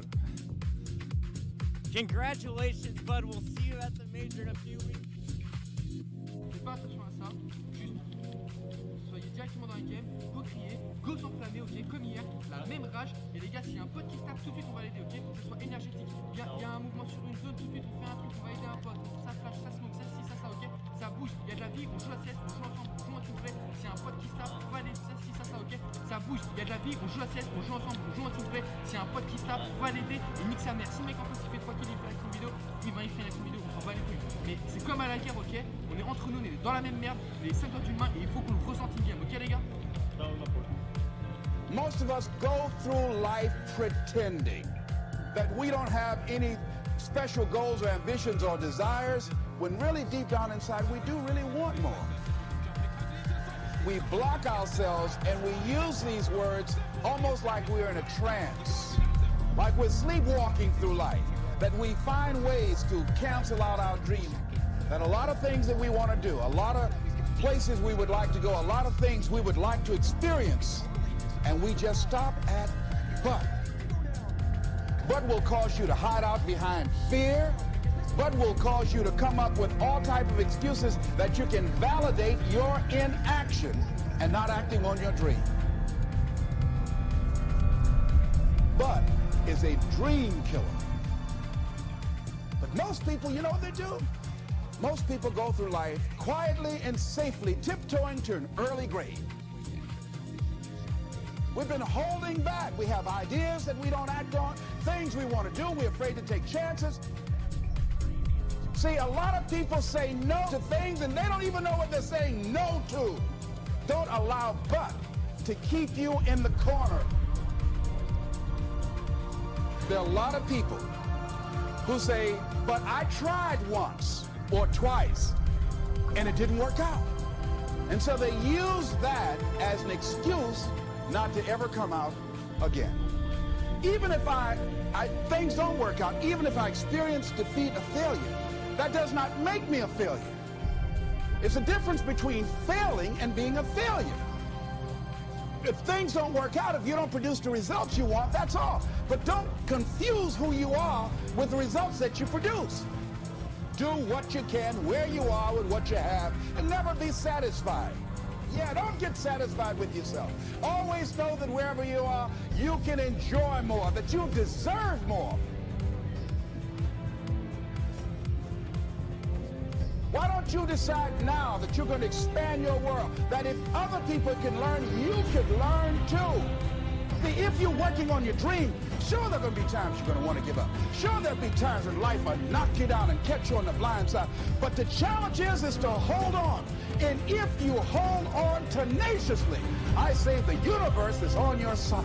See, if you don't decide to act on your dream, if you don't decide to make a decision to live your life, if you don't decide to step into your fears, if you don't decide to say yes to your life, it will never work for you. You got to live what's in you. Life is just too short and unpredictable. But what do we say? But there'll always be tomorrow. Oh no. There's no guarantees you're going to show up tomorrow.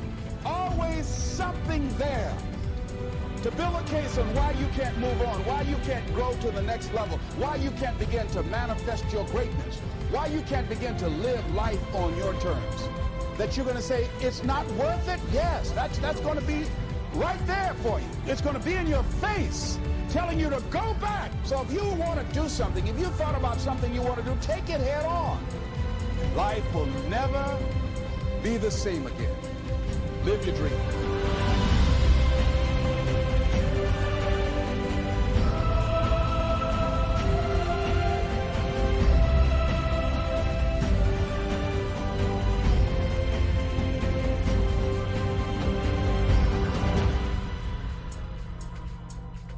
Is it possible for you to have have all your dreams become a reality in your lifetime. Yes, it is possible. But the real question you should be asking yourself, have you made the decision?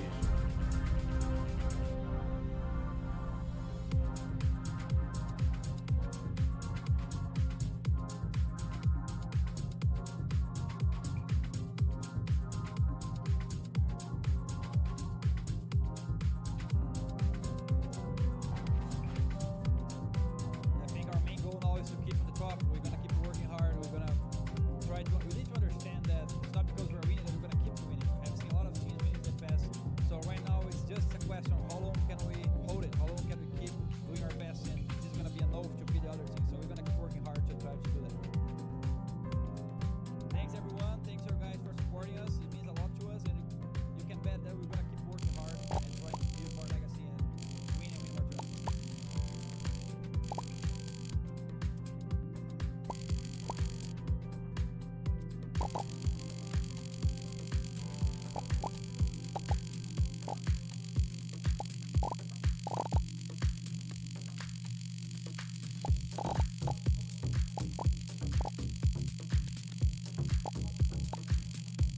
To catch somebody peek on Envy's side. And well, that's what happens when you go around the corner. Happy with one dig. Oh, and another one! Oh, and a third! Happy! We can get another one here too, Dupree. Dupree is like sweating bullets. Happy's gonna get the quad kill in the ice. What is this?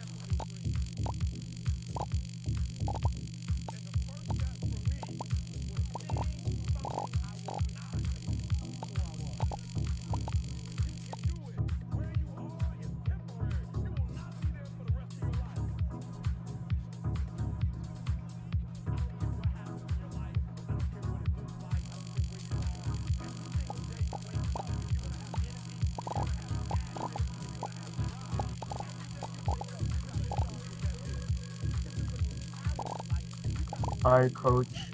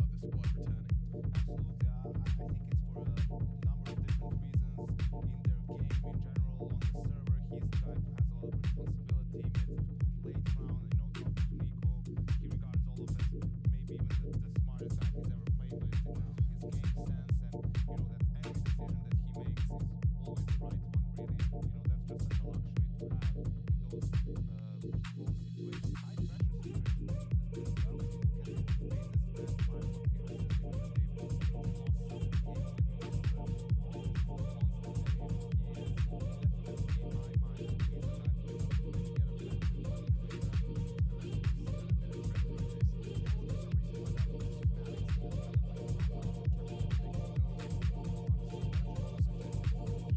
makes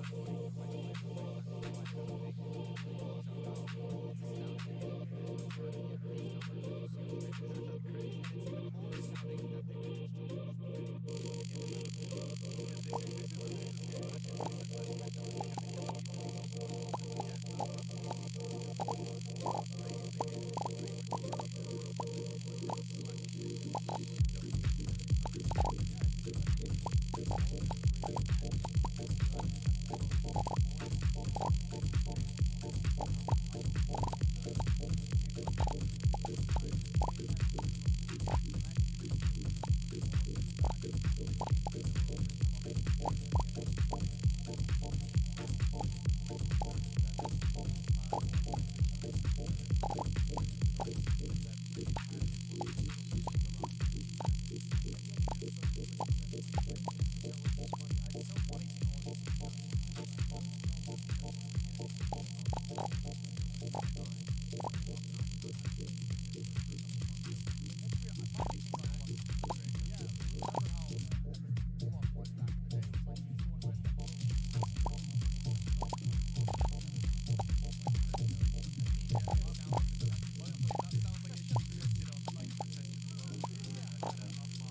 And that's just such a luxury to have in those low situations, high pressure situations. As well, when you look at his grand final appearances, even the day before he lost 7 games, he remains almost constant.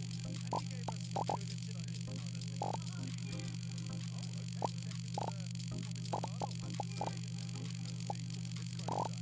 affected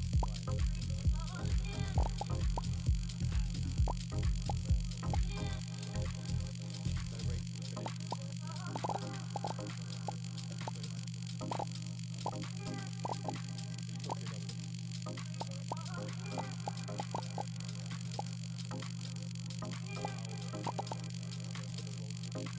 the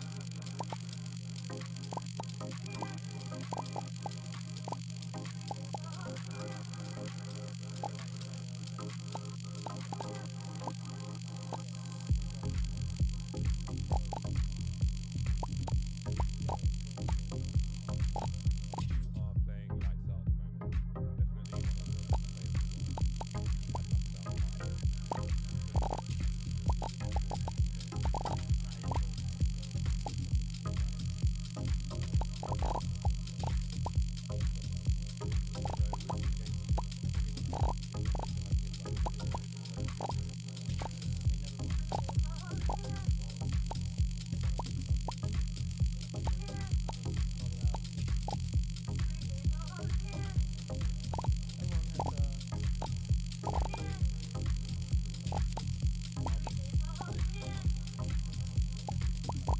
that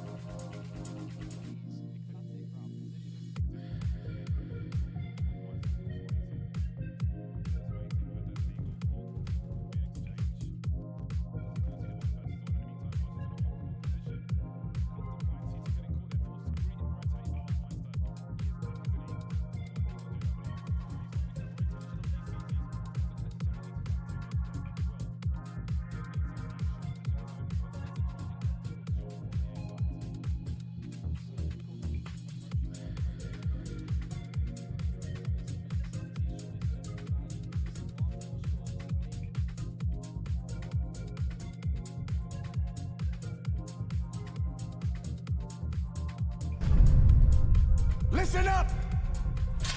Yes, I'm talking to you. If you can hear my voice, you've got work to do. This is something you all need to understand.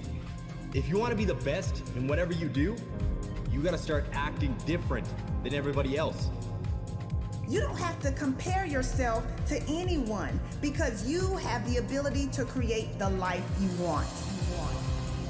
You've been put in a position where you ultimately doubted yourself. You started to believe you don't belong here. You're not that good. You don't fit the criteria of what the rest of the world is looking for. I didn't want to be like everybody else. I wanted to be the fucking best at everything I did. Do you realize how difficult it is to be different? Winning requires discipline. Commit to making things happen. You've got a destiny to fulfill. You've got a purpose to walk into. You've got dots to connect. I want to be remembered forever. And in order for that to happen, I realized I needed to fucking act like it. So don't just talk about what you want to happen. Be an action taker and recognize that you don't have to be jealous of anyone. We all want to do something. We all want to be somebody. We all want to go somewhere. You can't be doing the same shit that everybody else is doing if you want to be the best. You achieve your goals only when you are disciplined enough to keep showing up when you don't feel like it. The best of everything comes with a fucking price. Success stories have a humble beginning.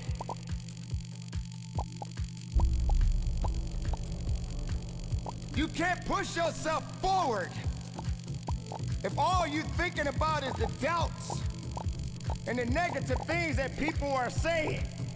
Because you're relying more on their ideas and their dreams of you instead of you relying on your own dreams and ideas of yourself. Why would you want to surround yourself with people that don't have ideas that are great? Why would you want to surround yourself because of a number? You know, a lot of people tend to wonder, oh, how many friends they have and how many people in their corner. Well, I have 1 million followers. I have tens and thousands and thousands and thousands of people that support me. How many of those people do you actually know? Do you realize the power that you have right now? Even the people that don't like you, they are drawn to you. They see you, but they don't see your greatness. They don't see what you truly have inside. They are afraid of it. They don't lift it up. They don't encourage it because they're not happy. So they want you to come on their side. They want you to believe in their ideas of what you think of yourself. They doubt you and you believe what they doubt. Instead of you waking up from your slumber, instead of you waking up from this nightmare of despair and letting your opportunities come to life. It's going to be a tough time, ladies and gentlemen. It's going to be rough. It's going to be some tough times and tough days ahead for you. But that doesn't mean your ideas are going to die. That doesn't mean that you stop. It doesn't mean you stop believing in yourself. You just gotta keep on working. When you got people looking at you from the left side and the right side, from the front to the back, and you in the middle, just remember, everybody's watching. Just give them something to see. Let them see it. Oh, you watching me? Watch this. Oh, you want to stop me? You can't stop this. That's the mentality that you must have in yourself. Don't you dare give up now. I know what that pain feels like. I know how to absorb that pain. And I know how to keep marching. And I know how to keep moving. And I know how to get productive in my life. Can't stop what you didn't create. You can hate it, but you can't dominate it. Because it belongs to me. Your ideas belongs to you. So many people dream big dreams, but they never take any action. So listen to me carefully. If you don't believe in yourself, you've already lost the battle. Not believing in yourself is a losing battle because either you won't try at all or you will convince yourself that you can't do it. And when you convince yourself that you can't do it, your results are going to confirm what you believe. You fall short of your goals when you predict that you're not going to hit them. And sometimes you're too focused on probability. You're asking yourself, well, what's the likelihood of this happening? Versus focusing on the possibility. Asking yourself, how would my life change if I accomplish this? Ask yourself that question. And don't wait on approval from anyone outside of you. And don't feel bad because you feel like no one is cheering for you. No, you've got to decide that you are your biggest fan. You've got to decide that you're gonna finish what you started if you don't have one person supporting you. If nobody acknowledges you, acknowledge yourself. If nobody supports you, support yourself. This is the thing. If you keep showing up, if you keep going hard, if you stay consistent through your valley moments, your results will turn those who ignored you into fans. It's not that you don't want everything that comes with the path that leads to your true potential, but you are too hung up on blaming the past and the present. You are too hung up on blaming your mom for how she treated you when you were younger. You are too hung up on blaming your teachers for how they spoke to you. You're too hung up on the shitty thing that happened to you years ago. I'm not trying to discredit your pain, but you gotta let that shit go. And because of that, you aren't able to appreciate the strength and power you have today. You aren't able to step into that power because you are choosing to justify excuses every single time you open your fucking eyes. It's time to take responsibility. Understand that you are in control of how you feel every day, what you do every day, how you act every day. So don't get it twisted.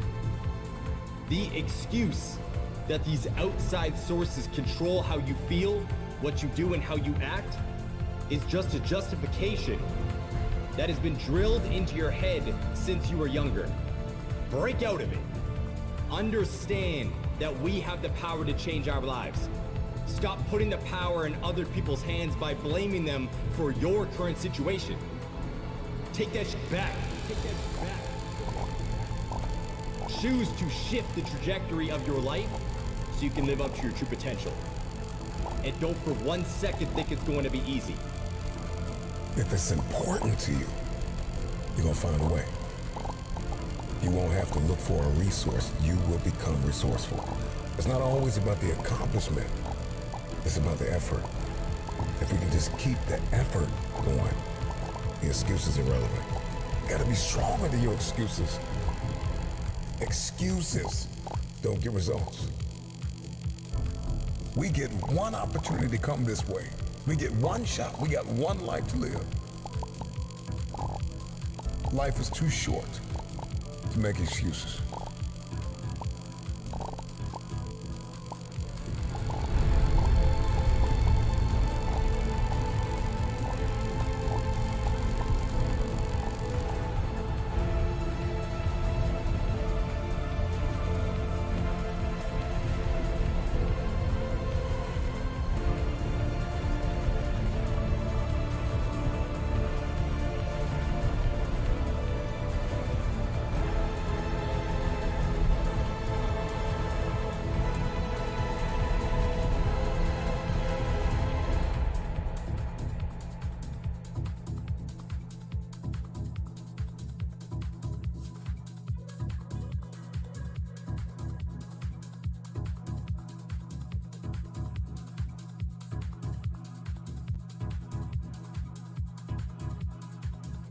yourself.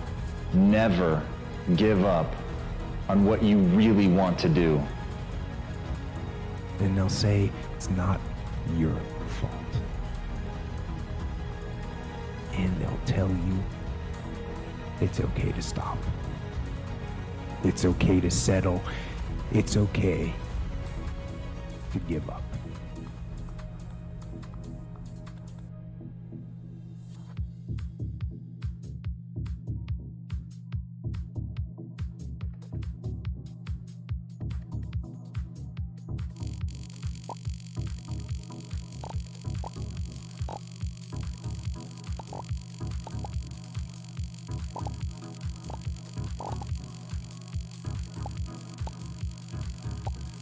And that is the instinct.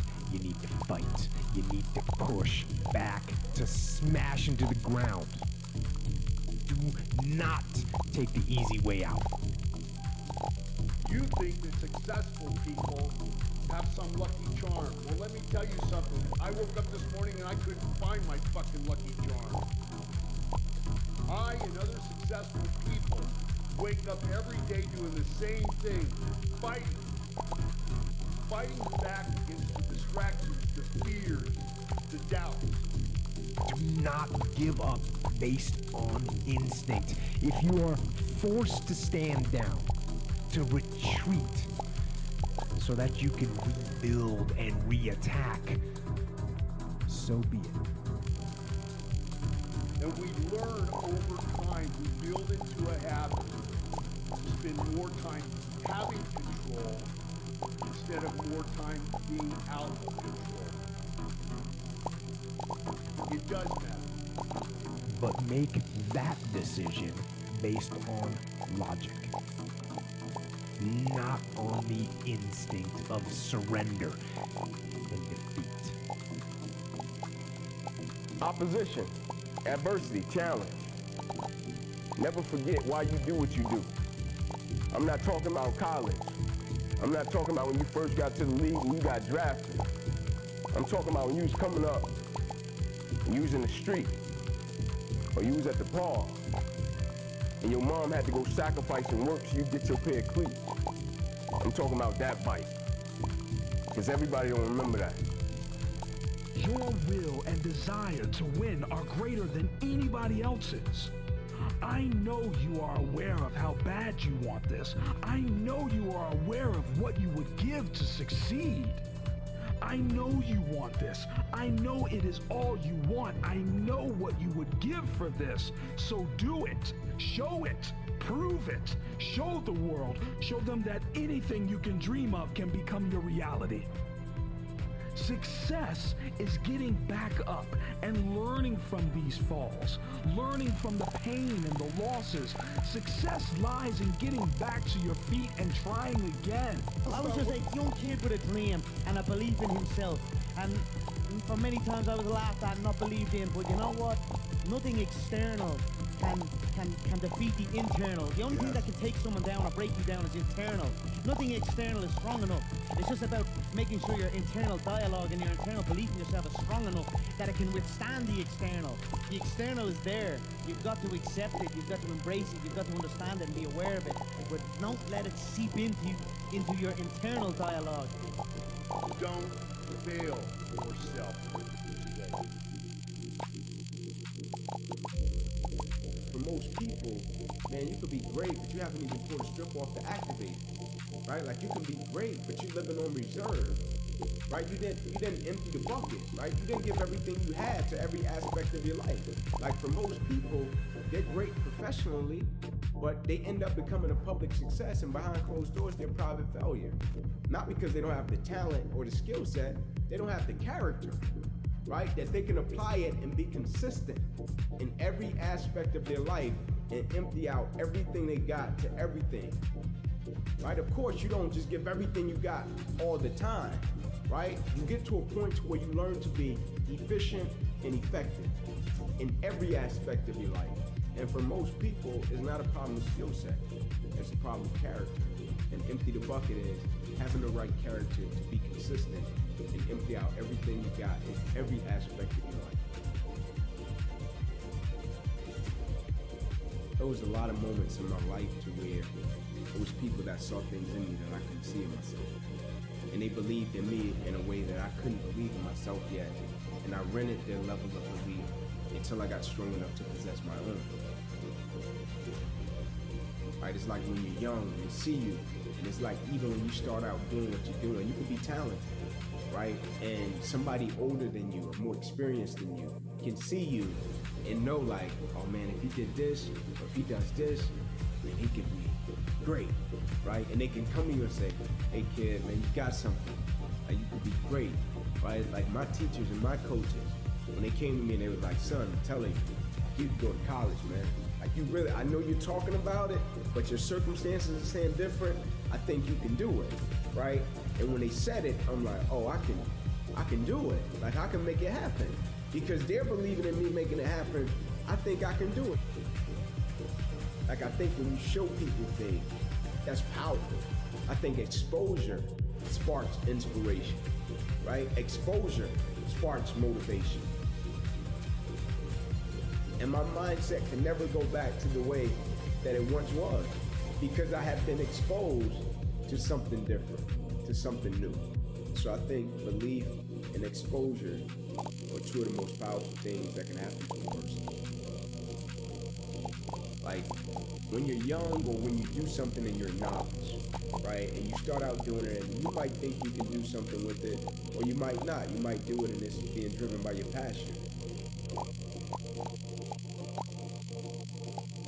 And then somebody comes along that's a little bit older or even more experienced, and they can see it in a way that you can't see it, right? And so I think it's important with belief because if a person believes in you in a way that you don't believe in yourself, you can rent that person's belief until you get strong enough to possess your own,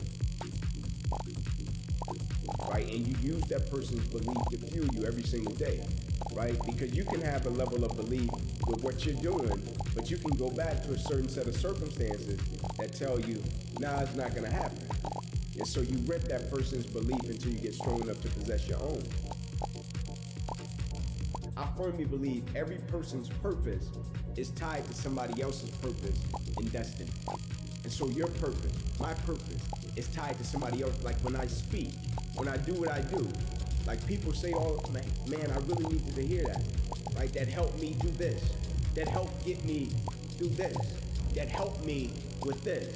That's my purpose being tied to other people's purpose, destiny, beliefs, and dreams. That's the power and magic of purpose, right? I don't think it can be a purpose without being tied to other people's purpose, destiny, dreams, and aspirations, right? I think that's the power in it, but realizing it is another thing. The only thing I felt I had the advantage in my whole life was my work ethic, and I took pride in that, right? I was never the biggest, the fastest, the strongest, never had the most resources, but I had a work ethic. I think what's most important is when we go through something, what's the perspective that we have of it, right? Because for most people, when you go through something, the person's natural perspective is, okay, what did I lose, right? What happened to me? Like I took a loss, right? People never look at it and say, okay, man, tell me what did you gain, right? Even though I know it hurt, you didn't want to go through it, but look at it in a way to where you can say, what's the lesson in this, right? What would you say life is trying to teach you from dealing with this? And I firmly believe the quicker you can shift your perspective from yourself to others when you're in the midst of adversity, the quicker you'll get through it.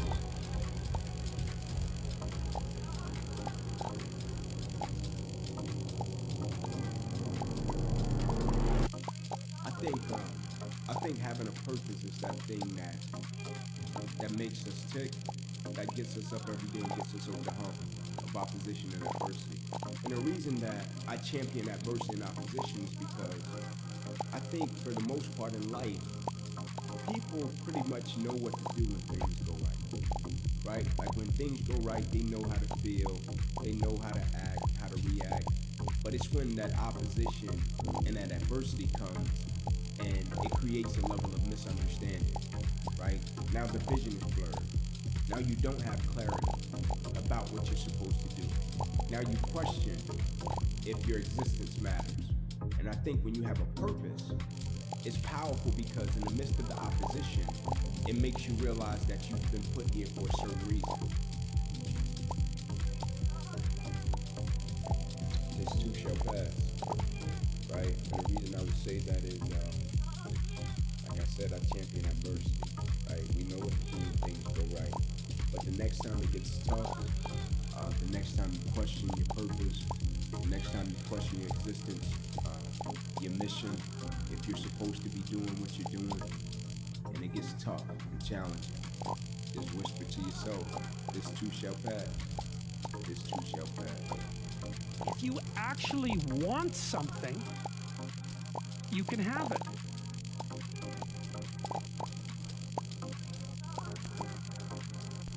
You have to treat yourself like you matter. Because if you don't, then you don't take care of yourself, and you become vengeful and cruel, and you take it out on people around you, and you're not a positive force. None of that's good. So you suffer more, and so does everyone around you. And there's a malevolence that enters into it. None of that's good. So that's what happens if you don't treat yourself like you matter. The first thing I would say is, well, you should be afraid of taking risks and pursuing something meaningful. One of the main reasons that people don't get what they want is because they don't actually figure out what it is. And the probability that you're going to get what would be good for you, let's say, which would even be better than what you want, right? Because, you know, you might be wrong about what you want easily, but maybe you could get what would really be good for you. Well, why don't you? Well, because you don't try.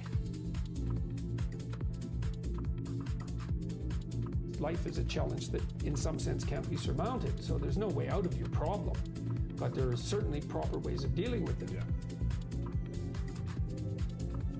Sit on your bed one day and ask yourself, what remarkably stupid things am I doing on a regular basis to absolutely screw up my life? I would say that the goal in life is to conduct yourself so that life improves. You should be more afraid of staying where you are if it's making you miserable. Clock is ticking. Yeah, and if you're miserable in your job now and you change nothing, in 5 years you'll be much more miserable and you'll be a lot older. People don't get what they want and they need because they don't aim at it.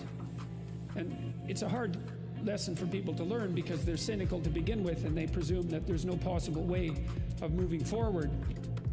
But it's not so unreasonable to assume that you're not going to hit what you don't aim at, or you're not going to hit what you aim at and don't shoot at. We're built to contend with the world. We're built to contend with reality. You want a challenge, and the best way that you can take on a challenge, because a challenge fortifies you. So you don't want to be secure, you want to be strong. And you get strong by taking on optimal challenges. And so you lay out your destiny in the world, and you take the slings and arrows of fate, and you make yourself stronger while you're doing so. And you might fail, and fortune might do you in, but it's your best bet. A huge part of the reason that people fail is because they don't ever set up the criteria for success. And so since success is a very narrow line and very unlikely, the probability that you're going to stumble on it randomly is 0. So you want to set yourself a task that's difficult, but not so difficult you can't attain it. And then what happens is that you step up improvement across time, incrementally. And there's also a certain element of humility to it, right? Which is, don't bite off more than you can chew, right? Don't set grandiose goals, but incremental improvement will get you a tremendous distance.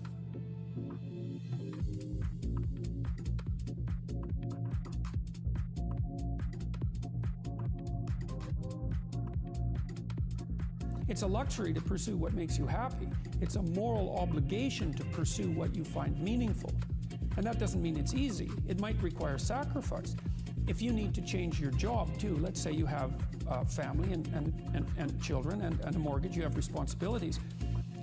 You've already picked up those responsibilities. You don't just get to walk away scot-free and say, well, I don't like my job, I quit. That's no strategy. But what you might have to do is you think, well, this job is killing my soul. All right, so what do I have to do about that? Well, I have to look for another job. Well, no one wants to hire me. It's like, okay, maybe you need to educate yourself more. Maybe you need to update your curriculum vitae, your resume. Maybe you need to overcome your fear of being interviewed. I think what you have to do, and this is part of humility, is you have to look around you within your sphere of influence, like the direct sphere of influence, and fix the things that announce themselves as in need of repair. And those are often small things, you know, and they can be like your room. Put it in order, because the thing is, it isn't exactly so important that your room is in order, although it is. What's important is that you learn how to distinguish between chaos and order, and to be able to act in a manner that produces order. 3 years from now, you can have what you need. You got to be careful about it. You can't have everything. You can have what would be good for you, but you have to figure out what it is, and then you have to aim at it. And when you're in the zone, you're expanding your skills in a manner that's intrinsically rewarding because you're succeeding. And so you want to set, if you're good to yourself, you think, okay, I need to set a goal, but I need to set a goal that someone as stupid and useless as me could probably attain if they put some effort into it. Now, if there are things about your life that are bothering you, or things about the world that are bothering you, then you want to decompose them into solvable sub-problems. You can do something as simple as just sit on your bed and think, okay, there's probably like 5 things I could do today so that tomorrow morning is slightly better than this morning was, or at least I'm not falling behind. And those will usually be, it's like having to eat a toad in the morning, right? It's like, it's not going to be something you want to do. There'll be things you're trying to avoid. They're snakes, essentially. Compare yourself to who you were yesterday, not to who someone else is today. I've dealt with hundreds of people in my clinical and consulting practice, and we set a goal, we develop a vision, and work towards it, and things inevitably get better for people. So it's not a luxury, it's difficult. It's a moral responsibility, and it isn't happiness. It's not, the pursuit isn't for happiness.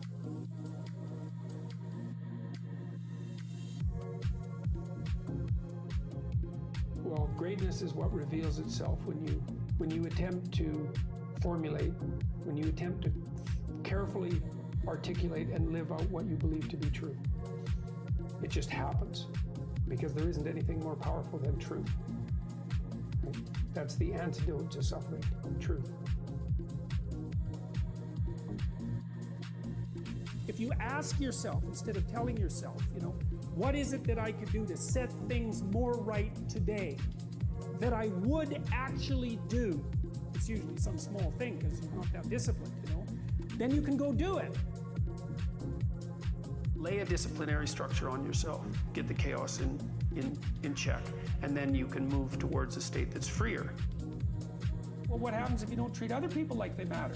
Well, you lie to them, you cheat them, you steal, you enter into impulsive relationships with them. They can't trust you. That doesn't go anywhere. They don't like you. You end up alone at best, and maybe like incarcerated at worst. Like, that doesn't work.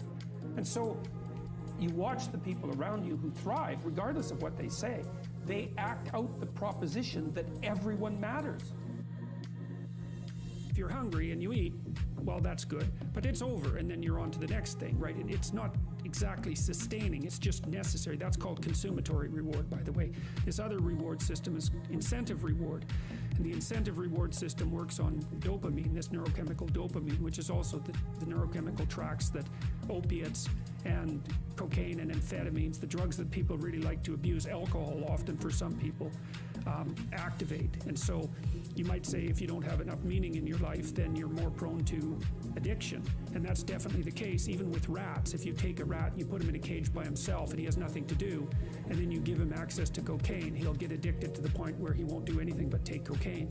But if you throw the rat back in with a bunch of other rats and he gets to do rat things, then it's very hard to get him addicted to cocaine.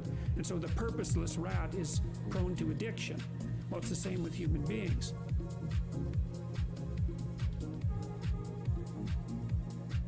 Kind of have this idea that you have a certain delightful, wonderful, positive freedom as a child, and then that's given up as you approach adulthood. But the truth of the matter is that you have a lot of potential as a child, but none of that is capable of manifesting itself as freedom before you become disciplined. And discipline is a matter of the imposition of order, and the order is necessary, especially for people who are hopeless and nihilistic. And lots of people are hopeless and nihilistic. way more people than you think. And part of that is because no one's ever really encouraged them. The magnitude of the reward you experience as you're moving towards a goal is proportionate to the importance of the goal. So that means the more important the goal you pick, the more possibility there is for the kind of reward, let's say, it's really a state of being that is life-affirming. And it is directly life-affirming in that, you know, like if you're in a football game and it's an important football game and maybe you break a finger, and you know, normally that's a problem. It hurts, and you're going to stop doing whatever you're doing. But if you're right in the middle of the game, then you'll be so amped up on this reward system that it's analgesic. It stops the pain. It also suppresses anxiety. People that have extracted unbelievable successes out of catastrophic failures. And I'm not saying that in a naive way. I know perfectly well what happens to people. You know, you're doing fine in life and then you get cancer, and then 6 months later you're dead. And all the heroism in the world isn't going to save you at that point. But that's not the point. That's not the point. Life is bounded by mortality. But that doesn't mean that you don't get out there and contend, and you develop by contending, and you minimize the net amount of suffering in the world. And that's something, man. That's something to do. I'd rather you hate me and get better than like me and stay the same. What do you stand in? What do you believe in? A lot of us are full of... I was one of those people back in the day. And sometimes I'm still full of shit. We think that we're working our ass off, working hard. You know, we've been working out hard in the gym for a month, but we haven't seen any results. So we get off down and poopy pants. You study for 30 minutes for a test, and you didn't do as well as you thought. What did you expect? You're not putting in the work. You have to do more. Everybody goes, what is your secret, man? What's your secret about business? What's your secret about this? What's your secret about that? You don't want the answer. The answer is, you see his hands? The hard work, man. You have to look at suffering as almost like I look at failure. To succeed, you must fail. Learn from yourself, learn from life, learn from your failures, learn from your insecurities, learn from your self-doubt. The truth is the starting line. We live in a world that's very unauthentic. So who are you? What do you stand for? What do you believe in? There's a lot of successful people in this world who still feel empty inside. And they wonder why they still feel empty. So they try to make 11 million, 2 million, 3 million. Let's buy a new car, a new house, new boat. Let's buy more of everything. At the end of the day, it still feels real empty inside. For me, I wasn't even successful, I was still empty. So I was trying to hide my insecurities, my doubts, all this bullshit. So I was trying to dress up a turd. And when you try to dress up a turd, you're still a turd. It's like a turd you get a turd for Thanksgiving. You don't know what you're doing. You cook that mother without going inside and cleaning it out. You gotta clean the insides out before you start dressing it up. Same thing with life. If you don't get inside your soul, inside your heart, and fix it, you want to go to war with yourself.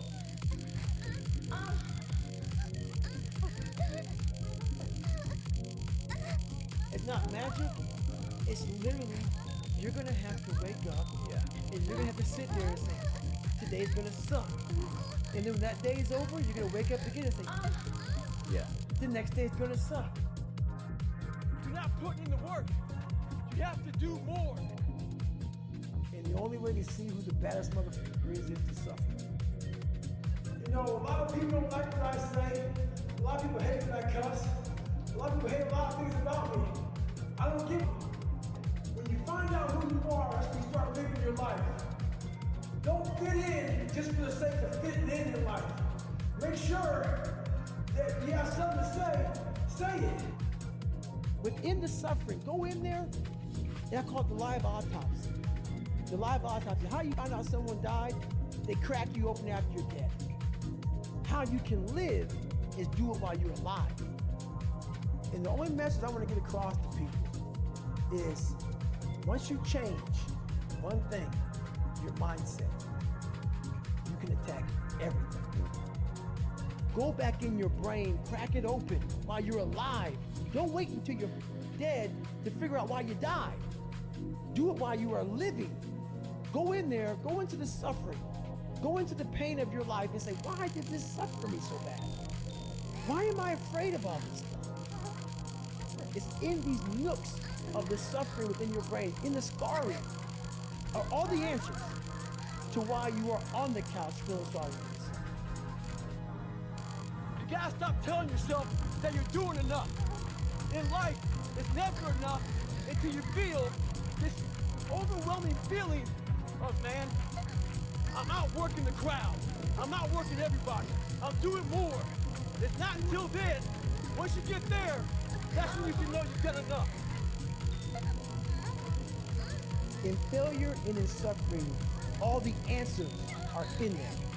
All the answers to all the test questions. The test is your life. All the answers are in there. You don't have to live in suffering and pain and failure all the time. You have to learn, I need to visit it. Like people hate working out. You're only gonna visit working out maybe an hour a day.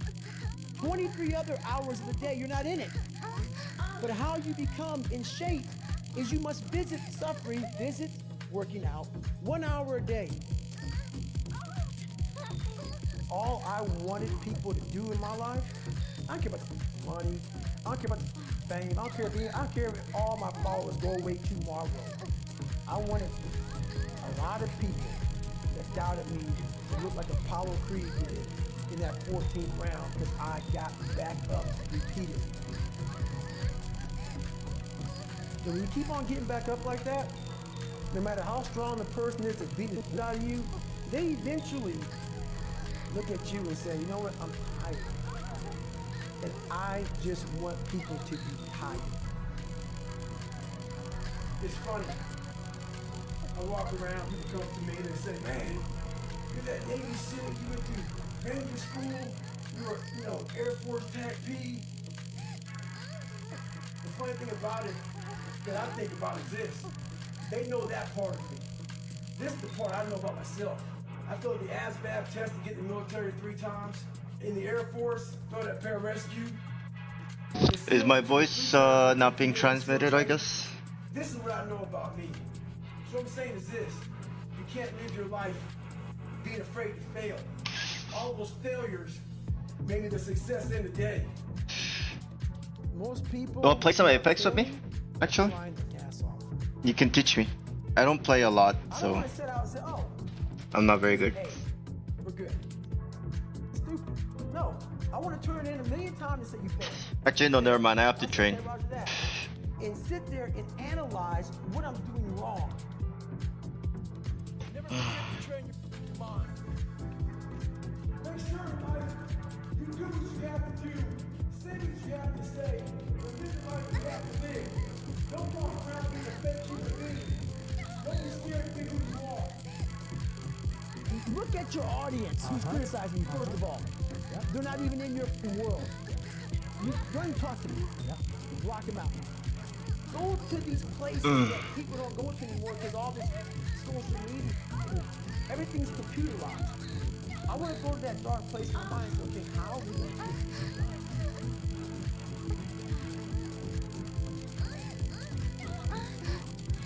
When I was 297 pounds and I was fat as hell trying to be a Navy SEAL, the scariest thing in the world to me even to this day was that could have been the rest of my life. I thought then I was trying hard. Sometimes life is fucking hard. So when I first joined the Navy, I had to join the reserves because I couldn't get into active duty because I was so fat. So being a reservist, I got tired of a lot of times. CFSI ASA is nice. Sheesh. A lot of us live our lives that way. We can't work out without purpose. The biggest purpose in life is all that. Keep training, bro. How you look at yourself, that's an everyday journey. You're not working your butt off hard enough. You're not trying hard enough. We all think they're trying hard, but what are you gauging that off of? In life, a lot of us work an ass off, trying to get to a better place. A place that makes us feel better about ourselves. But guess what happens? Once you get to the actual event, your mind isn't ready. Your mind's not prepared. You've been studying, you've been training, you've been working out, but your mind's not prepared.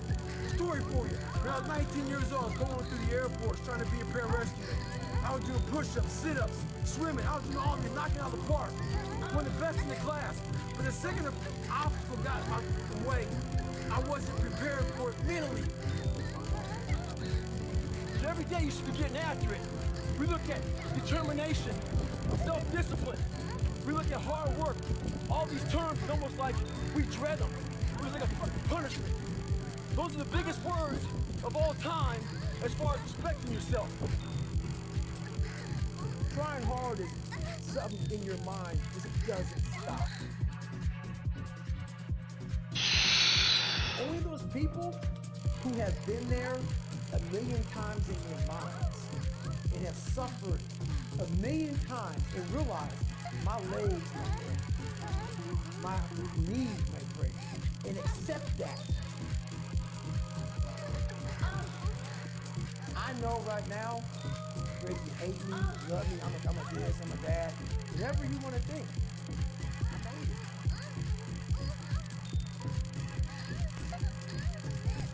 Washington Bullets select Tyrone Bowles. Now they got the call up to the short.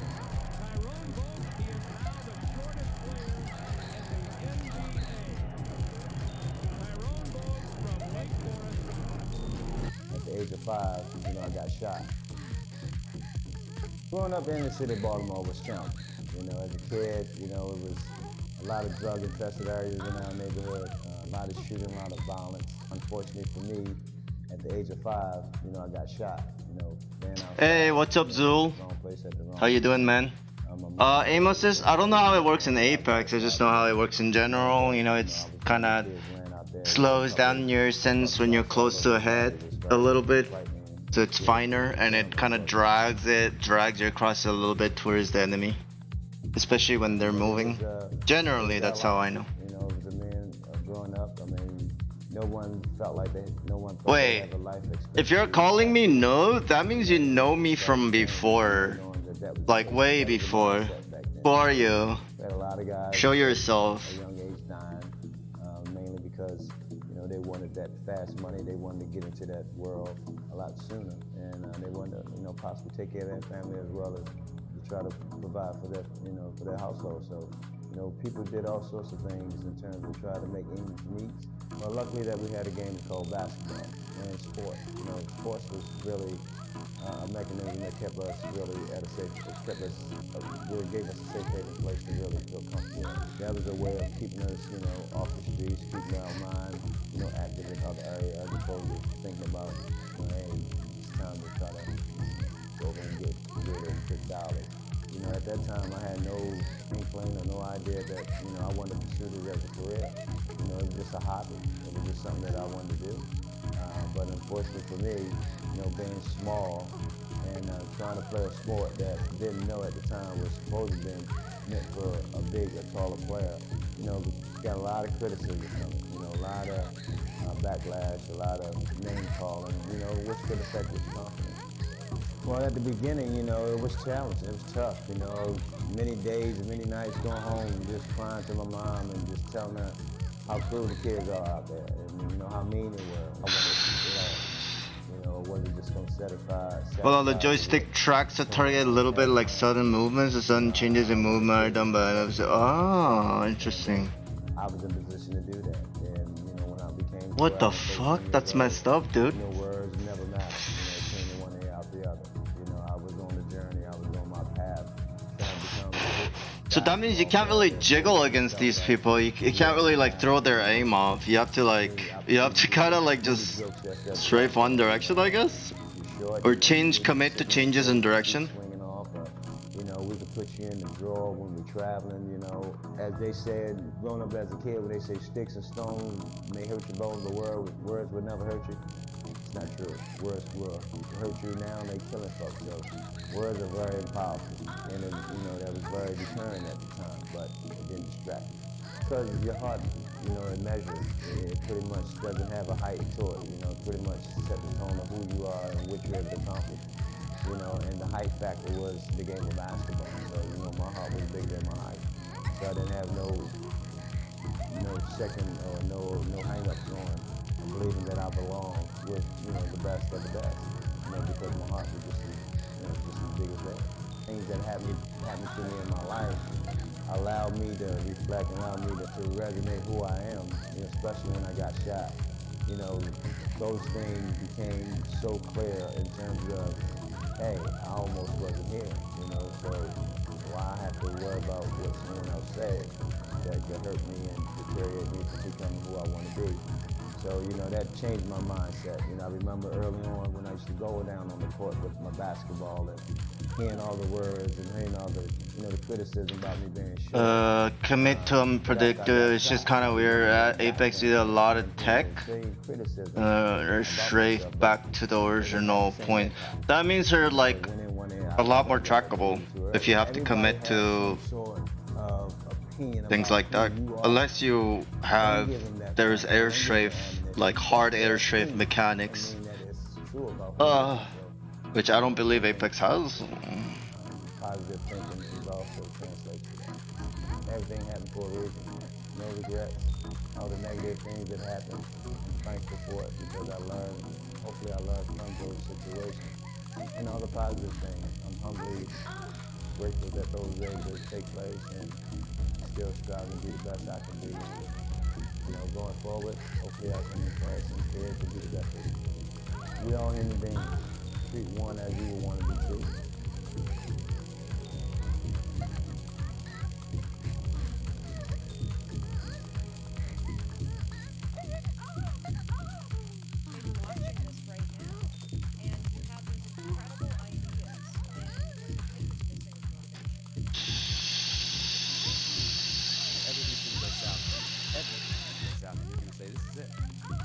This is how I end. Now you can either accept that or you can get to work. That's all it is. You just begin. You do the math. You solve one problem. Then you solve the next one. 400 trillion to 1. I just want everybody to hear this. This is the reason I'm happy 24/7, 365 for the rest of my life. 400 trillion to 1. The odds of becoming a human being. If you want to be a grocer or a general or a politician or a judge, you will invariably become it. That is your punishment. You can decide that you're going to stand up to life. You can decide that I'm going to live each day as if it were my last. They crunched the numbers on you being born. And do you realize that the odds of you at the moment in time he was born to the parents you were born to with the DNA structure that you have, 1 in 400 trillion. Advanced movement, air strafing. Oh fuck. Yeah, that's just difficult. That's why I don't like it. What some might call the dynamic life, but I will call the artistic life. If each day you are unsure of who you are and what you know, you will never become anything, and that is your reward. If you can keep your head when all about losing theirs and blaming it, if you can trust yourself when all men doubt you, but make allowances for their doubting too, if you can wait and not get tired by waiting, or being lied about, don't deal in lies, or being hated, don't give way. 1,400 trillion. All day long you have ideas that could change your life, that could change the world, that could change the way that you feel. And what do you do with them? Things we've worked the hardest for, we value the most. So I think, you know, the purpose of a goal is not getting it anyway. The purpose of a goal, you know, is who you become. Who you become is going to make you happier, going to make you sad. So I'm not looking for an effortless approach. There's too late to be scared. Not had an encouraging bloody word, a real encouraging word in their entire life. It just takes a little bit of encouragement and care so that they're willing to set themselves straight to some degree and start trying. It's just a catastrophe that's so rare in their lives. That if you're doing something that you're not totally committed to, if you're doing something that you're not totally passionate about, you're compromising yourself every day. Some people want to be ultra racist. They're starting to PR during training. Some people want to be a lawyer or a medical student. They're taking these practice tests. But guess what happens? Once you get the action bent, your mind isn't ready. Your mind's not prepared. You've been studying, you've been training, you've been working out, but your mind's not prepared.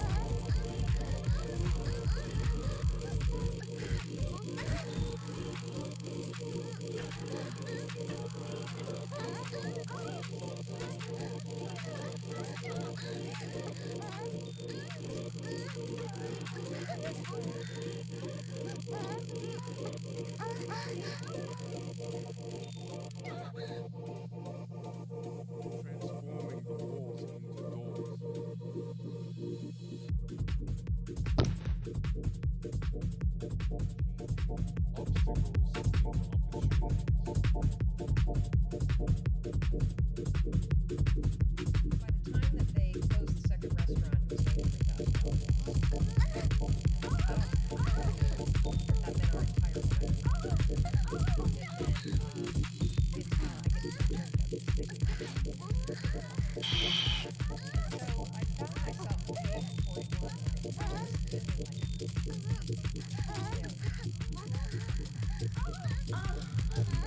Because the way that our minds are wired and the fact about human beings is that we are not designed to do things that are uncomfortable or scary or difficult.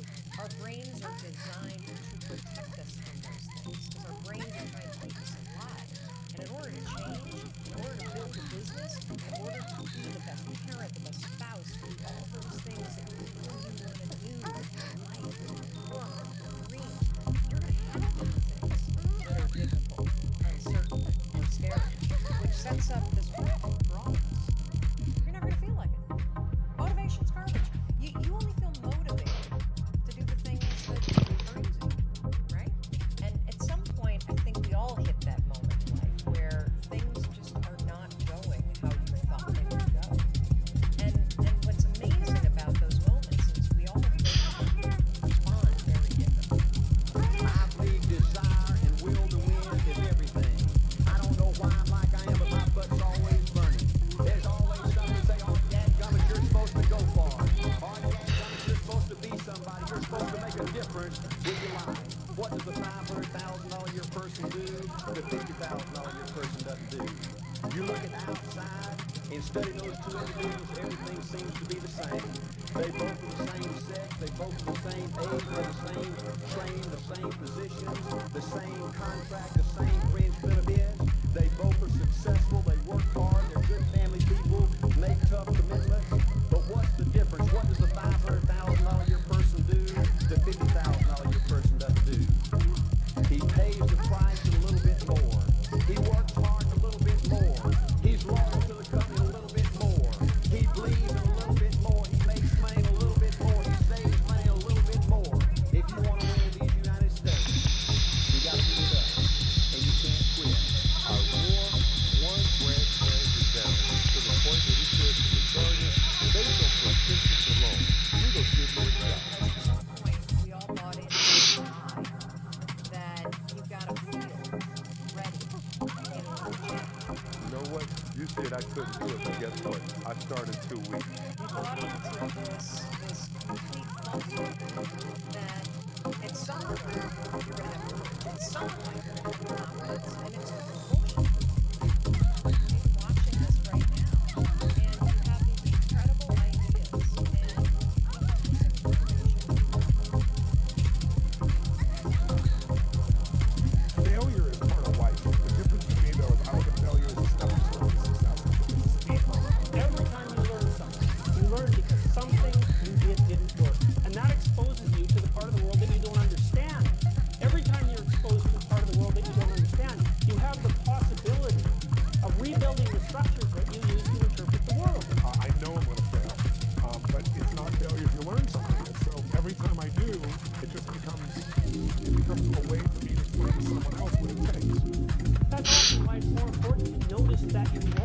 is to prove that you're right. People don't value what they don't fight for.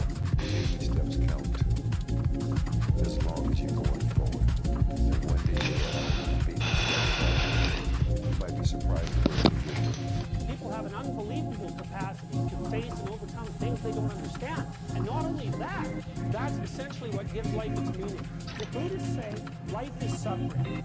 And you think, well, if that's the case, why bother with it? Well, now that we can see how short life is, what are you going to do with the rest of your life? That's a trigger. That's the biggest trigger that I have ever experienced. What are you going to do the rest of your life?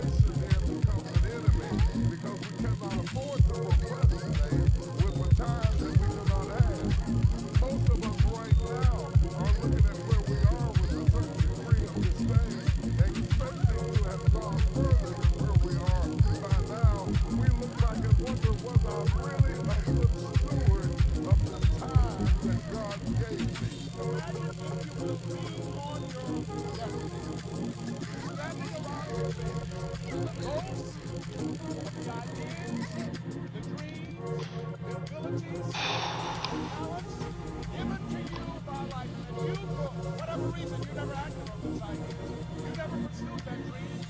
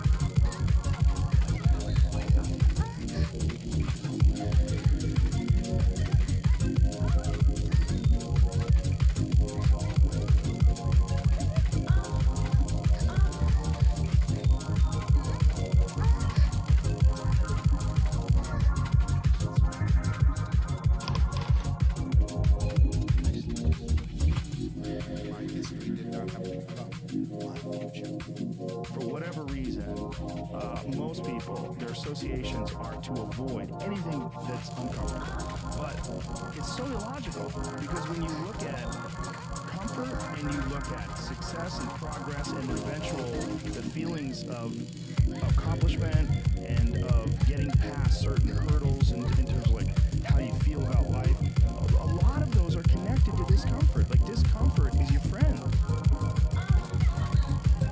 I was one who swam against the tide of what is expected and what is the establishment wants from us. I began to see possibilities of not being where I was. You realize is that fear is understood. That's the real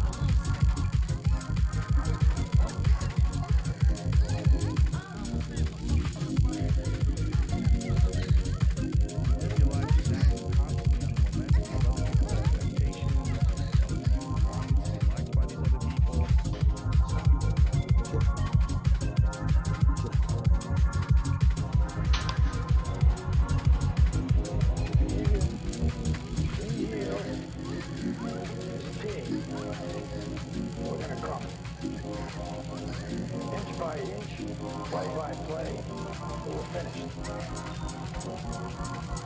You are going to incur a lot of disappointment, a lot of failure, a lot of pain, a lot of setbacks, a lot of defeat.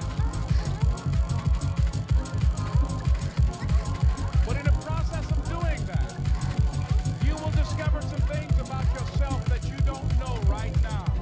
What you will realize is that you have greatness within you. What you'll realize is that you're more powerful than you could ever begin to imagine.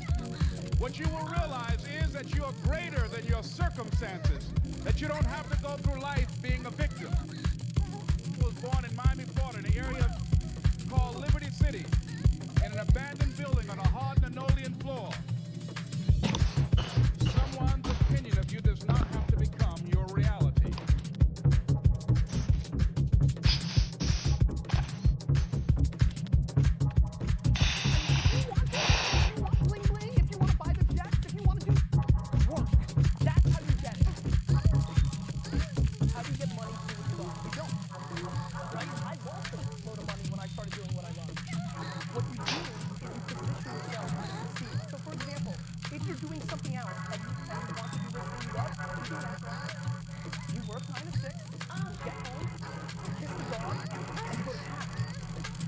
right? I mean, you start building your equity, your brand, and whatever you have to happen after hours.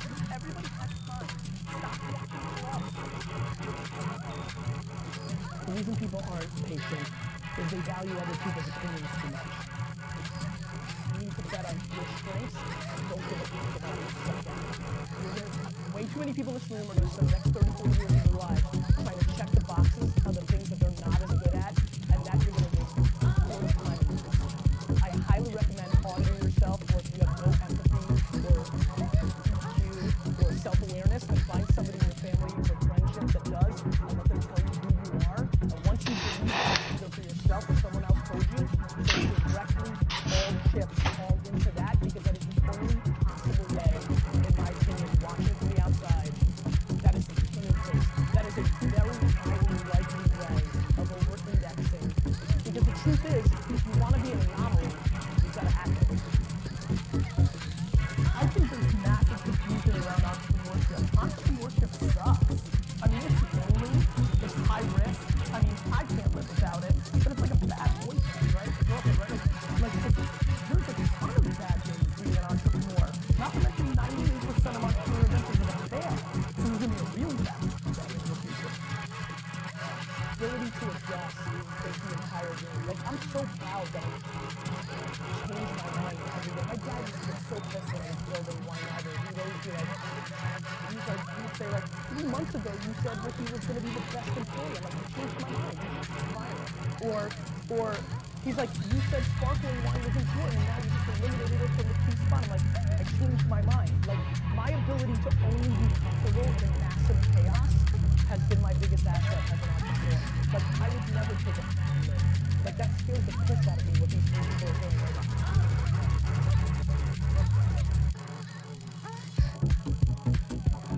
There should be some sort of friction from somebody who's leading up in front and sees everything and is driving a company versus people that work in it who are in the, like my job is to be like, oh, there's an iceberg. I'm going to move this way. And everybody who's downstairs is like, what do you mean? The water's been super clear the whole time. I'm like, no, there's an iceberg. But they're in the basement. They're like, it's been such a nice ride. Like, it's been so smooth.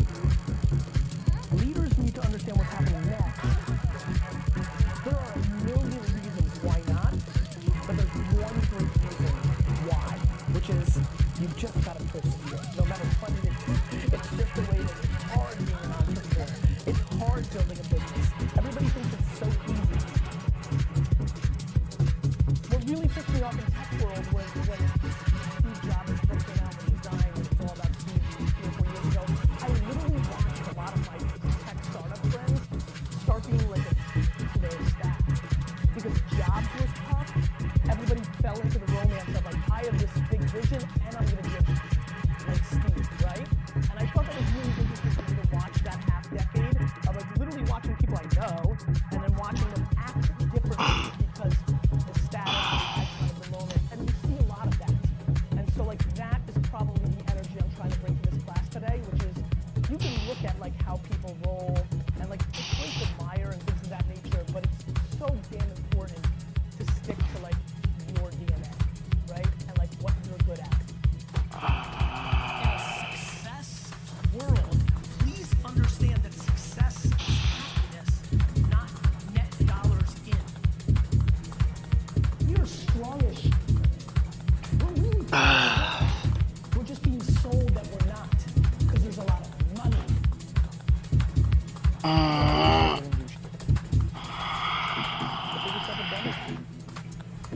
In the world is people talking, not doing. And especially now, and people always do that. But now, what social media does is expose people. It doesn't change people. All the hate in the system, that's exposing. Twitter didn't make you evil, you're evil, you know? And same with talking and not doing. Twitter, Instagram didn't make you waste time and not do.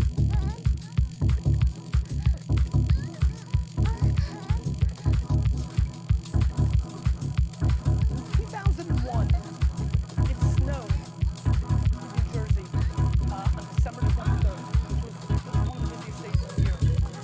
Typically, December 23rd is the busiest day of the year in a liquor store. And a woman called us, we just started shipping, and her case of Beringer White Zinfandel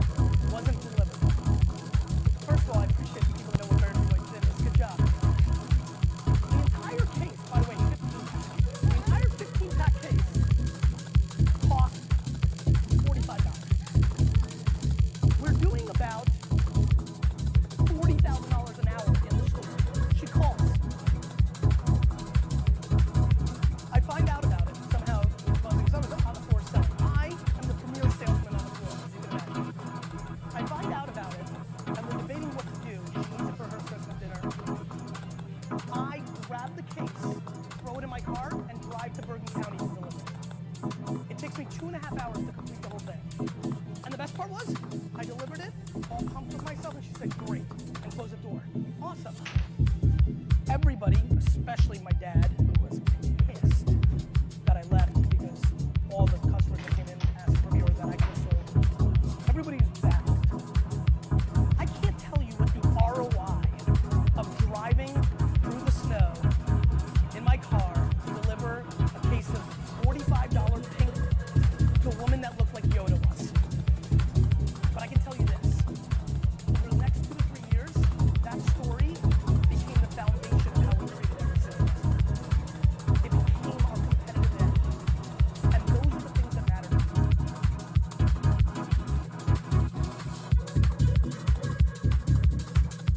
You need to do you. Like, plenty of people that make a full more money than me and one bigger thing. The key though, the key is way too many people are doing, like, here's a good one. You know what really pisses me off? I'm completely driven by, like, happiness, and, like, I'm crippled by, like, the last, like, I think I'm firing 4 of the people that work for me. You don't know how to play with the other boys and girls, how, because I suffocate under, you know, conflict and negativity, and, like, nobody's better than me, so you gotta go. Building a business is hard. And you know what makes it really hard? Everything that happens every day of every moment. So, you can pick time, you can pick money as the one or the two things that you think stop you from winning your game. But the truth is, there's a million reasons. 99% of businesses go out of business for a reason. And that reason is, it's hard. And so, if you're watching this show, I've got a sense of who you are, and you need to start creating layers and layers and layers and layers of skin to be able to get through. I'm a humongous believer that ideas are, and that execution is the game, right? We've all got ideas. Everybody's got ideas. You know the ideas we all have here? We could probably sit here for the next 2 hours, draw them all out, record them, and predict the next 78 great startups over the next 9 years. So I think the thing that is another theme in entrepreneurship is there is way too much fodder brought to the idea. Uber was Magic Cab 3 years earlier. Uber is not an idea. Uber existed. It's called Magic Cab. But the guys that executed it sucked. So they lost. So I think, you know, if there's any level of romance left in this room about your idea, I'd like to suck it. Because I think the actual situation is what you actually do. If you do anything, because of this keynote, there's only one thing I ask you to do. As zenny as I got, I'm a practical. Here's what I want. When you go home, look yourself in the mirror and audit everything you and your business do. I promise you that if you audit from top to bottom of expenses and effort and time and energy and payroll and all that, if you audit all of it, even the best of us, even the invents, the company that bought Budweiser, they built their whole business on like printing notes inside the paper and all that. Even the most efficient ones of us are doing 20% double. You take that 1%, that 13%, that 60% double that you're doing, paying that person that's not bringing any cultural value to your business, having that contract that you just did in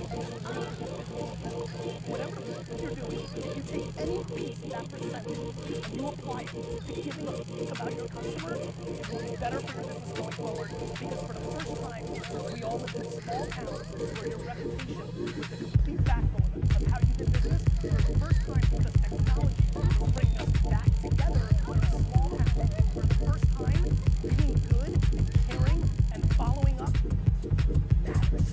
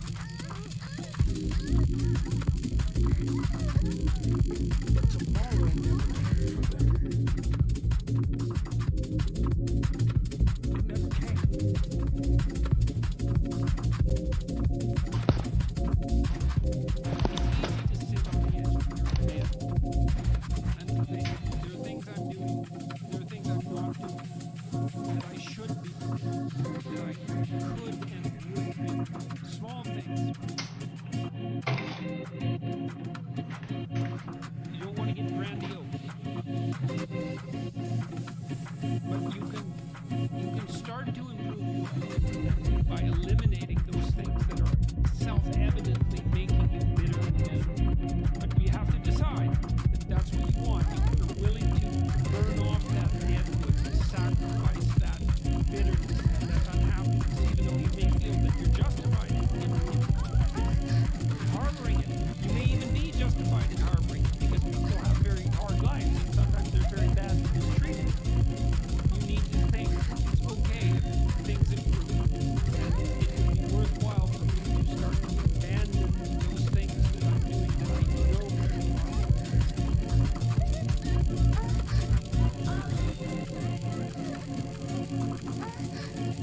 Every single person who has ever done anything worthwhile or exceptional or difficult or extraordinary, anyone, whether it's great artists or authors or mathematicians, everyone encounters difficulties. There is no easy road. It does not exist. It is impossible.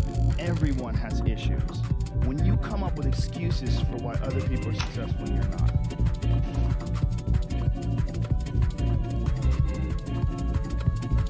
we all go through hard times. We all go through depression. We all go through doubt and moments in your life where it's really difficult and you're trying to figure out what your path is going to be. It's hard. That is what makes you a person. And those difficult moments are what build your character. Show me a great man who's the son of a great man. These kids that are born billionaires, you're never going to be a self-made person. You think that successful people have some lucky charm. Well, let me tell you something. I woke up this morning and I couldn't find my lucky charm. I and other successful people wake up every day doing the same thing, fighting back against the distractions, the fears, the doubts. And we learn over time, we build into a habit to spend more time having control instead of more time being out of control.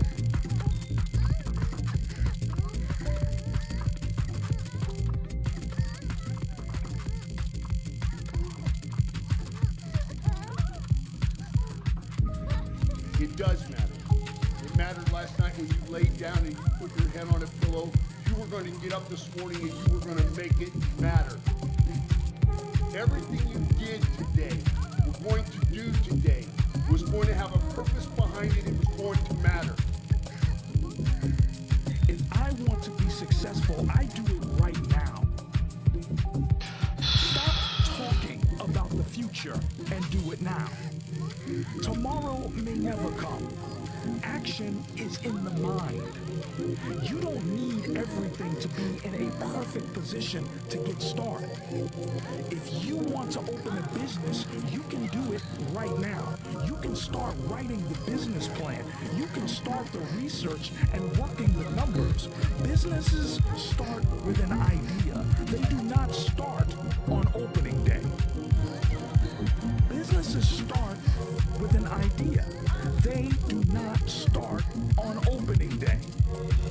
We get caught up in the Hollywood film version of opening a business, but it isn't reality. You don't arrive on day one and start serving customers in the shop front on Main Street. You start way before that. I speak to so many lost young men with dreams and aspirations of opening companies and businesses, but all of them without fail are waiting for the perfect situation to start. They are waiting for savings to accumulate. They are waiting for the right economy. But it will never be the right time to start, so you might as well get started now. The wind may be blowing the wrong way. It may be raining. It may be an economic crisis. But whatever is going on, you must get going. It does matter. It mattered last night when you laid down and you put your head on a pillow. You were going to get up this morning and you were going to make it matter. Everything you did today, were going to do today, was going to have a purpose behind it. It was going to matter. This is still an awesome life. There's still a lot of awesome shit to do. And don't think that you don't have opportunity. Consistency will knock the shit out of motivation every time. It's nice to have someone say that you're great or whatever, but like, to be totally honest, it never really matters to me. I'm not great, I just work really hard. I just hang on, I don't give up.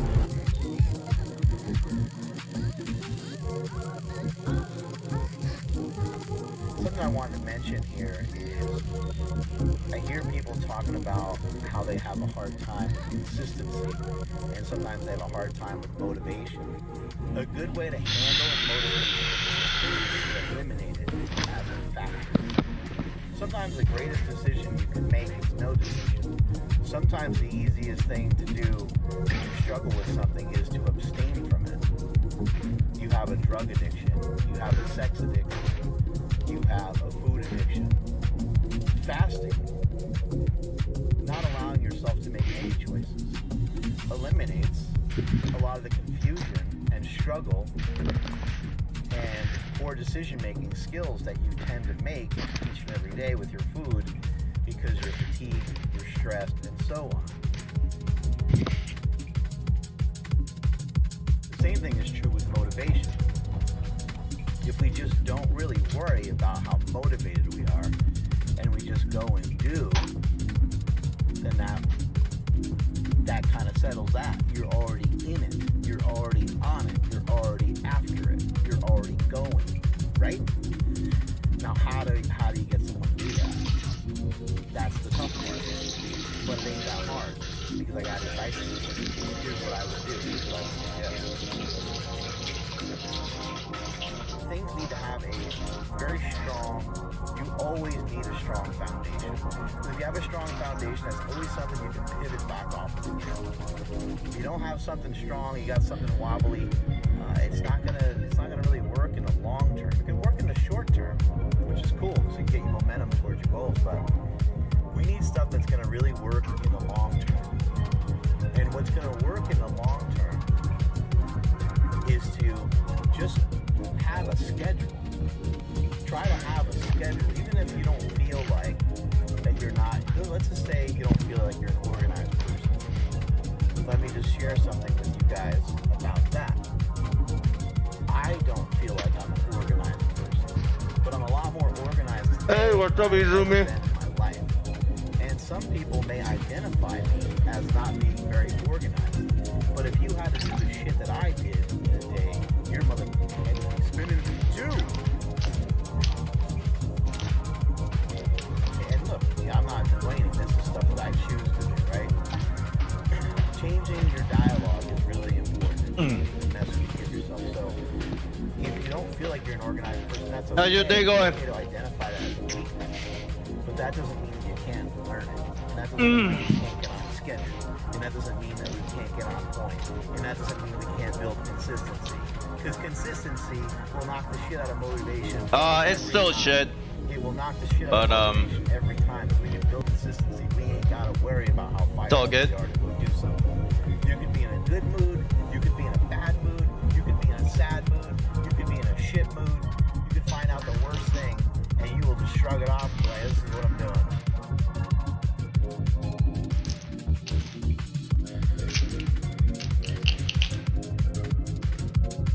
That's the way I handle my workouts. It's like Take some ibuprofen. and like they're not scheduled like weeks out. Some of you may Alright. try to have a specific routine. I don't really love routine, but I do flourish on it. I'll admit that. And I think that's probably true with everybody. Everyone probably, there's a reason why the military works the way that it does, why they're able to produce leaders the way that they are. Because there's a routine involved, and people respond really well to routine. Look at how broken a lot of the people are that go into the military, and look how strong they are sometimes when they come out. And we all admire that, right? What did they do that's special? They exercised really hard, right? They got on a schedule, and we're all amazed at the discipline. And we're like, man, how do they stay so motivated? Till tomorrow. If you have a clip, I can look at it. We're doing this, and I can help you out. I have never experienced military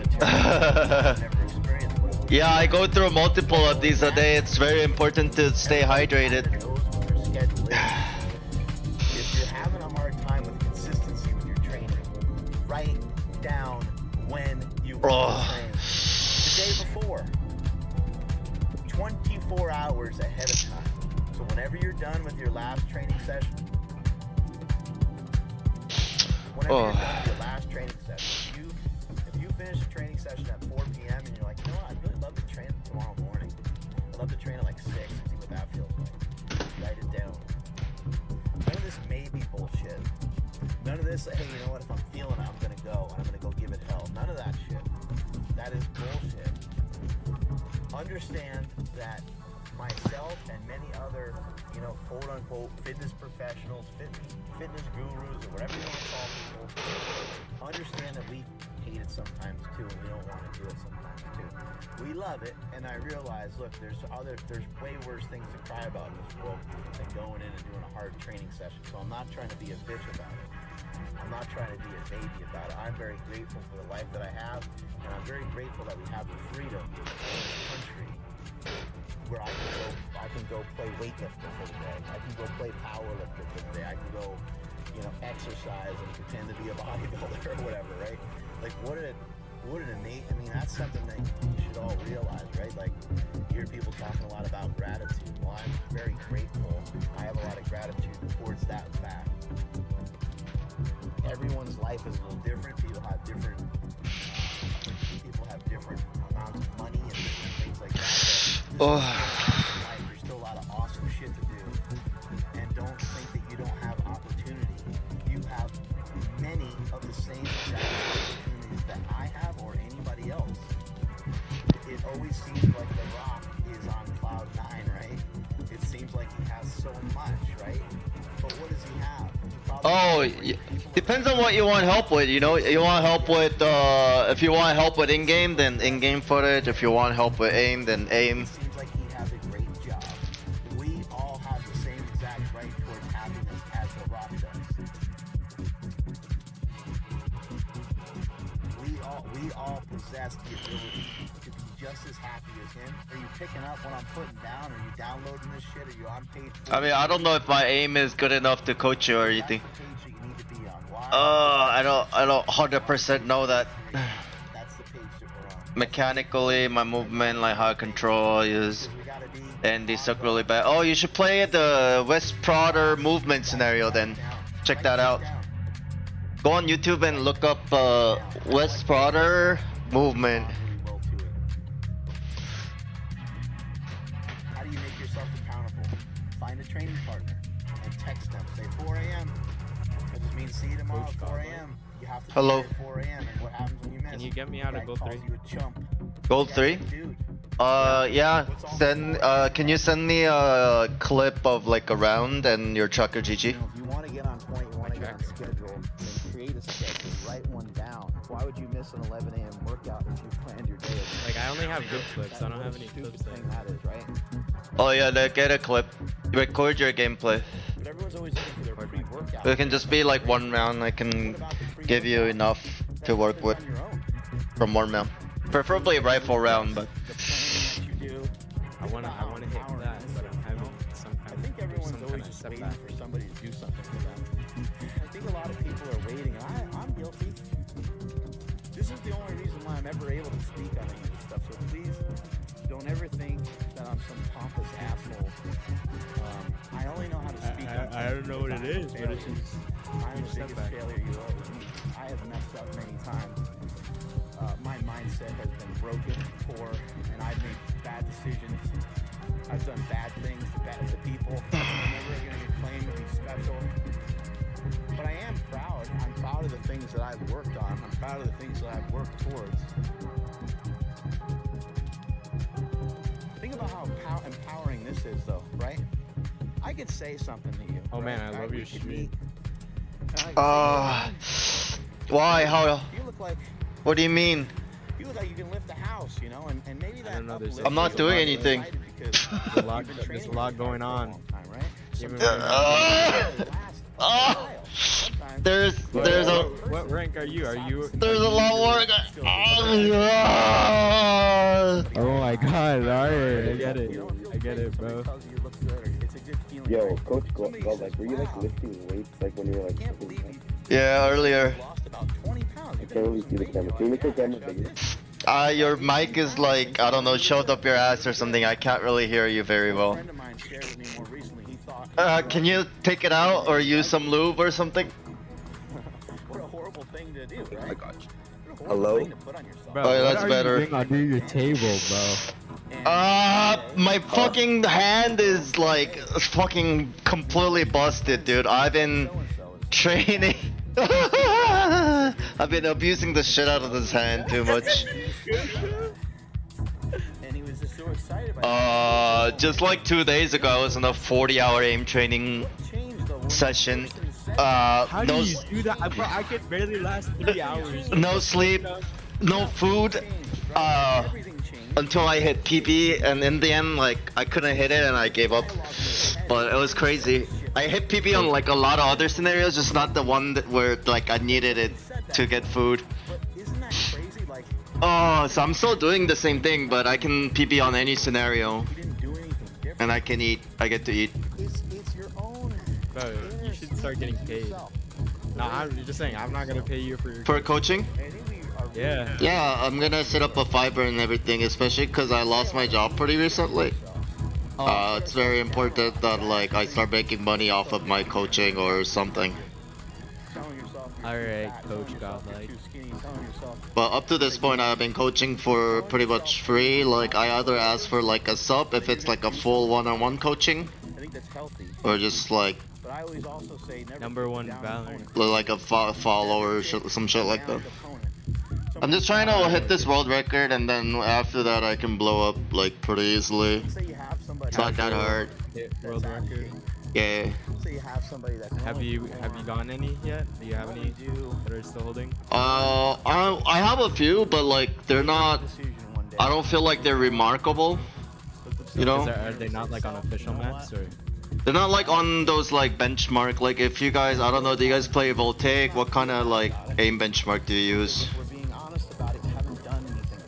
Well, I use Six Shot. right? It would be like if I went to go play baseball one day and I struck out a bunch. I have no words. Yeah. When's the last time I played baseball? Fuck. Alright. How much have I Should I start your training for Valorant? Yeah, of course. Are you fucking kidding me?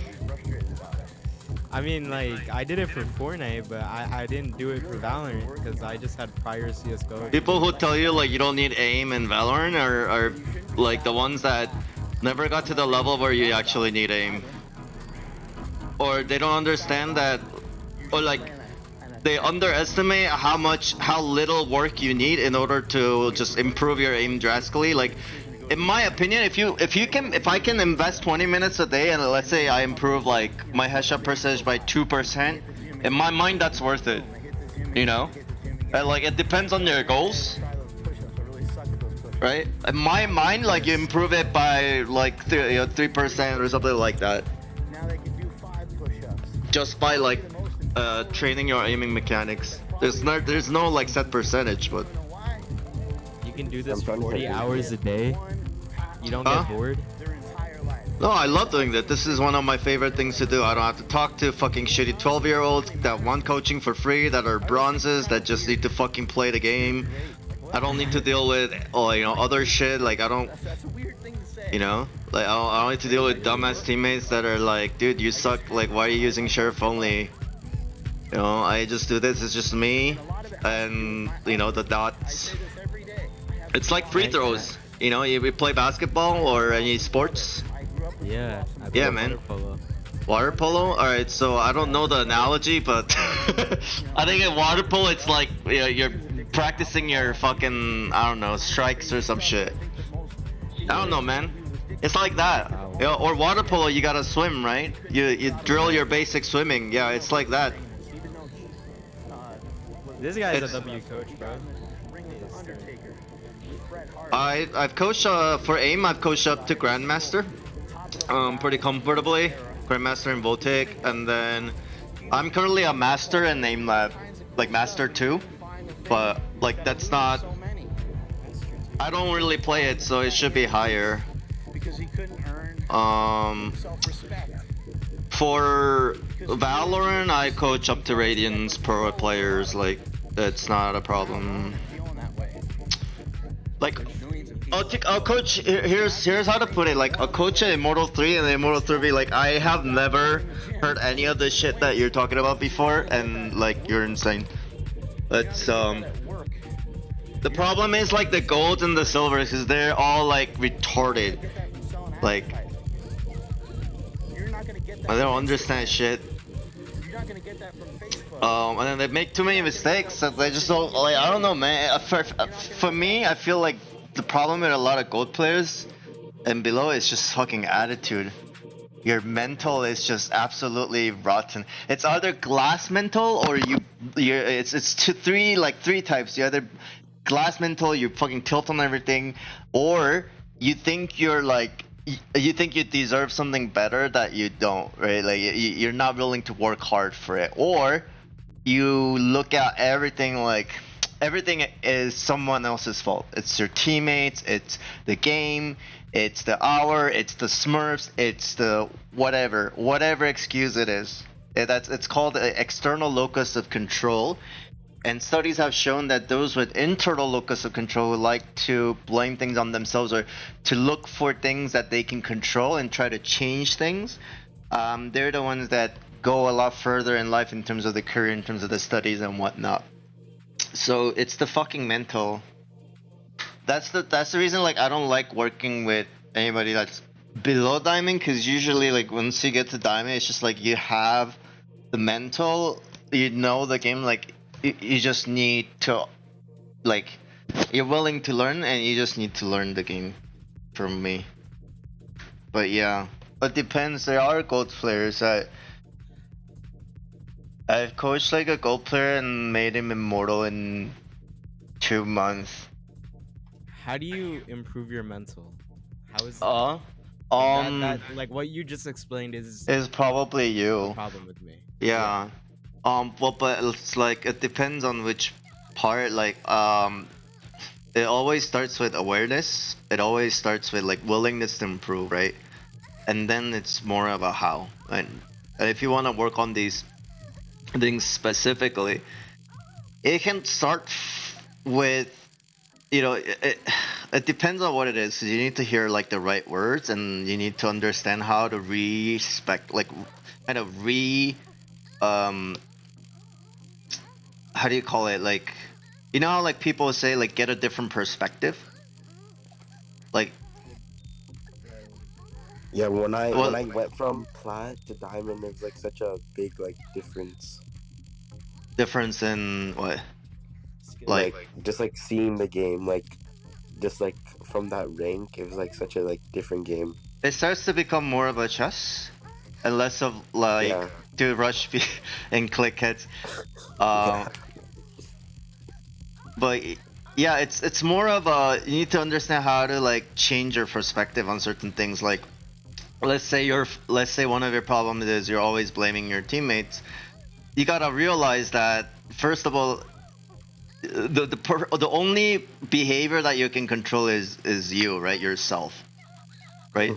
So whenever you're putting energy and time, which are valuable resources in Valorant, and your brain energy into like looking at things that you cannot control, you're basically losing. And people have to understand that Valorant is a game where you need to maximize your brain efficiency. The StarCraft and like RTS players kind of understand this, but if you don't have that exposure, if you've never played like a game like League, for example, you don't understand things like that. You don't understand that at this moment right now, my brain should be running at 100% capacity. Right? If you're holding an angle, you're not just fucking blanking out, you're thinking. You're glancing at your teammates, you're looking at, okay, where does it look like they want to hit? What does their body language indicate they want to do? What do their comms say? You want to try to narrow down the enemy position. Every single one of them. Yes, as a goal, absolutely. You need to get in the habit of knowing every single enemy agent on the team, on the enemy team, how they play and where they like to play. and as soon as the barriers come down, your job from an information perspective is to get a location or a guess, educated guess on where they're playing and how they're playing. For example, that's just on attack, right? On defense, they're trying to guess, of course, how are they gonna hit, right? They're gonna execute. Are they gonna play default? If they're playing default, is it you know, are they kind of leaning towards certain extremities? Are there certain agents that are comboing together? For example, you see like Jet and KO like a lot together, right? And then think about how to counter those things. So you need to get really good at the game. I think the most important thing, first and foremost, is become an IGL and learn how to win the game from an IGL perspective.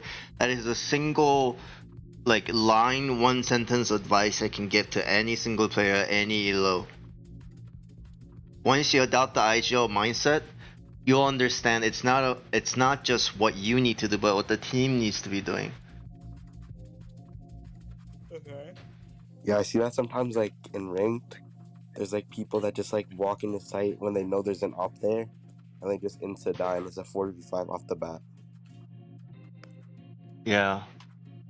I got like a follow or some shit. I don't know. Somebody did a thing. That was Thank me. you. Whatever you did.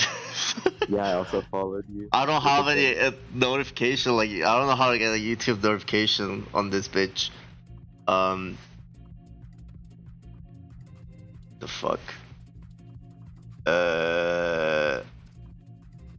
Holy shit! There's so many tabs open.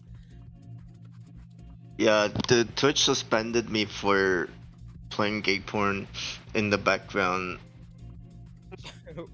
Like I wasn't playing on screen, I was just like listening to it because I like needed something to stay awake and to like I don't know, like to like punish myself for, you know, like to distract me. And what that rank are I you? hate that shit. What? What rank are you? Currently? Yeah. Oh, I peaked Immortal, but I don't really play the game. Like I just do the sheriff thing. I'm trying to do sheriff only to Radiant. Yeah, I've been stuck in 100 RR in Immortal, and I can't get out. That's fine. I like win like 6 games in a row, and then the next 5 games, I just lose. I mean, there's a number of ways that we can like analyze your game, right? So most likely, like if you have a tracker, usually what I like to do is I look at what type of agents you're playing the most, who do you play with, what kind of maps are you good on, are you not good on. Depends on your role. Like let's say you're a flash character, I look at your util usage. Let's say you're or initiator, I look at obviously your ult usage. If you're duelist, look at your first bloods and how you play when barriers come down.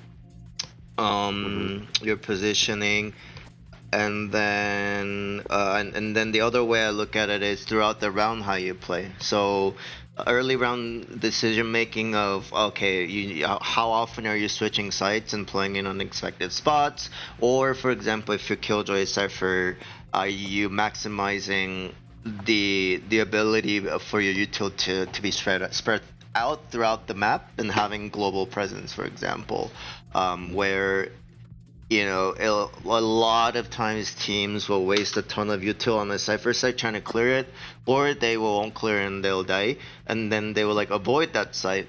But then all Cypher needs to do, for example, is stand on B, just put down a strong retake cam on B on top of the archer's B main, and just put rest of the trips for mid control, like help a tree players who tree super vulnerable, or like set down actually trips for A, and you just like you basically set up bait trips where the enemy doesn't see the trip presence until it's too late, like halfway into committed into A site. They run into trips, cages pop, one ways pop, bam, dead. Free fucking round just because you learn how to switch site and not like put util around your cam. That's just like one example if you're a Sentinel player. The other way I would like to look at a gameplay is in terms of the gun usage. How are you taking your fights? Are you taking smart fights? How are you taking your eco fights, and how are you taking your anti-eco fights? A lot of players, their Spectre usage sucks. They actually like they don't know how to use it, but then they always do the thing where they do light by Spectre or full show Spectre, light show Spectre, full show Spectre, and that they end up playing. That ends up getting them right 4 rounds if they do that at least throughout the entire match. They will be practicing or using Spectre against either pistols, or if they win that round, right, then they're gonna be going up against rifles. So it's very, very important that you know, for example, how to use those guns. Or eco weapons like Marshall is like fucking goated, right? So a lot of times, like, it's not just Vandal gunplay, but I want to look at stuff like, do you know, are you good at using eco weapons, or are you just like throwing those rounds away? How often are you getting a kill? That's another way I look at it. I have a kill analyzer. I'll pull it up on stream right now, but it's basically a spreadsheet that analyzes the kill value, because every kill has a different amount of value attached to it. So, you know, depending on whether it's a eco round, depending on whether it was a first blood, depending on like the gun difference, you can all kind of assign a value to a single kill and have multipliers.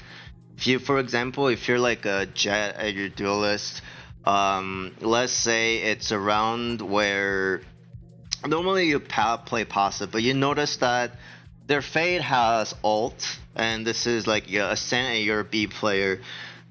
You're gonna realize that, hey, if I aggress B main as Jet, and let's say I'm able to get that Fade kill, it completely stops their push, because it's like the ult value that Fade has is so huge. So that's a kill where, like, if a Jet goes for aggression there, that automatically, just because she made that decision, it automatically makes it a value decision and a value kill.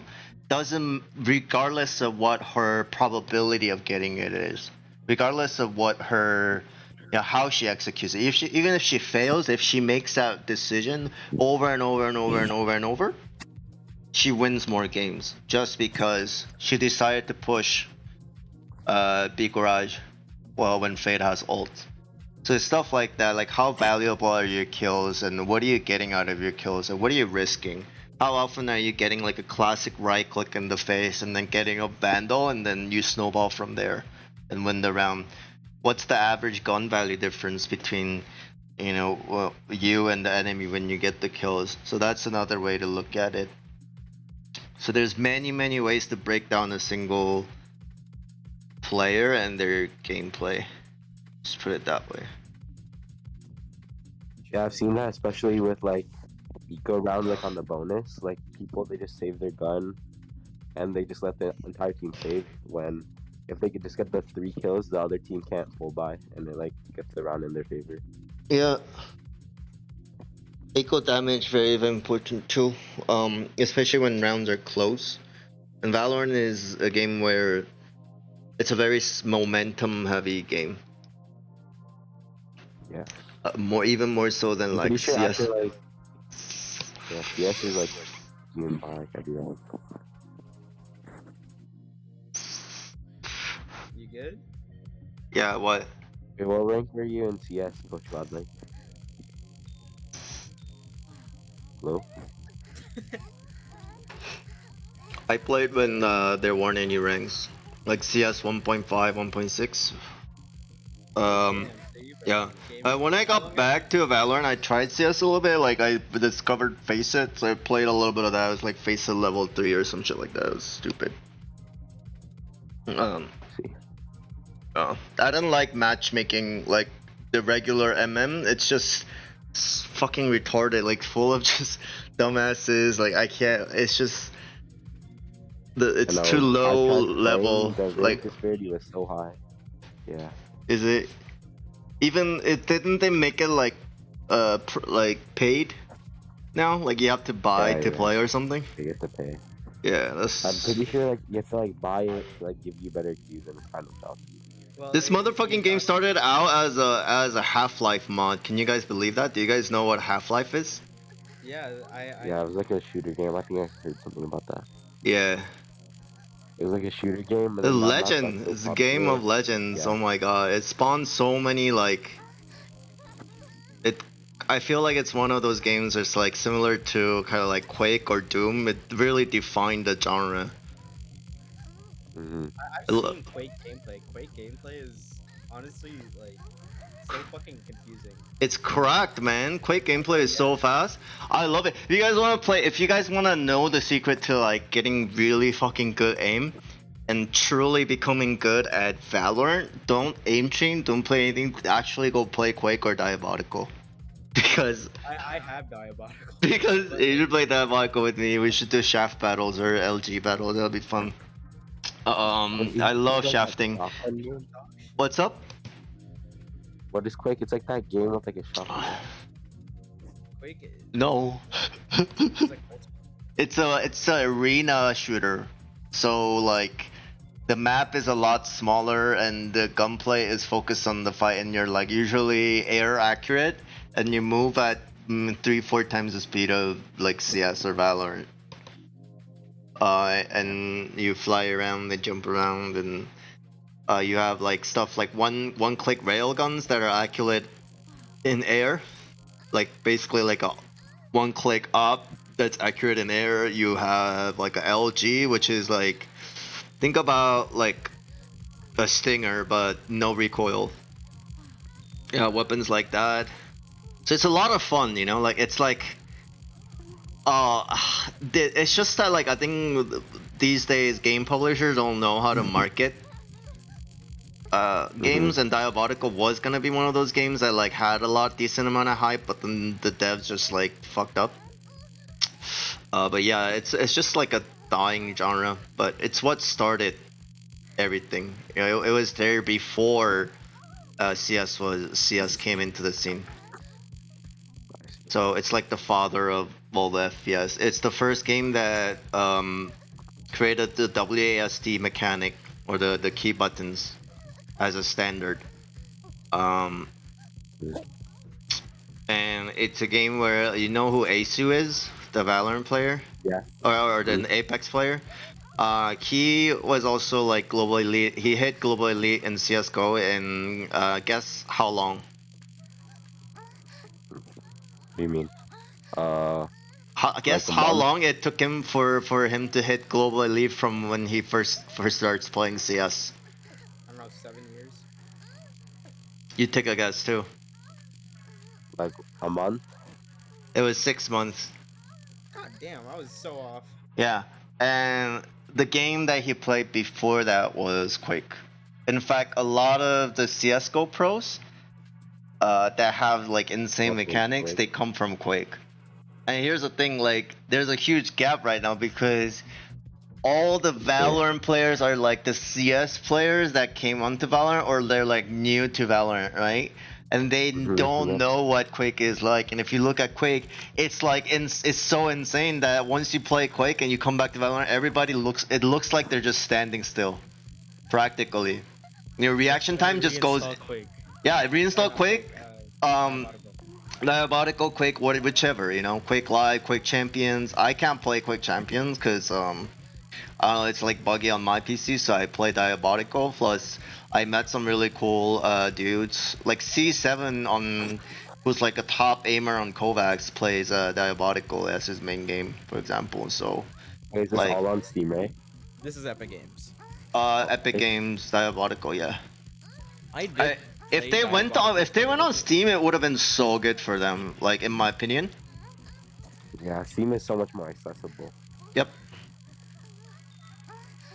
I feel like And they should have like made it a thing. They should have definitely marketed it as like partially like an aim trainer thing too. That like, if you think about it, if you hear Arena FPS, you're not interested, right? But if you hear like, oh, if you play this game, like it'll make your aim cracked in Valorant, all of a sudden like you're interested, you know?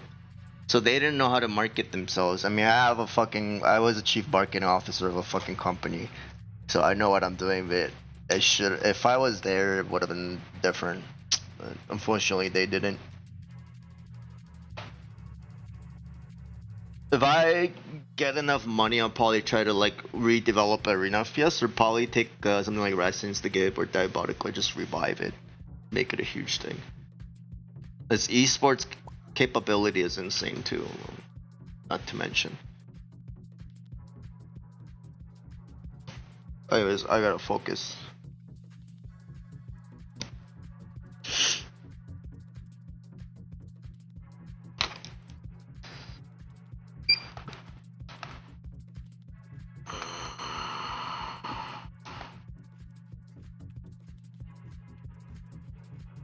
Oh, fuck.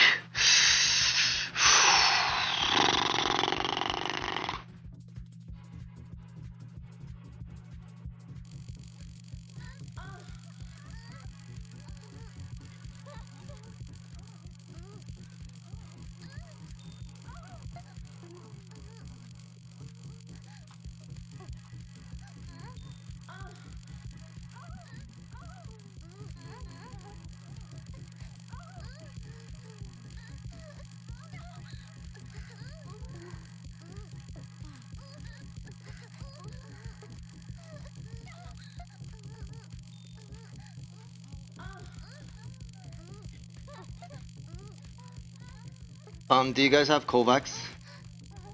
Yeah, I only have like 70-ish hours on it though. You should try the play scenario I'm playing.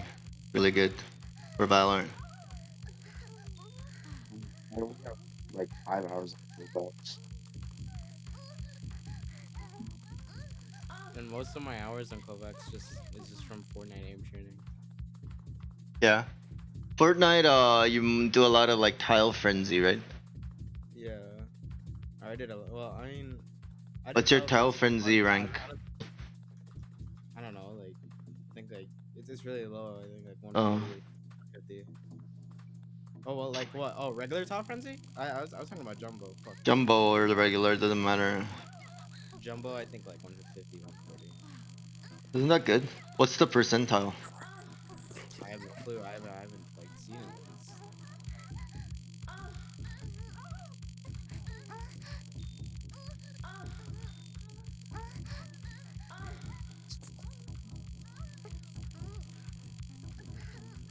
I'm glad you're streaming, so I can just relook at that information again. Look at what info? Like everything that you just explained. I didn't explain anything. I was just like, talking about shit that I could coach you in. There's nothing there. There's no information there. I didn't coach you in anything. I felt like it opened up my mind a little bit about the game. Cause I never thought of it like that. You know what I mean? Really? Wait, aren't you the one that's diamond? No, that's the other guy. That's I'm the one that's like I'm the gold 3. I'm the gold 3. Oh yeah. Then you're probably most likely. If you're a diamond, you probably understood like at least half of it. I just need better like movement. Like when when you're like shooting like play for better movement and counter strafing and better like air strafing and all that shit. The biggest secret is play rhythm game but with WASD keybind. Like Osu Mania or I do Roblox. And the other thing is tuck your thumb under your keyboard and try pressing your buttons. Like try WASD, like try pressing the buttons as fast as you can, just like mash them, and then try doing it with your keyboard under, like thumb under the keyboard, because that thumb is gonna give you like that extra support. It lets you like our hands are meant to close with our thumbs on the opposing side, so that'll make you. So it's like you get faster reaction time. Yep. And then the other thing you need to do is always learn to keep your like tip of your fingers always glued to the keyboard. Do not take them off. And one way to practice it, that's why I recommend like Robits, is because it not only makes your reaction time insanely crisp when it comes to movement keys, so that when you want the shot to happen, your movement keys already like you're already counter strafe and you're ready, and you have 100% accuracy. You do that by going into a rhythm game like that, and just you do the key buttons and the button presses, but like you keep your finger glued to the keyboard, to the keys. And it'll the good the one of the reasons why the rhythm games are great is because they force you to hit like different patterns with your movement. You know, it's like, oh, you Like sometimes you have to Osu and do. like Half Getting Right. Yeah, exactly. I play a lot of those too. But Not regular Osu, not the clicking one. I'm talking about like the one you hit with the keyboard with the arrow keys, like Guitar Hero sort of a deal. Oh, Mania. Yeah, Mania. Uh, But play I that played with that a few times. WASD. I actually rebound my keyboard because, in my opinion, like if your back key is S and 4 key is W, then you have to take your middle finger off the W or to press the Yeah. S. And oftentimes, that's when you get caught by surprise the most. It's not when you're going side to side most people are used to. They can stop easily. It's when somebody like peeks you and you're like W keying. You don't stop in time to engage. So I actually bound it to my pinky, my A key. So mine is actually WA, and then SF is my left right. Or sorry, EASF. EASF is my key. So EA is forward backward. SF is left right. Oh, so It's you a put like your I don't back and recommend forth it key for everyone. together and then. So basically, I can press without taking my middle finger off my forward key. I can press my back key, so it's instant. You know, especially Yeah, if I I remember combine that. that with the keyboard trick and then the thing, and then I practice things like you know how to like do sheriff jiggle peek behind the wall in range. When you go into range in Valorant on the right side, there's a real super narrow pillar. Get behind that pillar, get as close to it as possible, and then you practice jiggle peeking from behind that. You want to understand that when you start moving in Valorant, the movement speed isn't uniform. It takes a little bit of time for you to accelerate and speed up to reach full speed. So you need to like do what's called a step back. So you do a little step back before you peek out, so that you swing the enemy at the max speed. And by stepping close to the narrow pillar, you can actually see that movement and feel that speed a lot better. That's why you stand really close to it. And you also need to, the other thing you're practicing when you're doing the jiggle sheriff thing is trying to, of course, like not use your crosshair, just your movement keys to hit the shot and time it. But you're also trying to practice, what should we call it?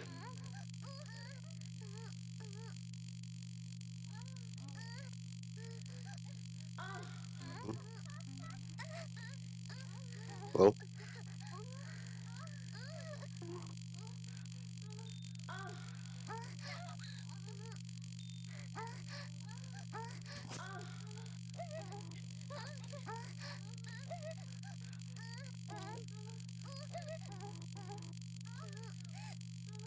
well,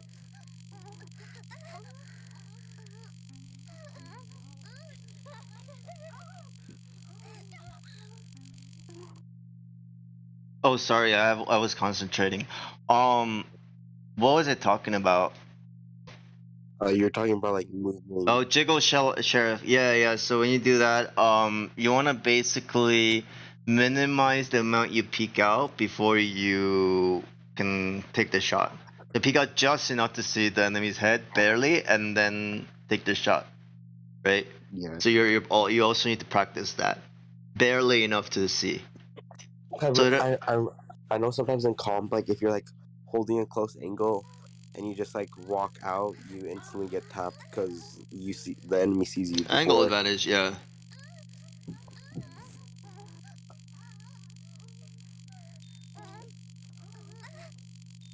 Yeah, I think I just need to work on my movement because my raw aim is decent, but like when I'm moving or like trying to entry, like I'm just like off.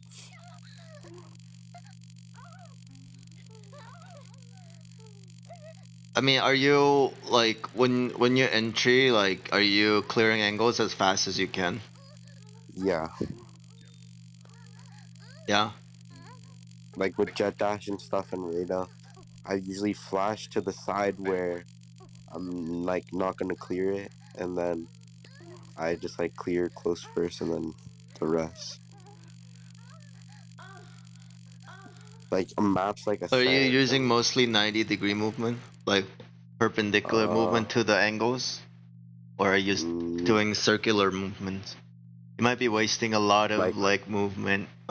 Perpendicular usually, cause like when I'm like spinning in a circle, it's hard to like readjust my aim. Are you pre-counter strafing? Are you like when you're Yeah, peeking out like an angle, like common angle, you're counter strafing advanced, right? As you peek out. Yeah. Okay, cool. And when you do that, like right after you counter strafe, if you see that the enemy is not there, yeah. how fast do you like go? How fast do you like return to moving? Pretty fast. Yeah, pretty fast. It should be like almost instant. Like you just kind of like do a little like stutter, and then you keep moving forward. Okay, so that's Because good. usually, like you know how you said like the close angles. Usually the common angles, I just pre-fire it and then I flick the other direction to like cover my bases. Okay, so if your movement in general, like in those cases, is good, then I probably look at movement when you retreat. So I actually want you to play like either martial or op, and martial will force you to like learn how to peek more aggressively. But also whatchamacallit, play the op and practice like retreating, right? Practice like taking a shot, like knife out and like run away. That's something that you'll need to learn how to do, is because like for example you haul on like bind, let's say like you're holding in front of it. If your movement is good, you can easily take like 4 or 5 fights there. Yeah, because it's hard to like shoot. It's very especially with hard all to the angles push. on them. Yep. So you They need either to. risk. Yeah. Because like wait, you first. And it's an area where you can give up a little bit, and then you can retake it right away, and you can come out very very easily because of the narrow choke points that open immediately up into like a close melee fight. So yeah, that's like one of those areas where your movement is tested. The other kind of movement I probably look at is like basically your air strafing. How often are you doing it? When you're doing it, like how often are you caught or you're slow? There are gonna be cases where you know there's a op playing. Right, you need to bait out shots with either shoulder or like an air strafe, but then people pussy out and like don't do it, or they just dry peek the op with like a gun or you use a flash. I want you to actually try using movement in those like scenarios. Other than that, it's mostly gonna be counter strafing. Yeah, because I think right now my movement's like decent for like counter strafing, but like when I'm aiming at people like counter strafe, I feel like I'm like under aiming them, so I have to always like flick instead of like pre-aiming that area or like re-counter strafing against them, so my like crosshair's right on their head. Yeah, I Sort of like understand. I don't know if that's tracking, but like it's complicated. There's like so much like stuff Are you that goes talking into about it. shooting enemies that are strafing? Yeah, and like just wide swinging.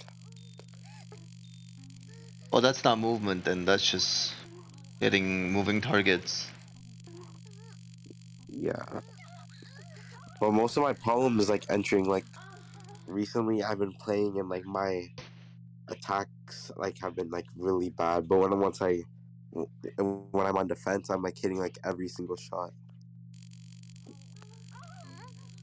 I think like what you said about like pre-aiming and like counter It could strafing does easily like be your util usage. I mean, if it's entry, then yeah. Sometimes you need to vary the way you use your util. Sometimes the way you use your util is like a dead giveaway of how you're gonna enter the site. Yeah, like if you just flash like above, you can like the timing could be off if he like dodges the flash. It's just a free kill for the other guy. And sometimes you need to learn how to make contact plays, which is another thing. You need to learn how to lurk at times, because learning how to lurk is a lot of times when you entry, you don't always entry like loudly. Sometimes you have to clear everything slowly, and lurking is a really good way to practice those situations.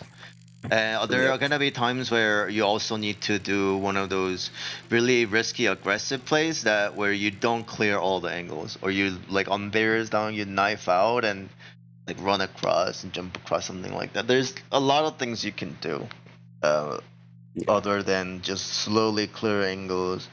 There's you can bait people for to into peeking and bait out information by shooting, like going. You can practice their.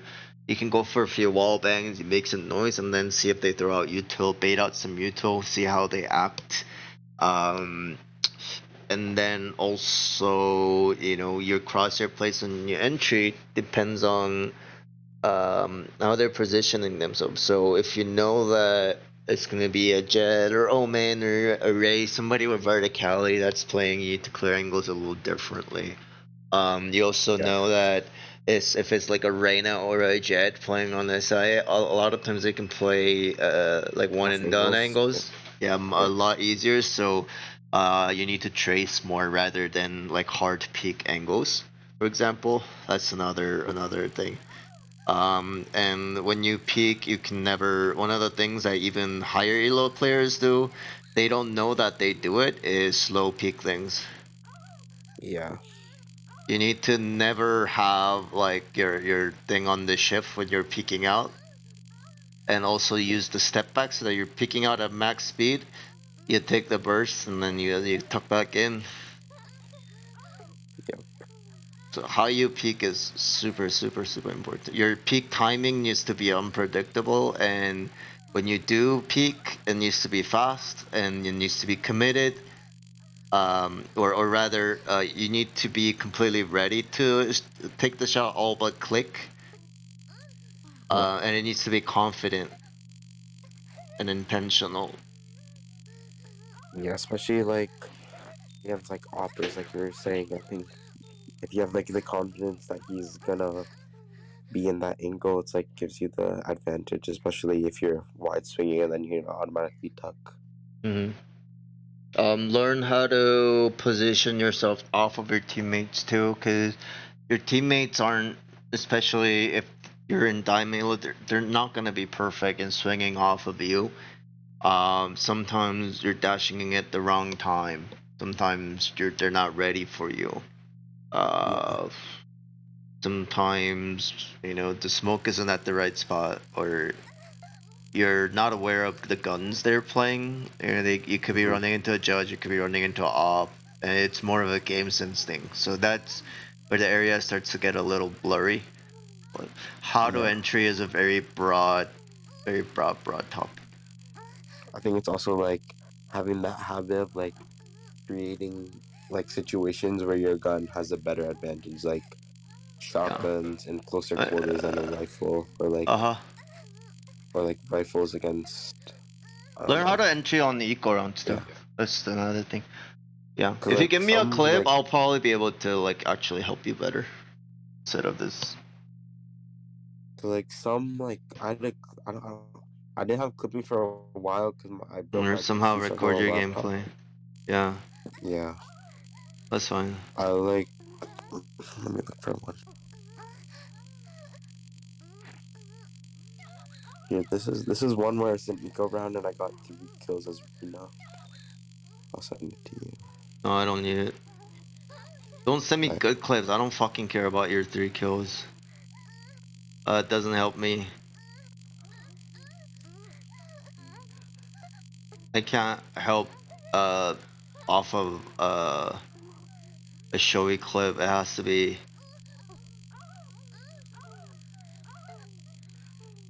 I did have a VOD review, but I don't know if I can access it right now. That's fine. Do it later. It's not like in a hurry. Yeah.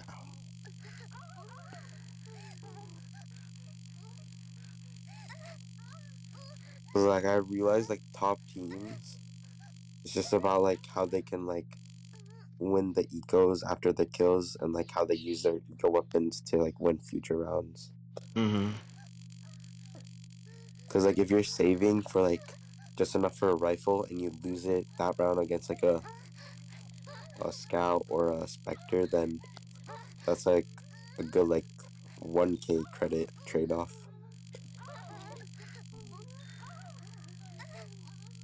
I thank you, Coach Godlike. I'm gonna hop off for a bit.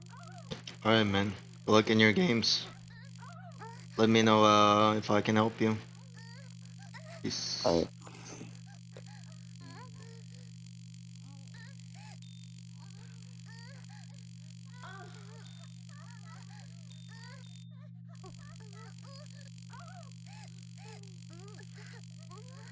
Oh, there's no music. No wonder. Fuck.